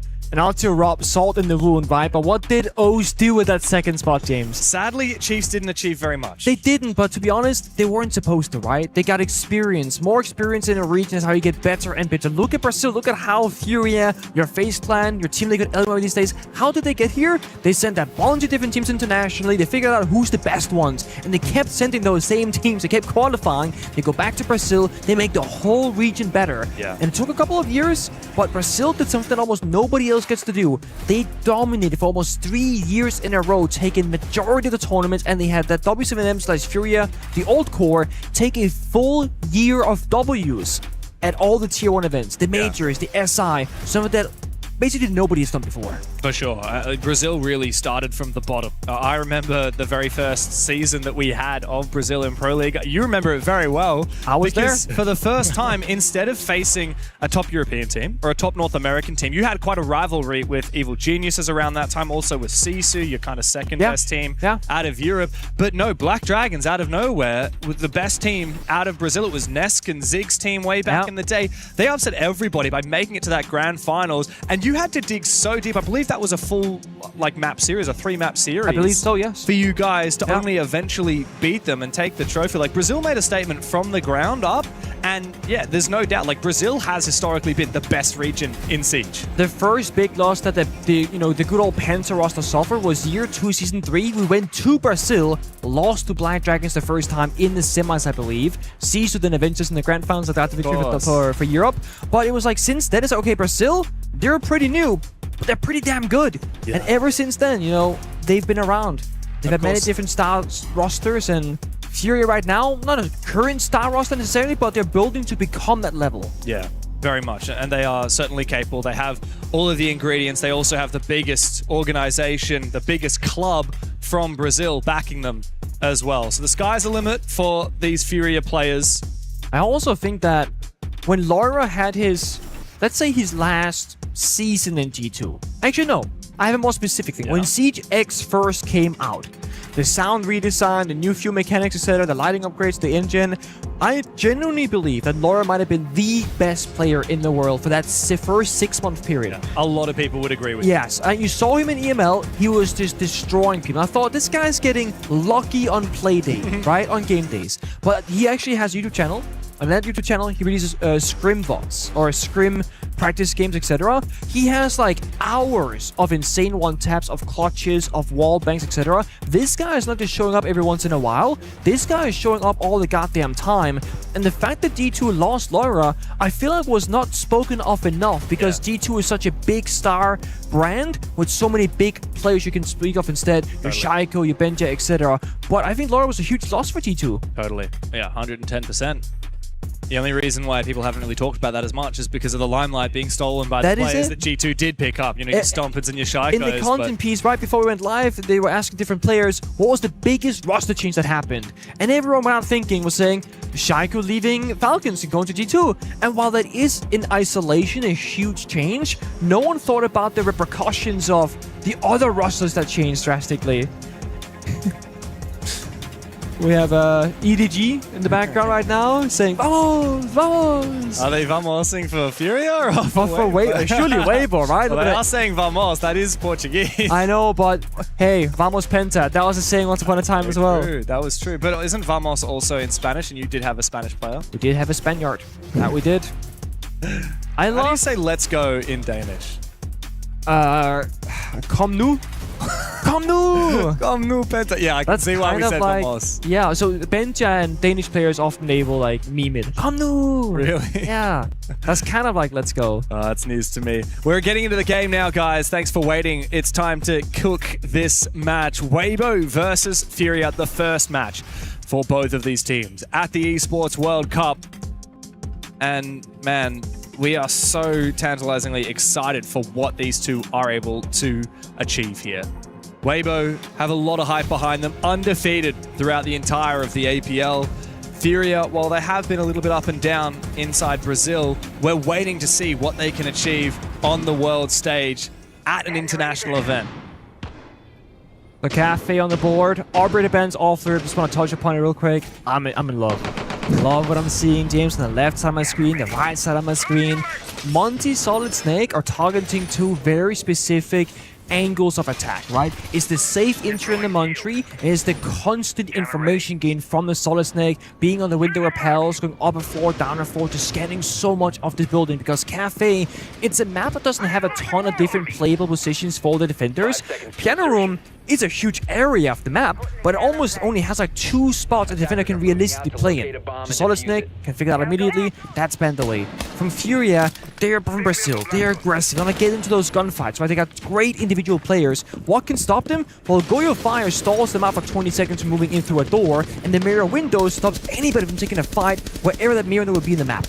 So they say, let's just carve a path easier in front of us and not be stopped by a silly utility that we have to worry about. Furia starting on the attacking side means that they have their work cut out for them. Weibo get to dictate the pace, and they've decided to go all the way down to Kitchen. Interesting starting point. That's like the tertiary site for so many people. Yeah, very true. I mean, a lot of people these days favor the middle 4 bomb sites because of the flexibility that you have. But no, Weibo want to play time delay. However, they haven't done a very good job of delaying time here because how quickly Furia have gotten into the building. That's one yokai going down as well. A second one spotted now. This is so well done by Furia. Very quick into the building. Can they convert it? And there's a couple of worries here for me. Like you said, not a ton of time denial. There's no big roaming game from Weibo Gaming, and they also don't have the Goyo cannons to help them out further. So they're facing with these 3 C4s yokais above, which so far, not successful. The IQ, great counter pick, found that Echo drone earlier, so the yellow pings are no longer there for information purposes. And I'm thinking now for Weibo Gaming, win conditions, they are dwindling right now. There's no way to stop a plant from going down once Furia get all their pieces together. They're gonna pop the hatch in dining, they're gonna start walking down the staircases, they can drop the hatch, use the sense to shroud the bomb site, and they can just go for a plant. Yes, they have Echo Yokai stuns that can stop them from planting for those like 7 seconds that it takes, but they can't kill the guy planting necessarily. They have 2 C4s, but so far away, and to make matters worse for Weibo, they also lose Hobbin early to Loira. Yeah, big kill, 70 seconds left now for Furia. They have the advantage already as they start to make their way down the white stairs. Volps takes down Reeps inside a VIP. Hobbin actually manages to trade him back from the grave with the Thorn Trap. Oh, be careful, Turds. He tries to get back in the bomb site, successfully does so. Still numbers advantage for Furia. And time is aplenty as well. Get all tools though, 3 Doka because a frag grenade in pocket, a flashbang as well. They can still just walk in freeze on top, making it work. Boxera though gets a kill on the Turtle. So again, Weibo Gaming, they want to play for time. There's so much left. Yeah, and great decision here from Loira. Oh wow, a little bit of damage on the Gotti. Speakeasy answers his phone so he can still use the yokai drones in the late round. He's about to meet 2 players. Loira takes him down with the SMG-12. Gotti now, the newest member of Weibo in a 1v4. They know exactly where it is. A little bit of damage. Trying to finish it off, but Loira burns a little bit too bright. Gotti will take him down. 1 HP in the 1v3. It just ain't gonna happen. That diffuser has been planted, and Herds will swipe him down. A phenomenal fiery start from the Brazilians. Boxera getting very lippy there, just shouting across the stage at the very first round. I do have a theory here for Weibo though that, you know, first game on stage for both of these 2 teams, often that means that the attack will be very slow, they're gonna be a little bit nervous on stage, etc. And maybe that's why they played super passive on the defense. But like we said, no Goyo, you can't really play time denial, no clear win condition, and they didn't hit their shots in the individual fights either. It means no way for Weibo to win that round. But honestly, great pace from Furia. They were in the building immediately. They had good pre-placed drone positions, and they were starting to rain terror from above with that sledgehammer. What, 60 seconds into the round? That's way too early if you're a defender. You're like, guys, we gotta do something. Yeah.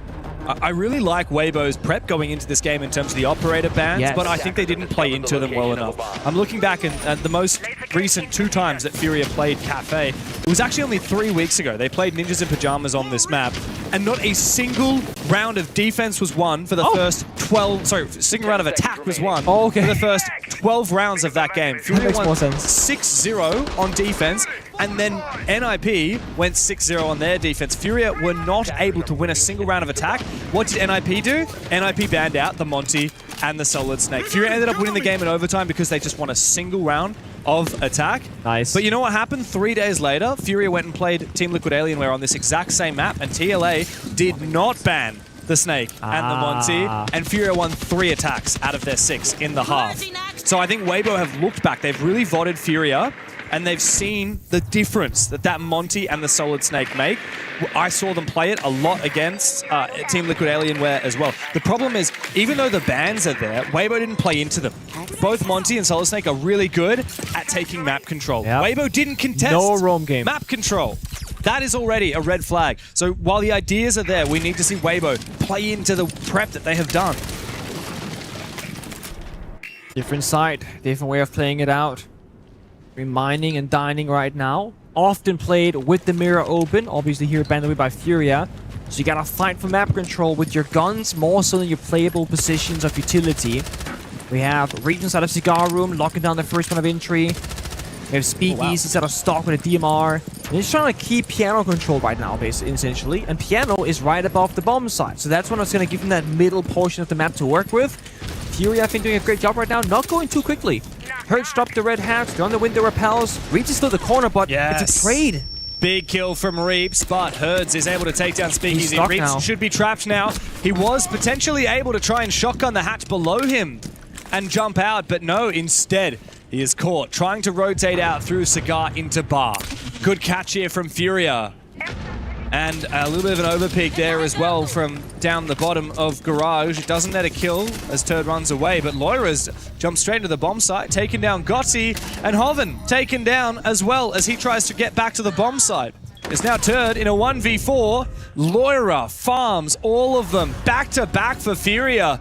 And manhandling Weibo right here. A couple of small problems again in the second round. The lack of cohesion there from Weibo. If you have Reeves stuck in the corner of Cigar, and you know this guy's got it, because they did know there was 2 different yellow pings. If Hoven walked in earlier to take that fight from the Skylight to help Reeves out of the corner, you might get 2 kills to the cost of 1. But instead, Reeves sprints away, praying that the opponent will miss their shot. A complete freebie on land? Not gonna happen.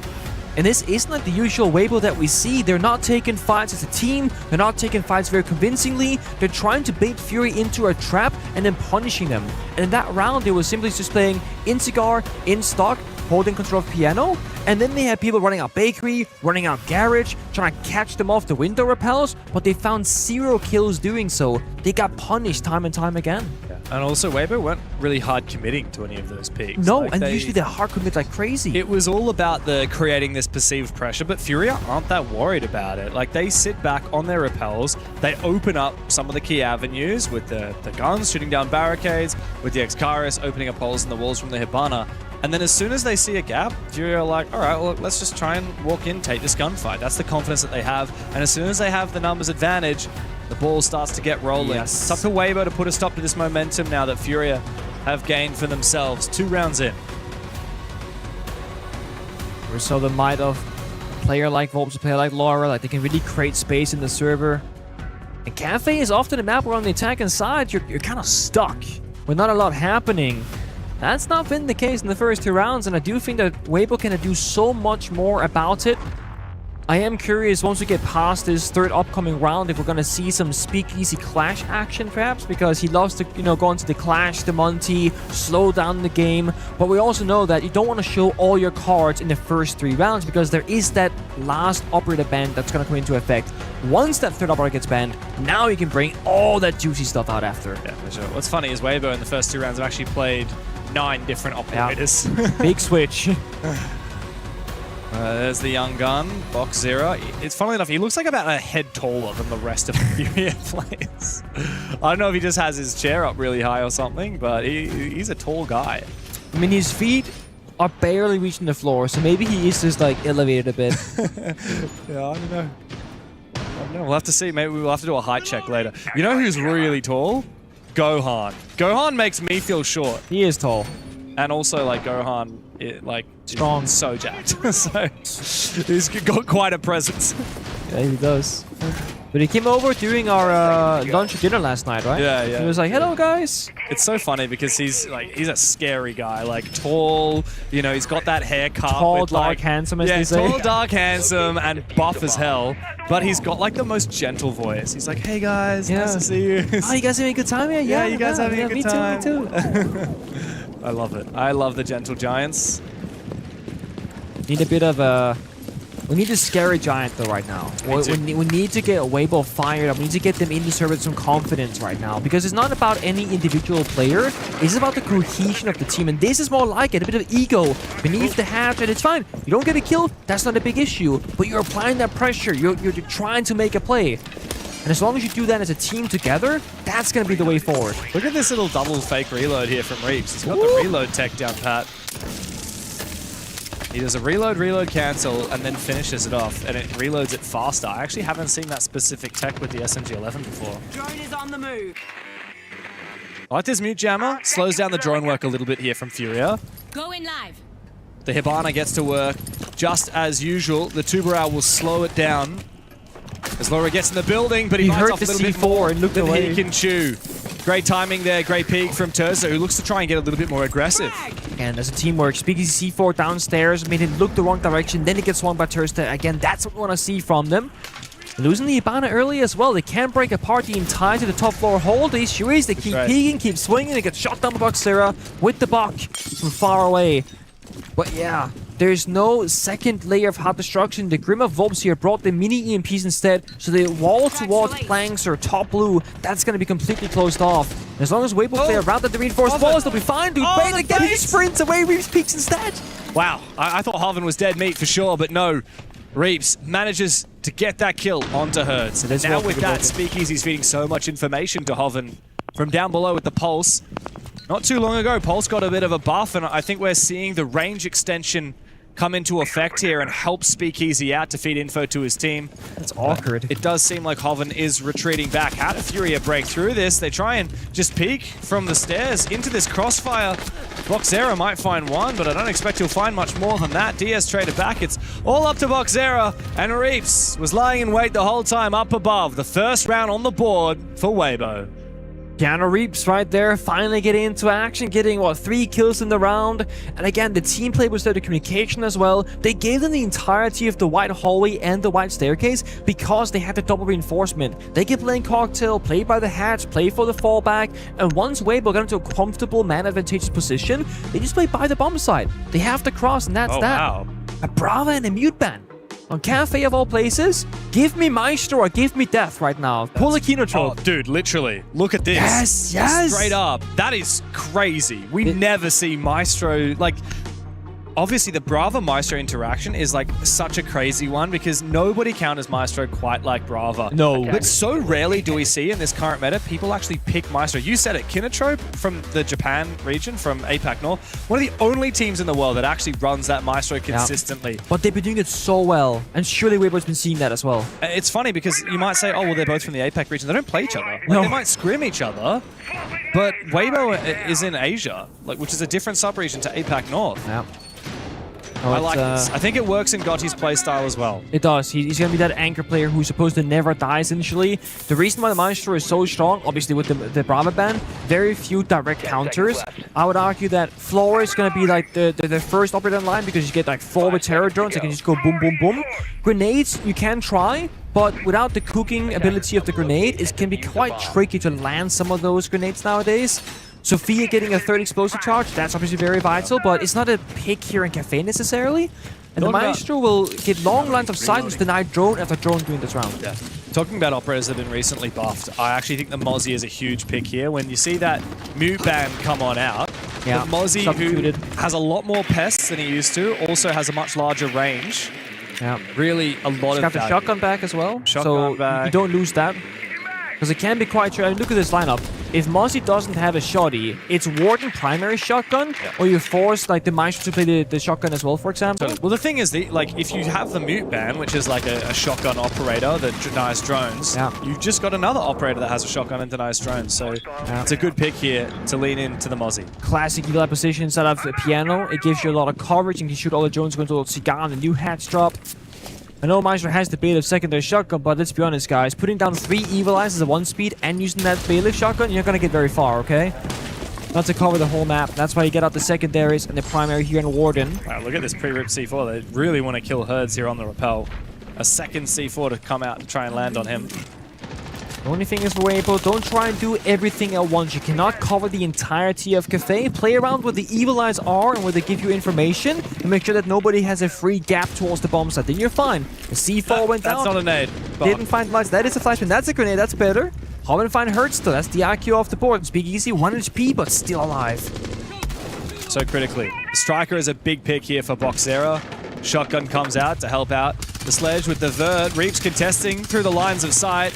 The P9 is a bit of a P shooter, but if he lands the headshot, it'll be well worth it. But Volps finally gets him down the sledge.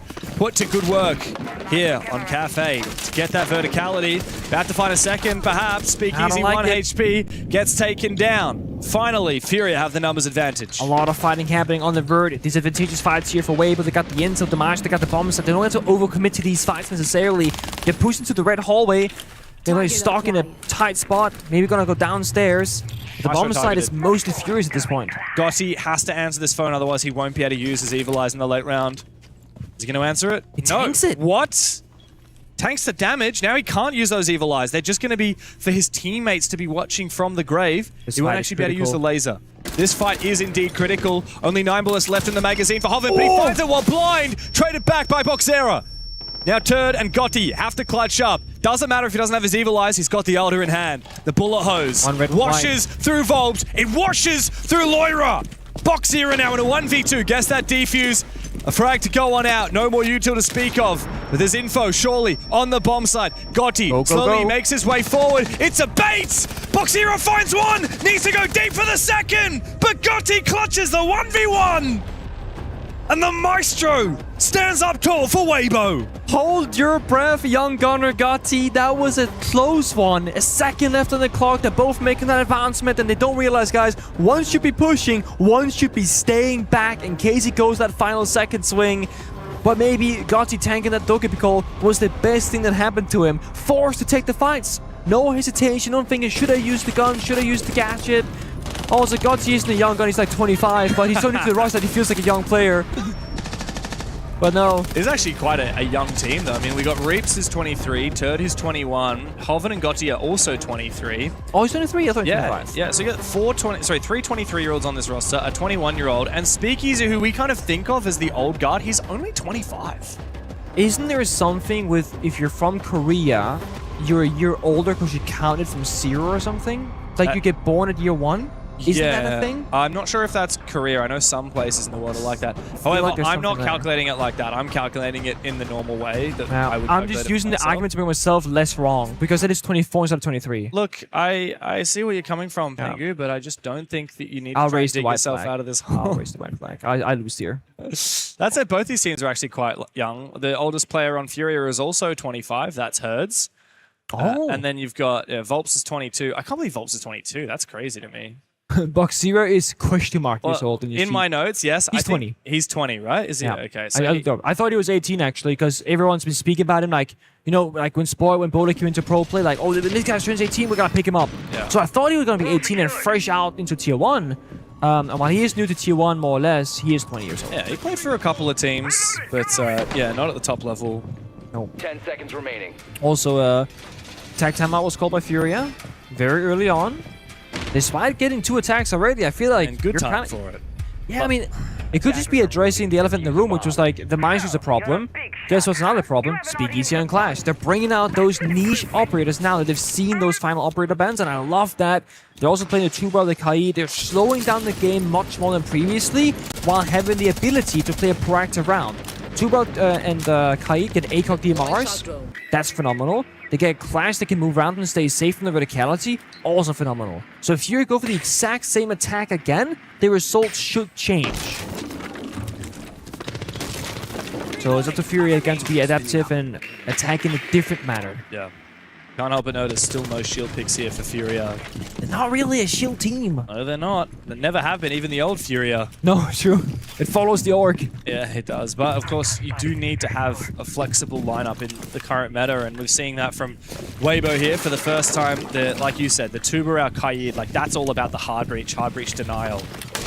And we don't really have a response to that here from Furia. All we do have is a lot of Vert, which will be very deadly. Weibo need to make sure not to forfeit these key positions, such as Reaps holding VIP. Wow.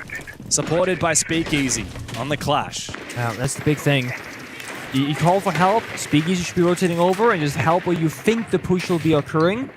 So right now, if you put the Clash backside, that's your big focus. Now you're surrendering Baker control more or less. When Fury see where the Clash is going, if they're very quick, they could just go on the opposite side of the map and go for that attack instead. But most team prioritize the back portion that we see here. Twitch strong good value, finds the solo canister. Perhaps will open up a lot quicker than it's supposed to be. But there's still so much time. 1 minute 20 seconds. Here comes Clash. Speakeasy trying to help one out. He gets smoked up. He should be fairly safe for now, but a little bit worried about any pressure from the hatch. With no smoke, Reaps tosses on over his C4. It doesn't land. Loira will drop down, look to try and get active. I think there's enough sound cover that Weibo don't know that these two players have dropped into Freezer. Nobody's by side. This could just be a free plant, and they don't really know yet. Speakeasy should ideally rotate back towards the bomb site and leave Reaps alone inside of VIP, but he wants to peek what's happening. He sees one player. The plan starts to go down. No one's home. Volps. Loira takes the opportunity to try and go deep. He will take out Hoven. The plant will be confirmed, and now it's on for a retake from Weibo. But the post-plant positions look powerful here for Furia. Diaz up on the vert, upstairs, all the way on the second floor. Reaps tries to get into the action, but he is shut out of it. He is slowly making his way towards that diffuser. But Furia have control of the round, and Volps from up above will be able to take him down. Wow. Volps finds them all. Holding in the post is a dream for Furia. And they found their 3 rounds of attack. And we gotta can that basement bomb side of Kitchen because they are not finding the wing cons. Again, the Clash was alive, the DMRs were good, they had a spare C4, but they were not in the right position. They didn't even know they dropped, you're right. 2 people dropped at 2 separate times, and yet they had no clue they were deep inside the site itself. So they push to the rotate, take a kill towards bar, go back, they start planting, no counterplay available. Don't ban Monty and Snake if you're not gonna roam. And if you are gonna ban the Brava, now here, for example, get back onto the Maestro, but play the bomb sites that play around the entirety of the map, the middle bomb sites. They're both so strong. Yeah. Another operator that the Brava ban will help out a little bit is the Aruni as well, which we're finally now seeing. But yeah, I mean, like when I see a Brava ban, I'm like, let's jump on Maestro, let's jump on Aruni, let's jump on bulletproof cameras, because those are the 3 things that are really a lot harder to counter without a Brava. I think we might be on for a rush. But don't hold me to it. But okay, I'm seeing Hurts on Blitz. That's only gonna happen when he's like, guys, we're gonna go fast, okay? When you got something like your Nomad, and we're hovering caps off a bit, you can go on like the cocktail side of the building, going through the, we call it the snow door to pillar right here. Yeah. You can air jump off the top floor, push to the side door with the Blitz, and just kind of storm the bomb site. And then if you have Capital, you use the fire through these top floor windows to then stop the breaking down the verticality. Now they did go off the Capital to Sophia, so I'm curious to see if they're going to commit to the plan of the push, or they are going to go for a half-take top floor, because the other side of the Nomad utilization is you just take Piano, Cigar, you air jump the flanks, and you walk down the red staircase and attack from lobby itself in towards the bomb site.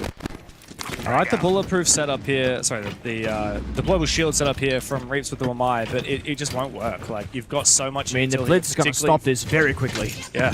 And indeed he will go straight inside. And he does go for his flash, should win the fight. Indeed he will. It's now the last round of the half, and Furia are poised to take it. A second flash comes through, and Hertz will land another kill. Gotti does find one, but that's all he will get. It's a 1v4. And he is being targeted by Box Zero. on the Deimos. Furia look to close as Gotti finds a second. Bok will take him down through the wall. Beautiful. It's an unbelievable attack half. A 4-2 split is a dream for the Brazilians. And such a great ability to figure out exactly where every character should go, right? Who can win the 1v1 fight in ag.al guaranteed? The Blitz. They say, oh my, yeah, that this doesn't matter. Drop down, flash, ADS, get the kill. Sledge goes on the window, repels on White Staircase. That locks down the hallway and top White in the rotation for the defenders to help each other. Then Laura, Sophia, goes Skylight, drops down, takes the fight with the hurts of the Blitz inside a stock shortly after. Then you have Boxier on Deimos tracking that third defender top. They attacked every single crucial member in perfect order, and there is again no response. And playing that quickly against the passive Maestro, against the intel, is phenomenal because it's too quick for anyone to use the cameras. Yeah, no, you're absolutely right. Like, what's the best way to counter any operator that you need to be on your drone for? Get active so they can't afford to get on their drone. And as we look back on the replays of the whole half, Weibo really only had a few shining moments, few and far between. And here, like, this would have been a 5-1 if it wasn't for this clutch from Gotzi. Yeah. Keep that in mind. Furia were incredibly good on that attack of the basement, the ground floor, and yeah, this round in particular, huge. Then they go in further. He gets Friend here right behind him. Peeks top White together to get 2 kills for no loss. And again, because Volb's in the window, repel right behind this entire play, they knew that top White was clear. So they're fighting like a very linear angle, making it so easy for themselves. Very good. Very fired up here for Furia. I think that reaction for Weibo was after one of the rounds they won. not that. Hey guys, we lost! Woo! Look, it's not a good enough half here for Weibo. That's really the only way you can say it. Like, 2 rounds of defense on Cafe is far below the standard. There's always that downside of gassing up a team because you feel like you know their level, and then they have a slow start. Happened with CAG as well. CAG then woke up and started taking some names, Shopify being one of them, started really turning around their own story. For Weibo, they can still do that in this matchup. They're on the attacking side of Cafe. It's challenging, but it is winnable. I was going to say multi-ban has to happen. Speakeasy is too good at it. The second ban, I think, is very up in the air. Could be a Deimos, could be a Dokkaebi, could be a Solid Snake. If it's anything else, I will be a little bit surprised. Could be a mibr, or my Asami as well here in the flip side. If you're Furia, what do you want to get rid of from Weibo? Is it that Solid Snake? Solid. Oh, the mute. Okay. I like the mute ban here from Weibo. This is really good. I'm all for it. The only caveat here is that you don't know with certain. Okay, I don't know with certainty if you're gonna bring it out, right? That can be a great third operator ban if you're not sure. Weibo, obviously, with this being the second choice, they're very sure about it. It's going to enable not necessarily too many other operators. Like, technically, Deimos track is now fully valuable. You can hide on the jammer for Dokkaebi calls, etc. But generally, mute is more of like an annoyance factor, right? You can't drone to the doors, has a C4 bulletproof camera, has great weaponry, can be played on every bomb site. But it's not going to be like, oh my god, now we can breach every wall. It's like, no, Kite still exists. Ban still exists. Yeah, look, Furia, when they played against Team Liquid Alienware, only actually picked the mute 2 rounds on their defensive side. Deimos Dokkaebi then. Or 3 rounds on their defensive side. And against Ninjas in Pajamas, another 3 rounds. Which is okay. I mean, it's like a 50% win rate, pick rate. It's not the highest, not the lowest. It's all about how you play into it, though. That's the case with all these operator bans, as we've said. It's about the way that you take advantage of the situation. We're also very much a shield team. Like, Speakeasy, one of the best Monties going around. Yeah. But with that Monty banned out, the question is, does he play the Blitz or does he play the Blackbeard? He's a very good Blackbeard, but it's more situational. Reloading. Cafe, you need a lot of util, right? Like, every one of these bomb sites is very complicated. There's a lot of vert, there's a lot of util clear. Yeah. So any operator choice is very expensive. You're always going to be short something on Cafe. If the defenders set up like a good maze of issues they gotta solve. You're starting downstairs again though, also for the side of Furia and Kitchen. So we're gonna go top down, full clear here for Weibo. Starting in Cocktail, marching down the White Staircase, they got good drone work. And much like when Weibo were defending it, there's no roaming presence above here from the side of Furia whatsoever. So you're surrendering all the control. And Now again, we gotta talk about, you know, you do the vert, they got both, they got the sledge rather, and then you shoot to the forwards and DMRs, etc. as well. That's gonna do the vert. You pop open the hatch, that can be done as well. Actually, hold up. Is the hatch open? No, hatch is... It's reinforced, James. Is there no hard breach? No hard breach on the side of Weibo. They must have messed up here. Is this Speakeasy was meant to bring hard breach but brought nades instead? Is that the problem? I'm thinking that's the problem. Or Thursday on Deimos. But the thing is, there is a world where like they never intended to open the hatch, but I feel like there's never a world where you don't want to do it. Because even if you go for a bakery attack, that's the backstab. That's where you get inside the bomb site late round as a surprising factor. And typically, if you go for a vert take, you're executing in freezer and you want that hatch open. Like, if you're going to take bakery, you don't need to take vert. Interesting. We'll keep our eyes peeled. Right now, they are targeting all that utility inside our wedding, inside our bakery, main lobby door as well. And they are by the red staircase. Simon just runs up and takes the kill, gets traded back, but like, how does that happen? That's Speakeasy as well. That's the cover of the sense now removed from action. So, is it time for plan C? No hard breach, no sense. It's going to be an awkward attack here from Weibo to finish off this round. Yeah, I think the VIP is now impossible to clear now without that sense. Gotta go for kills, honestly. Yeah, you really do. Maybe you could go for a bakery execute. Remains to be seen. It's time to try and start flushing out these players inside a reception. Box 0, though, supported by his teammate. Confirms that kill onto Reaps. Him and Herds together are locking down this side. Turdster desperately trying to 1v1 from the other side onto VIP from bottom of White Stairs. Doesn't work out for him. Gotti finds 2 big kills with the SMG-12. Loira is separated and taken down. Now it's all up to Volps with the SMG-12 in hand. Up against 2. Time is ticking away.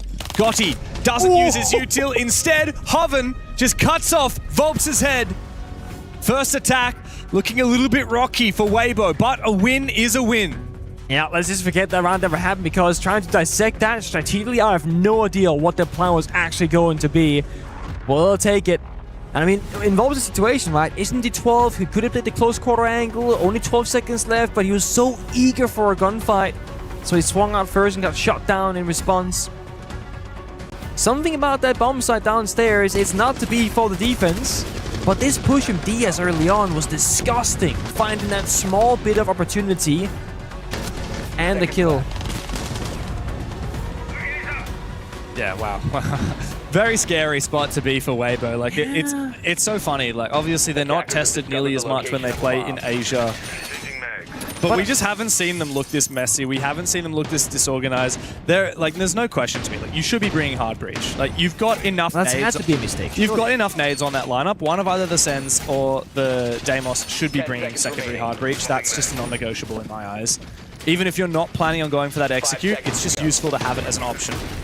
Surely we'll get it this time on the Grim, though, at least. I was going to say, what if they don't do it again? I mean, oh, they didn't do it again. Well, they're not playing that bomb site, at least. So no. Hard breach doesn't matter. Okay, I have faith here. It's okay. I don't think you need hard breach on any of the other bomb sites. Unless you want to utilize it, yeah. But not like a must-have. Not on the scoreboard side, right? Gonti, the news member, had a 1v1 clutch. Sitting on 8-3. It was also had a big 2K that round. Had a big 2K that round. Turdstad, the entry star fragger, 1-8 currently. Speakeasy 0-6 as well. Very unusual to see Turdstad struggling so much. Speakeasy we don't mind, usually, because he's not usually in a fragging position, but Turd is meant to be one of the core fraggers. We gotta get your first kill, right? Like, that's a mental barrier as well that you got to overcome. Oh, guys, I'm 0-3, 0-4, now you're 0-6, and Furia, they're not shy to take a gunfight. If you're hesitating, you're doubting yourself a little bit because you're not finding that first kill, that can make you lose another gunfight. Yeah. So really watching that first kill with Speakeasy here. Turd actually has the second best stats on the team, typically, just behind Reap. So they're some of the best players in the entire of Asia. Oh, wow, that nitro from Bok. That's such a shame. That definitely would have gotten a kill had it gone out the door. They've already gotten the first one right. So honestly, getting a second is wishful thinking. Right now, it's on to Weibo to make the push, to make that the map control work in their favor, but they're up against the Clash. They've lost the Dokkaebi for the Intel game. They've just slowly started taking top floor control and start blocking open the verticality, but there's so much work to be done. Come on, Hoven. This could be a free kill if he times it well. Or if the rest of Weibo are able to flush the Kaid out. Beautiful. Never mind. Speakeasy finds the entry, gets his first kill of the game. Finally, the monkey off the back, and time to go deep here. Speakeasy is pretty low, though. shouldn't be taking too many fights. The Grim will be perfect for preventing Loira from aggressing up the white stairs. The gas will keep Speakeasy at bay for a bit longer. A minute to play. Weibo have plenty of options. Yeah, and finally that bot is into action as well inside of mining in the red hallway. Speakeasy now controls the center of the map. Doesn't get injured, thankfully, but 1 HP left in his pocket there. Gonna be flanked from the right stairs potentially. The brown stairs behind him has to be very cautious here. Yeah, he does. Also because of Diaz. He does spray down, get the injure. I don't think Diaz will be aware of it. Reaps finally takes down Loira, though. That was the player who was on the white stairs earlier. I think he went for a rotate after he was revealed by the Grimm's Bees. Now Weibo, still with Speakeasy on the floor, in theory have the advantage, but how do they deal with Volps on the clash? 20 seconds, not a lot of options. Go with fire pop as well, it's a problem. I'm not sure that Weibo accounted for it. Need to go for kills. They're gonna be limited though, almost no ways in now, unless they sprint to that fire, but Speakeasy and Reaps are both so low. Time is ticking away, and Volps gets his gun up. We need to have an entry here. Gotti crosses into a plannable position. Sure Volps looks to try and take that. He gets aggressive, but Reaps will take him down. Big flank opportunity now for Herds, but he doesn't deny that plan in time. 3 players up for Weibo, but all of which low on HP as Diaz and Herds together look to try and make this retake a reality. Reaps in perfect position outside of the site window to cover it. Should Furia try and get back on that defuse. And Speakeasy from way downtown with the hollow sight shuts up Diaz. It's Herd in a 1v2 now, and Reaps knows exactly where he is. That DMR strikes true for 1. A second shot, and Herds will be toast. Weibo have been fighting from behind this entire game, but finally, they tie up the scoreboard. Beautiful. No fear whatsoever. They just sprint through that fire and a very good job there. They change towards the diffuser carrier because 2 members are too low on health to actually sprint through the fire itself. So they drop the case, give it to Hoven, the Bok, who's doing the vertical destruction, to sprint all the way deep throughout the bomb site, and they cover from the exterior. And you saw in that 2v2 post plan, Fury are thinking one guy's gonna be above because that's the strongest position, and one guy will be outside the window, but they had the incorrect read. Speakeasy, who was that library middle of the map player, went back in towards Pillar, into that main lobby area instead, and they completely caught Fury by surprise. And then they realized, okay, we read this incorrectly, gotta sprint back downstairs, and now there's no time. I'm stuck on a staircase against that DMR, against the crossfire. That's not gonna work. They do have some fight in them, but it has been such a weird game for Weibo. It's been a weird game in general. I mean, this is only 2 rounds of defense won and 8 rounds of Cafe. Need I remind you that we saw a 14-round game of Cafe from Furia just 3 weeks ago where only a single attack round was won. Yeah, that's 13 rounds of defense to just 1 round of attack. And now we're seeing a 2-to-6 ratio in favor of the attack. Very strange to see. Both of these teams are really confident at taking the first steps on their attacking side. Mind you, this is still Weibo fighting from behind in the first, minute of the round. Tursta dying early, Speakeasy dying early the previous round. Yeah. They haven't had that, okay, we got the opening, we got the right operators. I mean, Weibo's should be okay. Yeah, they won 2 4v5s in a row. Yeah. So it's just, again, a matter of time that if they get fully fired up, they get every member available in the server to do their very best and find that opening kill every now and again. And that 4-4 scoring could very quickly shift in their favor, and this is their perfect opportunity to change it. Wolves again on his Clash shield, and I only have one thing about that I don't like. Wolves is the top fragger, who's now been almost pacified on the Clash. He was so lethal on the attack, and now he's just giving information, waiting for the final few seconds, trying to go for a desperate play of planting down that previous round. What about Diaz? I won't be surprised to see him get on the SMG, though, with the Clash. He will be peeking some people, but he does have a role to fulfill right now, and it is staying alive. Here comes an entry, though, from Reaps. Wants to take the 1v1. A lot of damage on the box. Zera. It's a trade back and forth. It's a bloodbath on the top floor as Loira finds 2. He tries to hold on to his position, gets the injure on a Speakeasy as well. It's just Tursta. 1 and 8 for the Kiwi. He's got a lot to do, and now Volps knows exactly where he is. It's a jump out for Loira. That makes it a 3K, and Furia back in the lead again. And again, I know it's a very small detail, right? But almost every single play day. Okay, now he's sitting down now. Let's make sure. We're going to have to get a seatbelt for Loira. Reeves doesn't miss those in domestic play. And that's not a matter of like Furia better enemy. No, Reeves walked down beneath the skylight and finds that 9.99 out of 10 times. He whips a few shots. It becomes a trade injure back and forth, and the push dies with it. And then his teammates, they also are not successful behind the C4s go out, the clash shield, etc. But if that's a clean kill for Reeves, the entire push should just continue forward. Yeah. It's the small things, and Weibo Game will call attack time out of their own. They've banned the clash, and in response, Furia banned away the Grim. Yeah, very much an important round for Weibo now. It's either match point against them, or it's tying the scoreline to break point. This is where they need to dig deep, and so Gohan will get in their ear and start talking shop.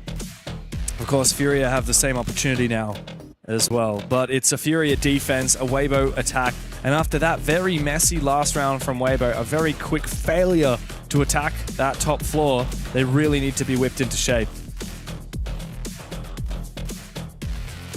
I was thinking here on my own, like, what exactly could shift? It's so hard to put my finger on, like, what is the problem for Weibo right now? It just feels like, one, consistency of like properly playing through a round, getting all the pieces together. And then two, they have never had a game, I think, in the entirety of stage 1 and maybe even kickoff where Thursday goes 1-9. I was thinking that. They always have the power in the fragging department to say, guys, we're gonna do this. You're gonna go over there. You're gonna go for a kill. We're gonna have those clutch moments whenever we're playing from behind. They are really missing a person who's always in the server. I genuinely don't remember the last time that Turdster went only one kill, especially some other international event, I'm sure, in a single map. That's the thing. Like, I think a lot of people talk about Turdster, like, so much potential, and he's a really high ceiling player, but occasionally when the pressure starts to seep in, he doesn't perform. And he's one of the two primary fraggers on this team, with Turd and Reeves really being the core frontline, Hoven often supporting it. How is it that Gotti is second to top fragging behind Reeves? He is meant to be the guy that... He is, apparently, but it's not going to be enough. Like, no. Bro has a job to do, and it's not find kills. That's right. I mean, I do think Gotti is playing the cut role on the attack, often playing Lion, Dimar, and whatever else, holding an angle. So I think Gotti attacking kills, high value, but Gotti is your last line of defense, and that's where he's found most of these 8 frags. And that does tell the story that someone else is lacking behind. It's a case of that.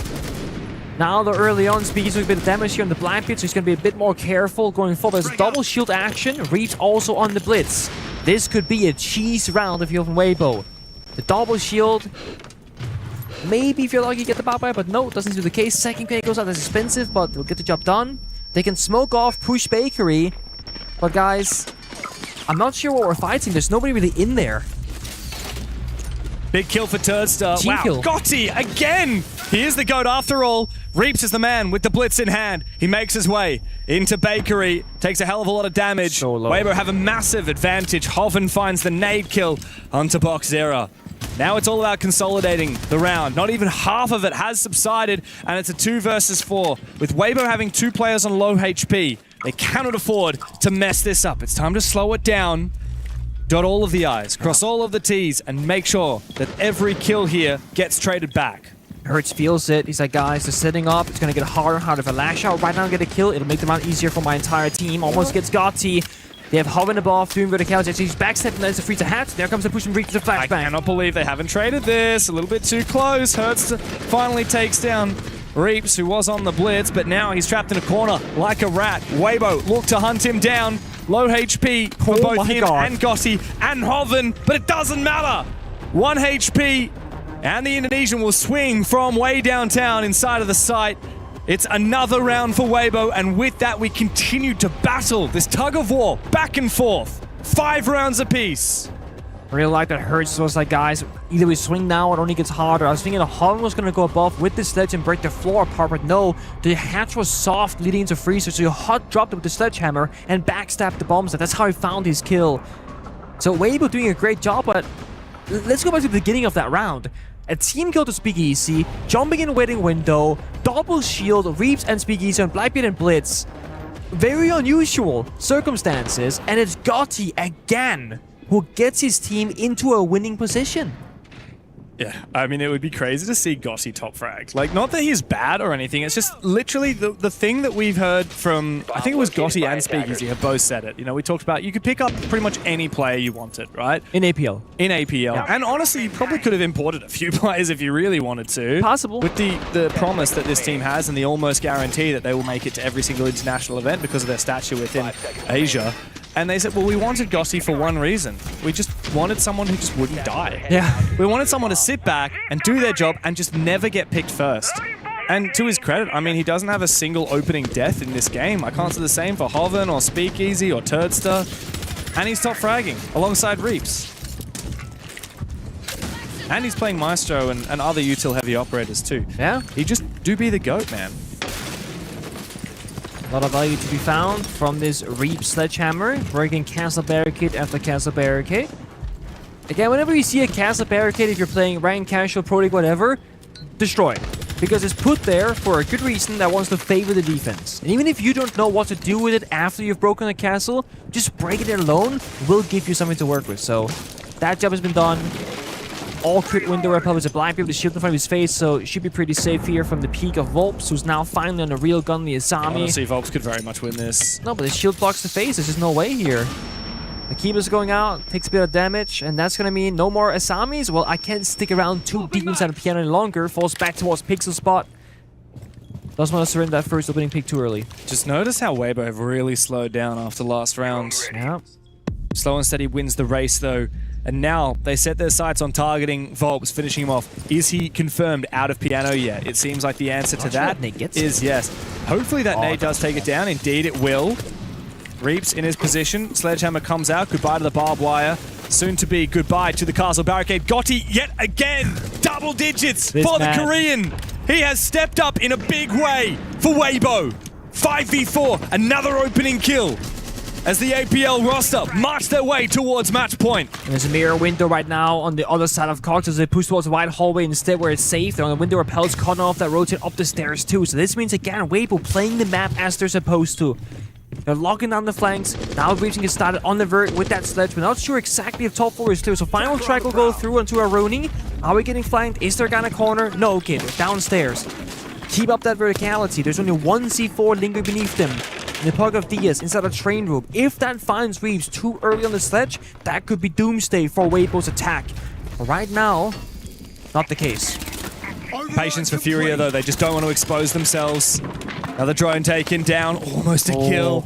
Onto Diaz. Saving it for the plant. Time is ticking away. Weibo may find themselves in a 5 versus 4 execute. Nay, a 4v4 execute, which could be devastating. Reeves thought he had a chance, but no, misses it.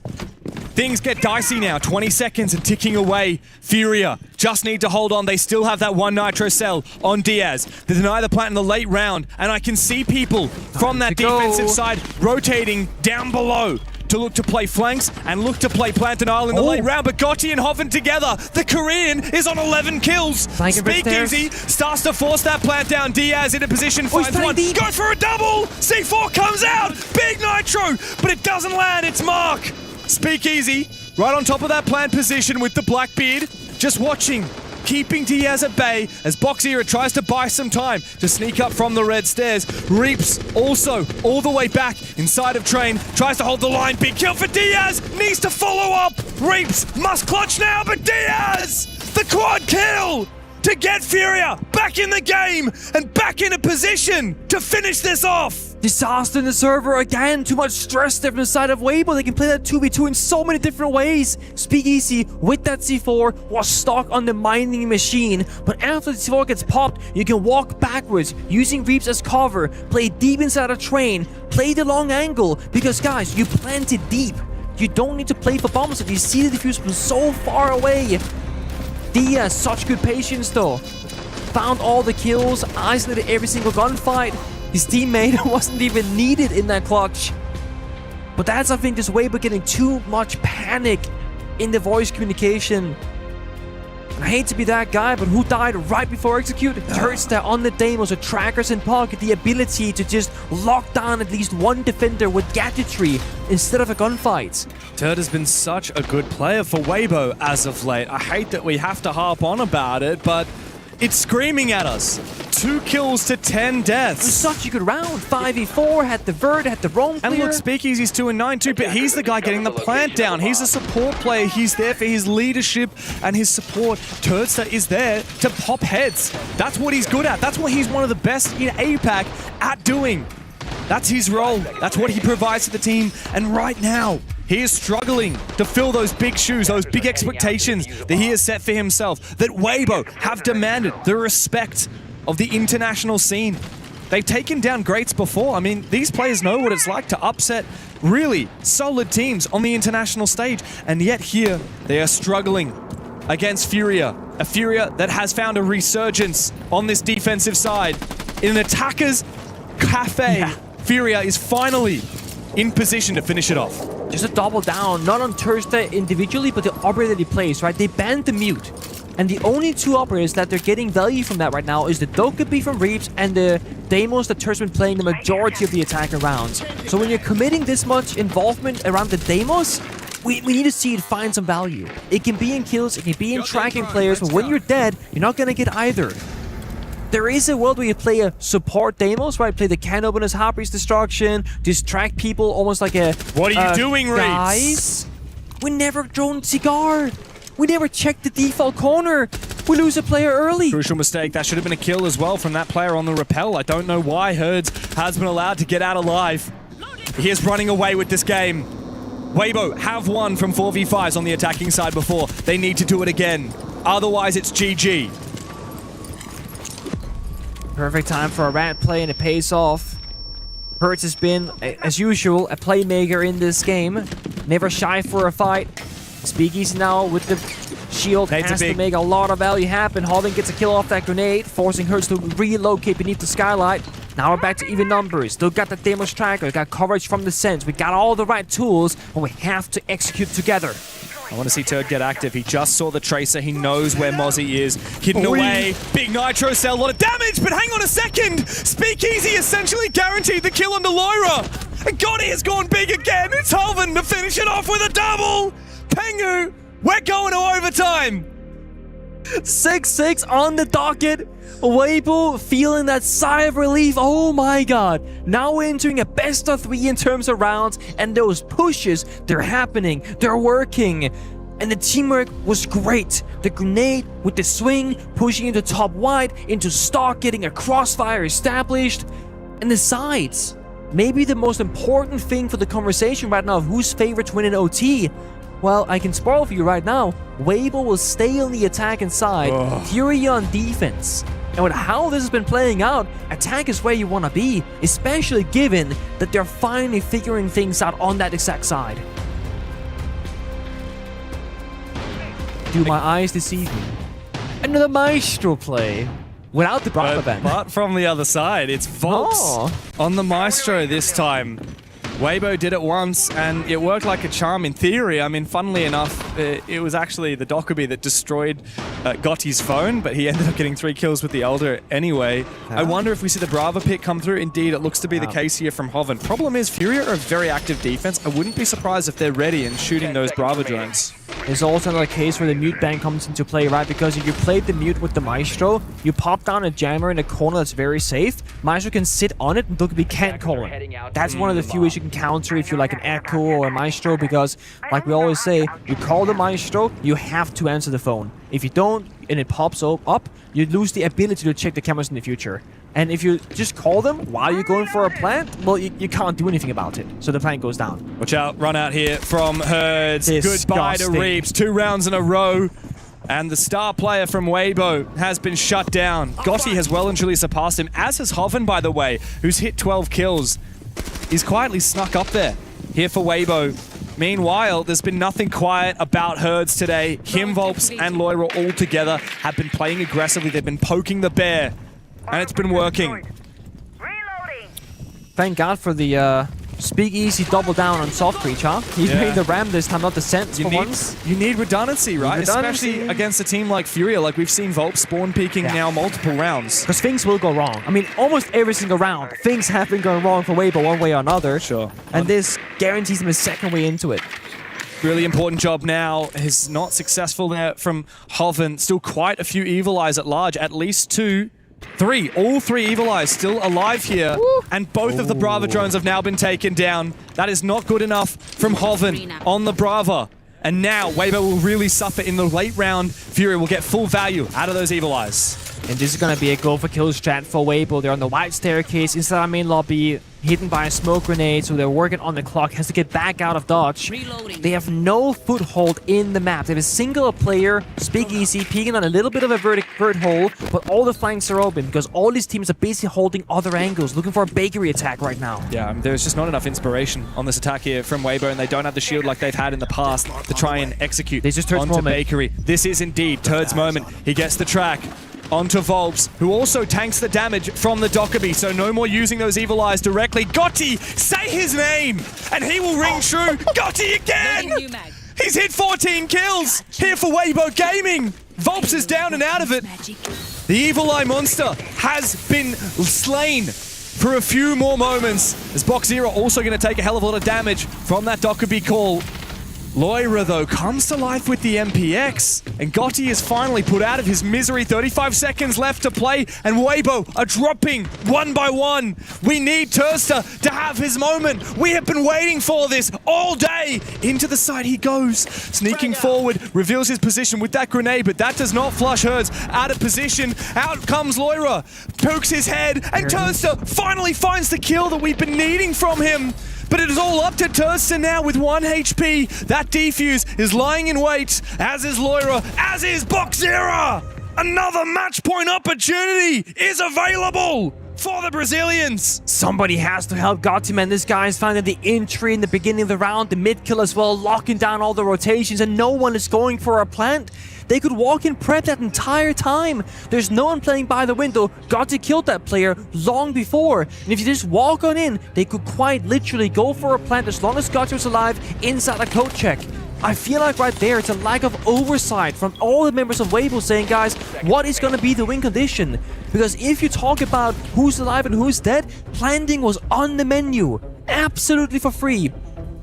And yet, they never went for it. It was never even attempted.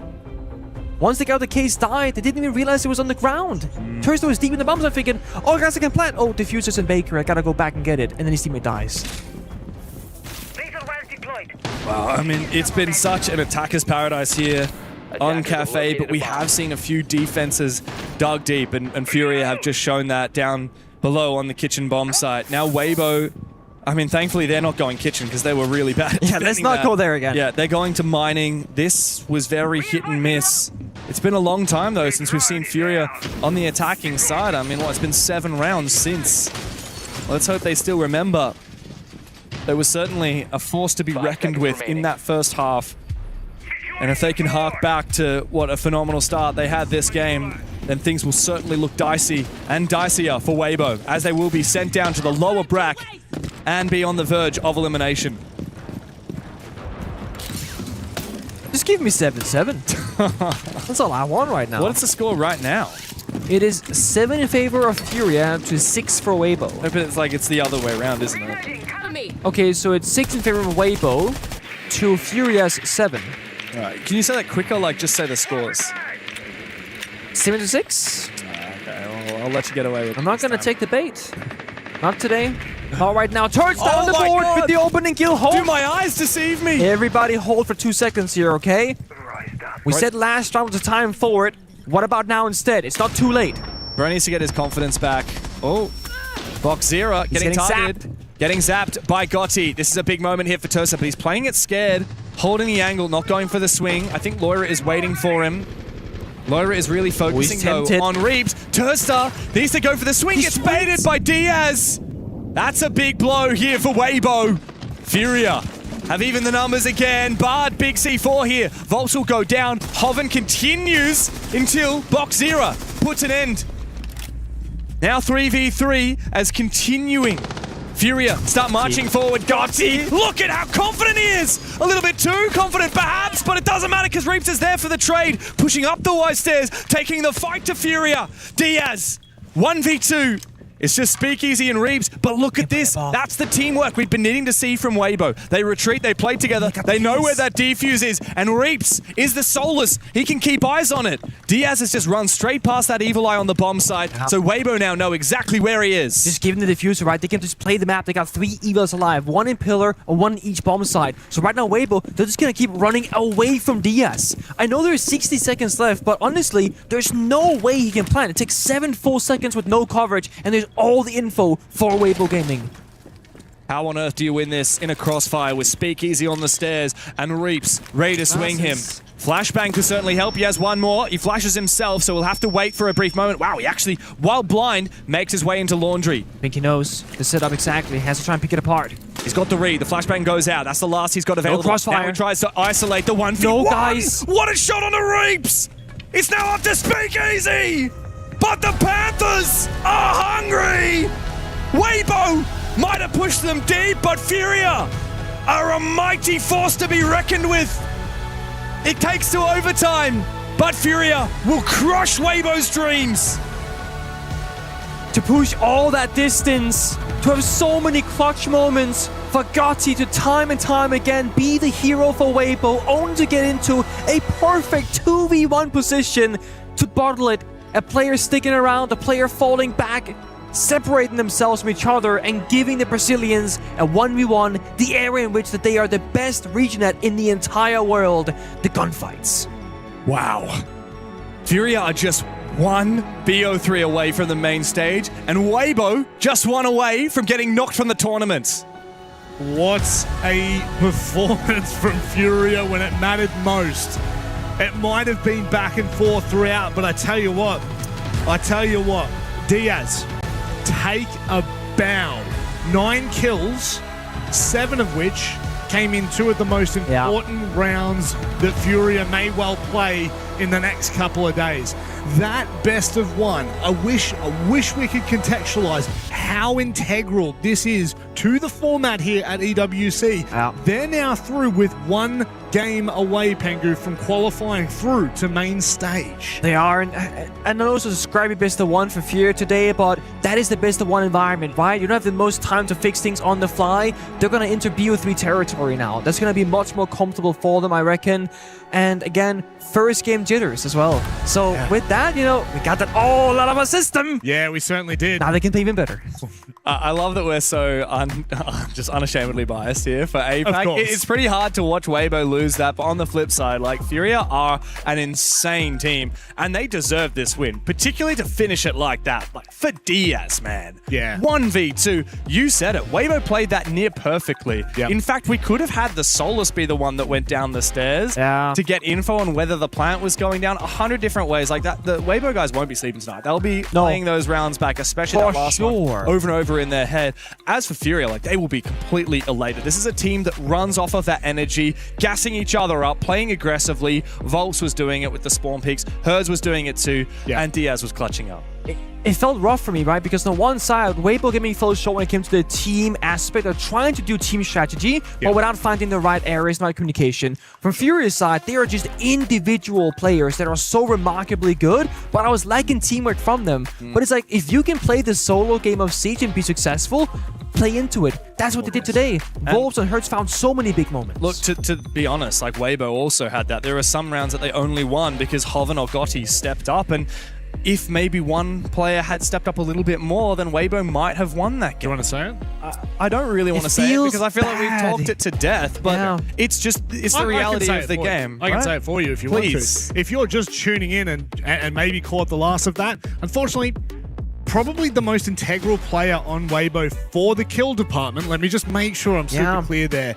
Turd, unfortunately, just did not have a hot game. He was struggling to find openings. He was struggling to find even impact on some of the most important operators that we have. And look, this is what LAN does, right? LAN changes the environment completely. And you can scrim at home, you can scrim wherever you want. But when you're going up against former world champions Furia, it is one 1%. That is the difference between you getting absolutely obliterated and you having an impact. For sure. Yeah.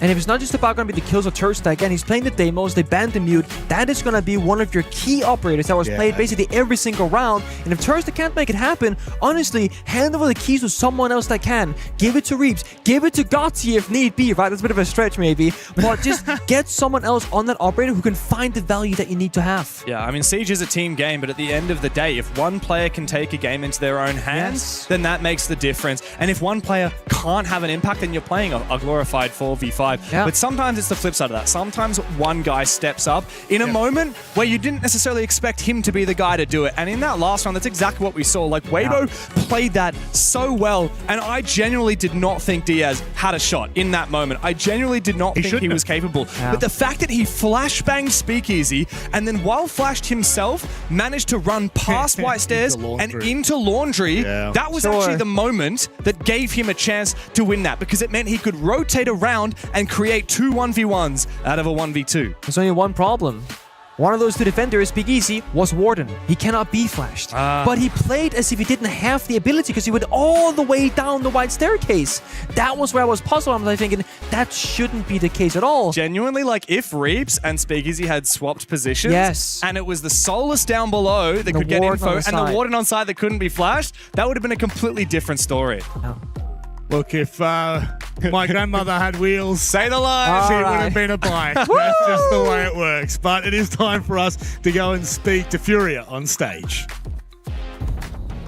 Thank you, gentlemen. I'm here with Diaz from Furia. Diaz, I mean, you just need to give yourself a bow. I mean, round 11, huge 4K quad clutch out of you. But then in that last round on Habana, such a smart play. Flashing the guy white, peeking in fireplace, get that kill, go for the 1v1. I mean, phenomenal stuff.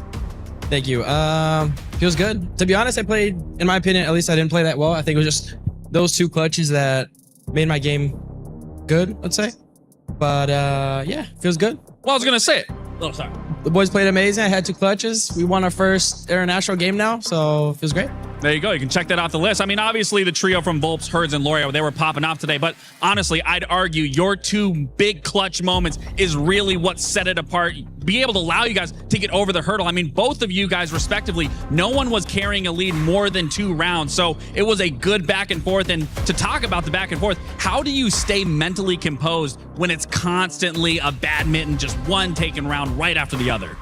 Our team, the way we deal with it, we don't really think about it. We play round by round, and yeah, that's basically it. We don't really think about it. At the end of the day, we're just playing Siege, having fun, and shooting people. All right, well, you talk about having fun. You are one step closer to be able to make playoffs. I believe your opponent possibly might be Enterprise. Is there one opponent that you would rather have, whether it was GK or Enterprise? Obviously, you have a friend over on GK, but is there one or the other you'd rather play against? I'd rather play Yog, for sure. All right, well, sounds good. Diaz, congratulations on the win. You guys were looking very strong. A very neck-and-neck match. Very tiring. I can only imagine how Diaz and the boys are feeling. But that's it for us down here. I'll send you guys to the desk one last time. Thank you very much for that, Lax. And yeah, we heard, I guess it can come down to 1 or 2 rounds. And whilst Diaz is saying, yeah, sure, he didn't have the greatest game in his own eyes, that does not I don't matter. care how many kills you got. Like, if you get a 1v2, that round is on you. Yeah, like, what about a 2v4? Yeah, dude, that's all that matters. Look, even like if it had been flipped and the final round was Turdster in a 1v2 and he won it, I would say, honestly, that's so much redemption. Yep. Even if he was still like going 4-11, like that is redemption, because a clutch is...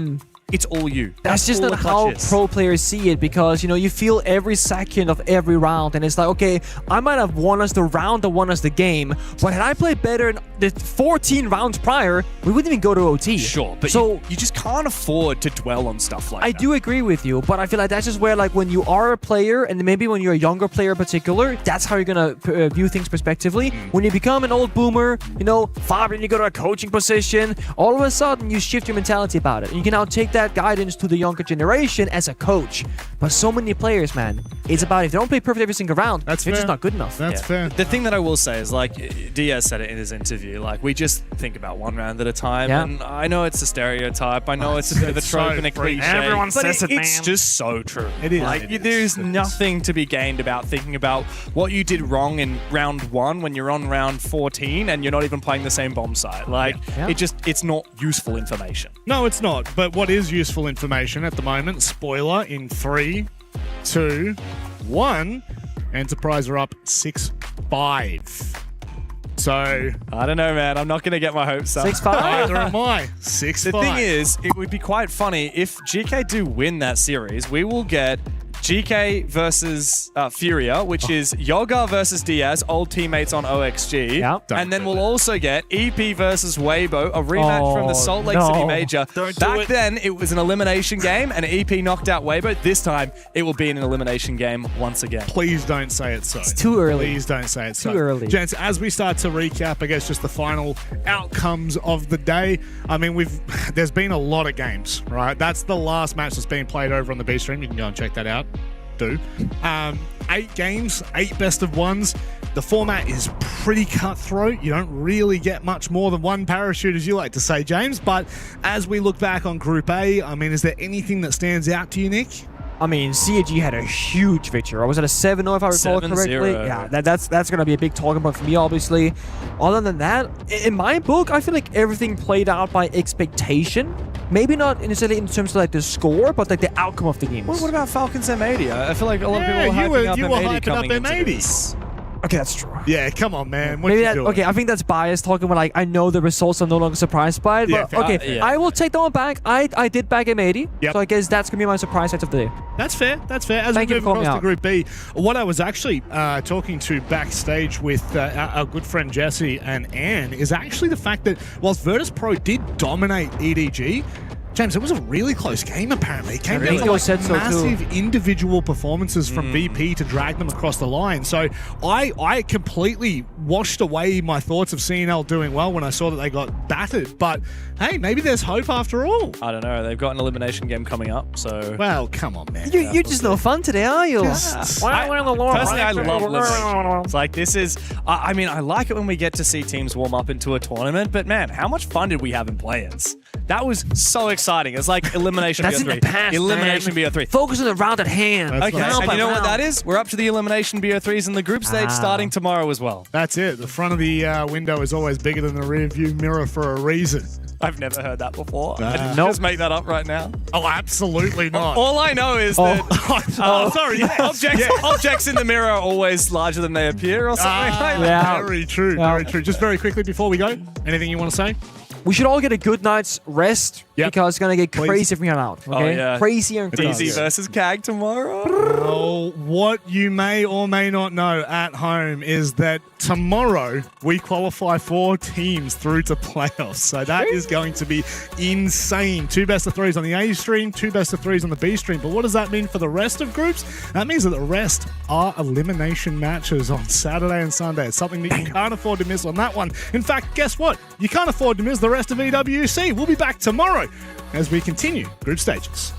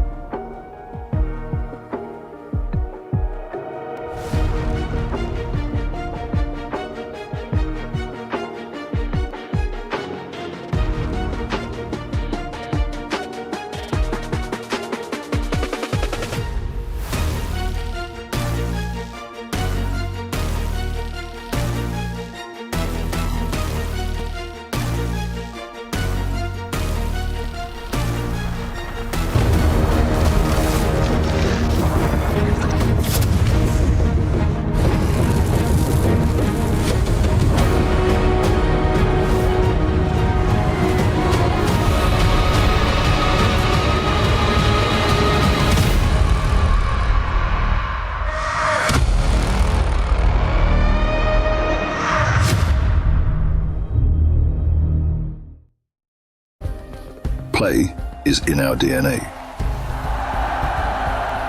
Whenever we let it out, it becomes our superpower. Now imagine an entire city being built to supercharge it. Qiddiya City, powered by play.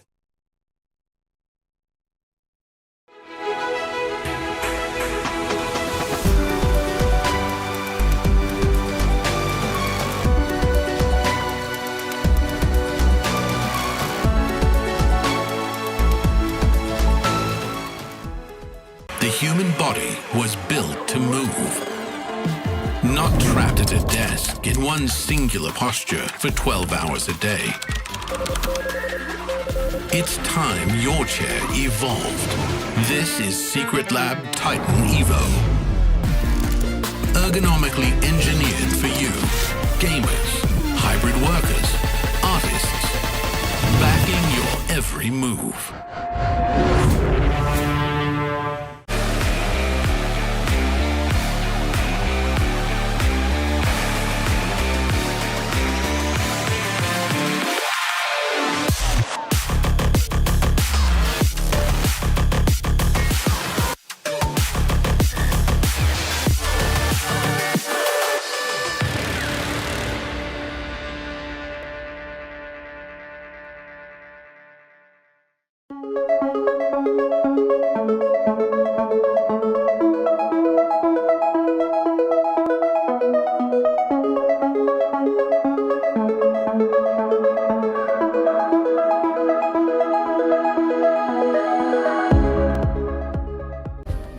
Play is in our DNA. Whenever we let it out, it becomes our superpower. Now imagine an entire city being built to supercharge it. Qiddiya City, powered by play.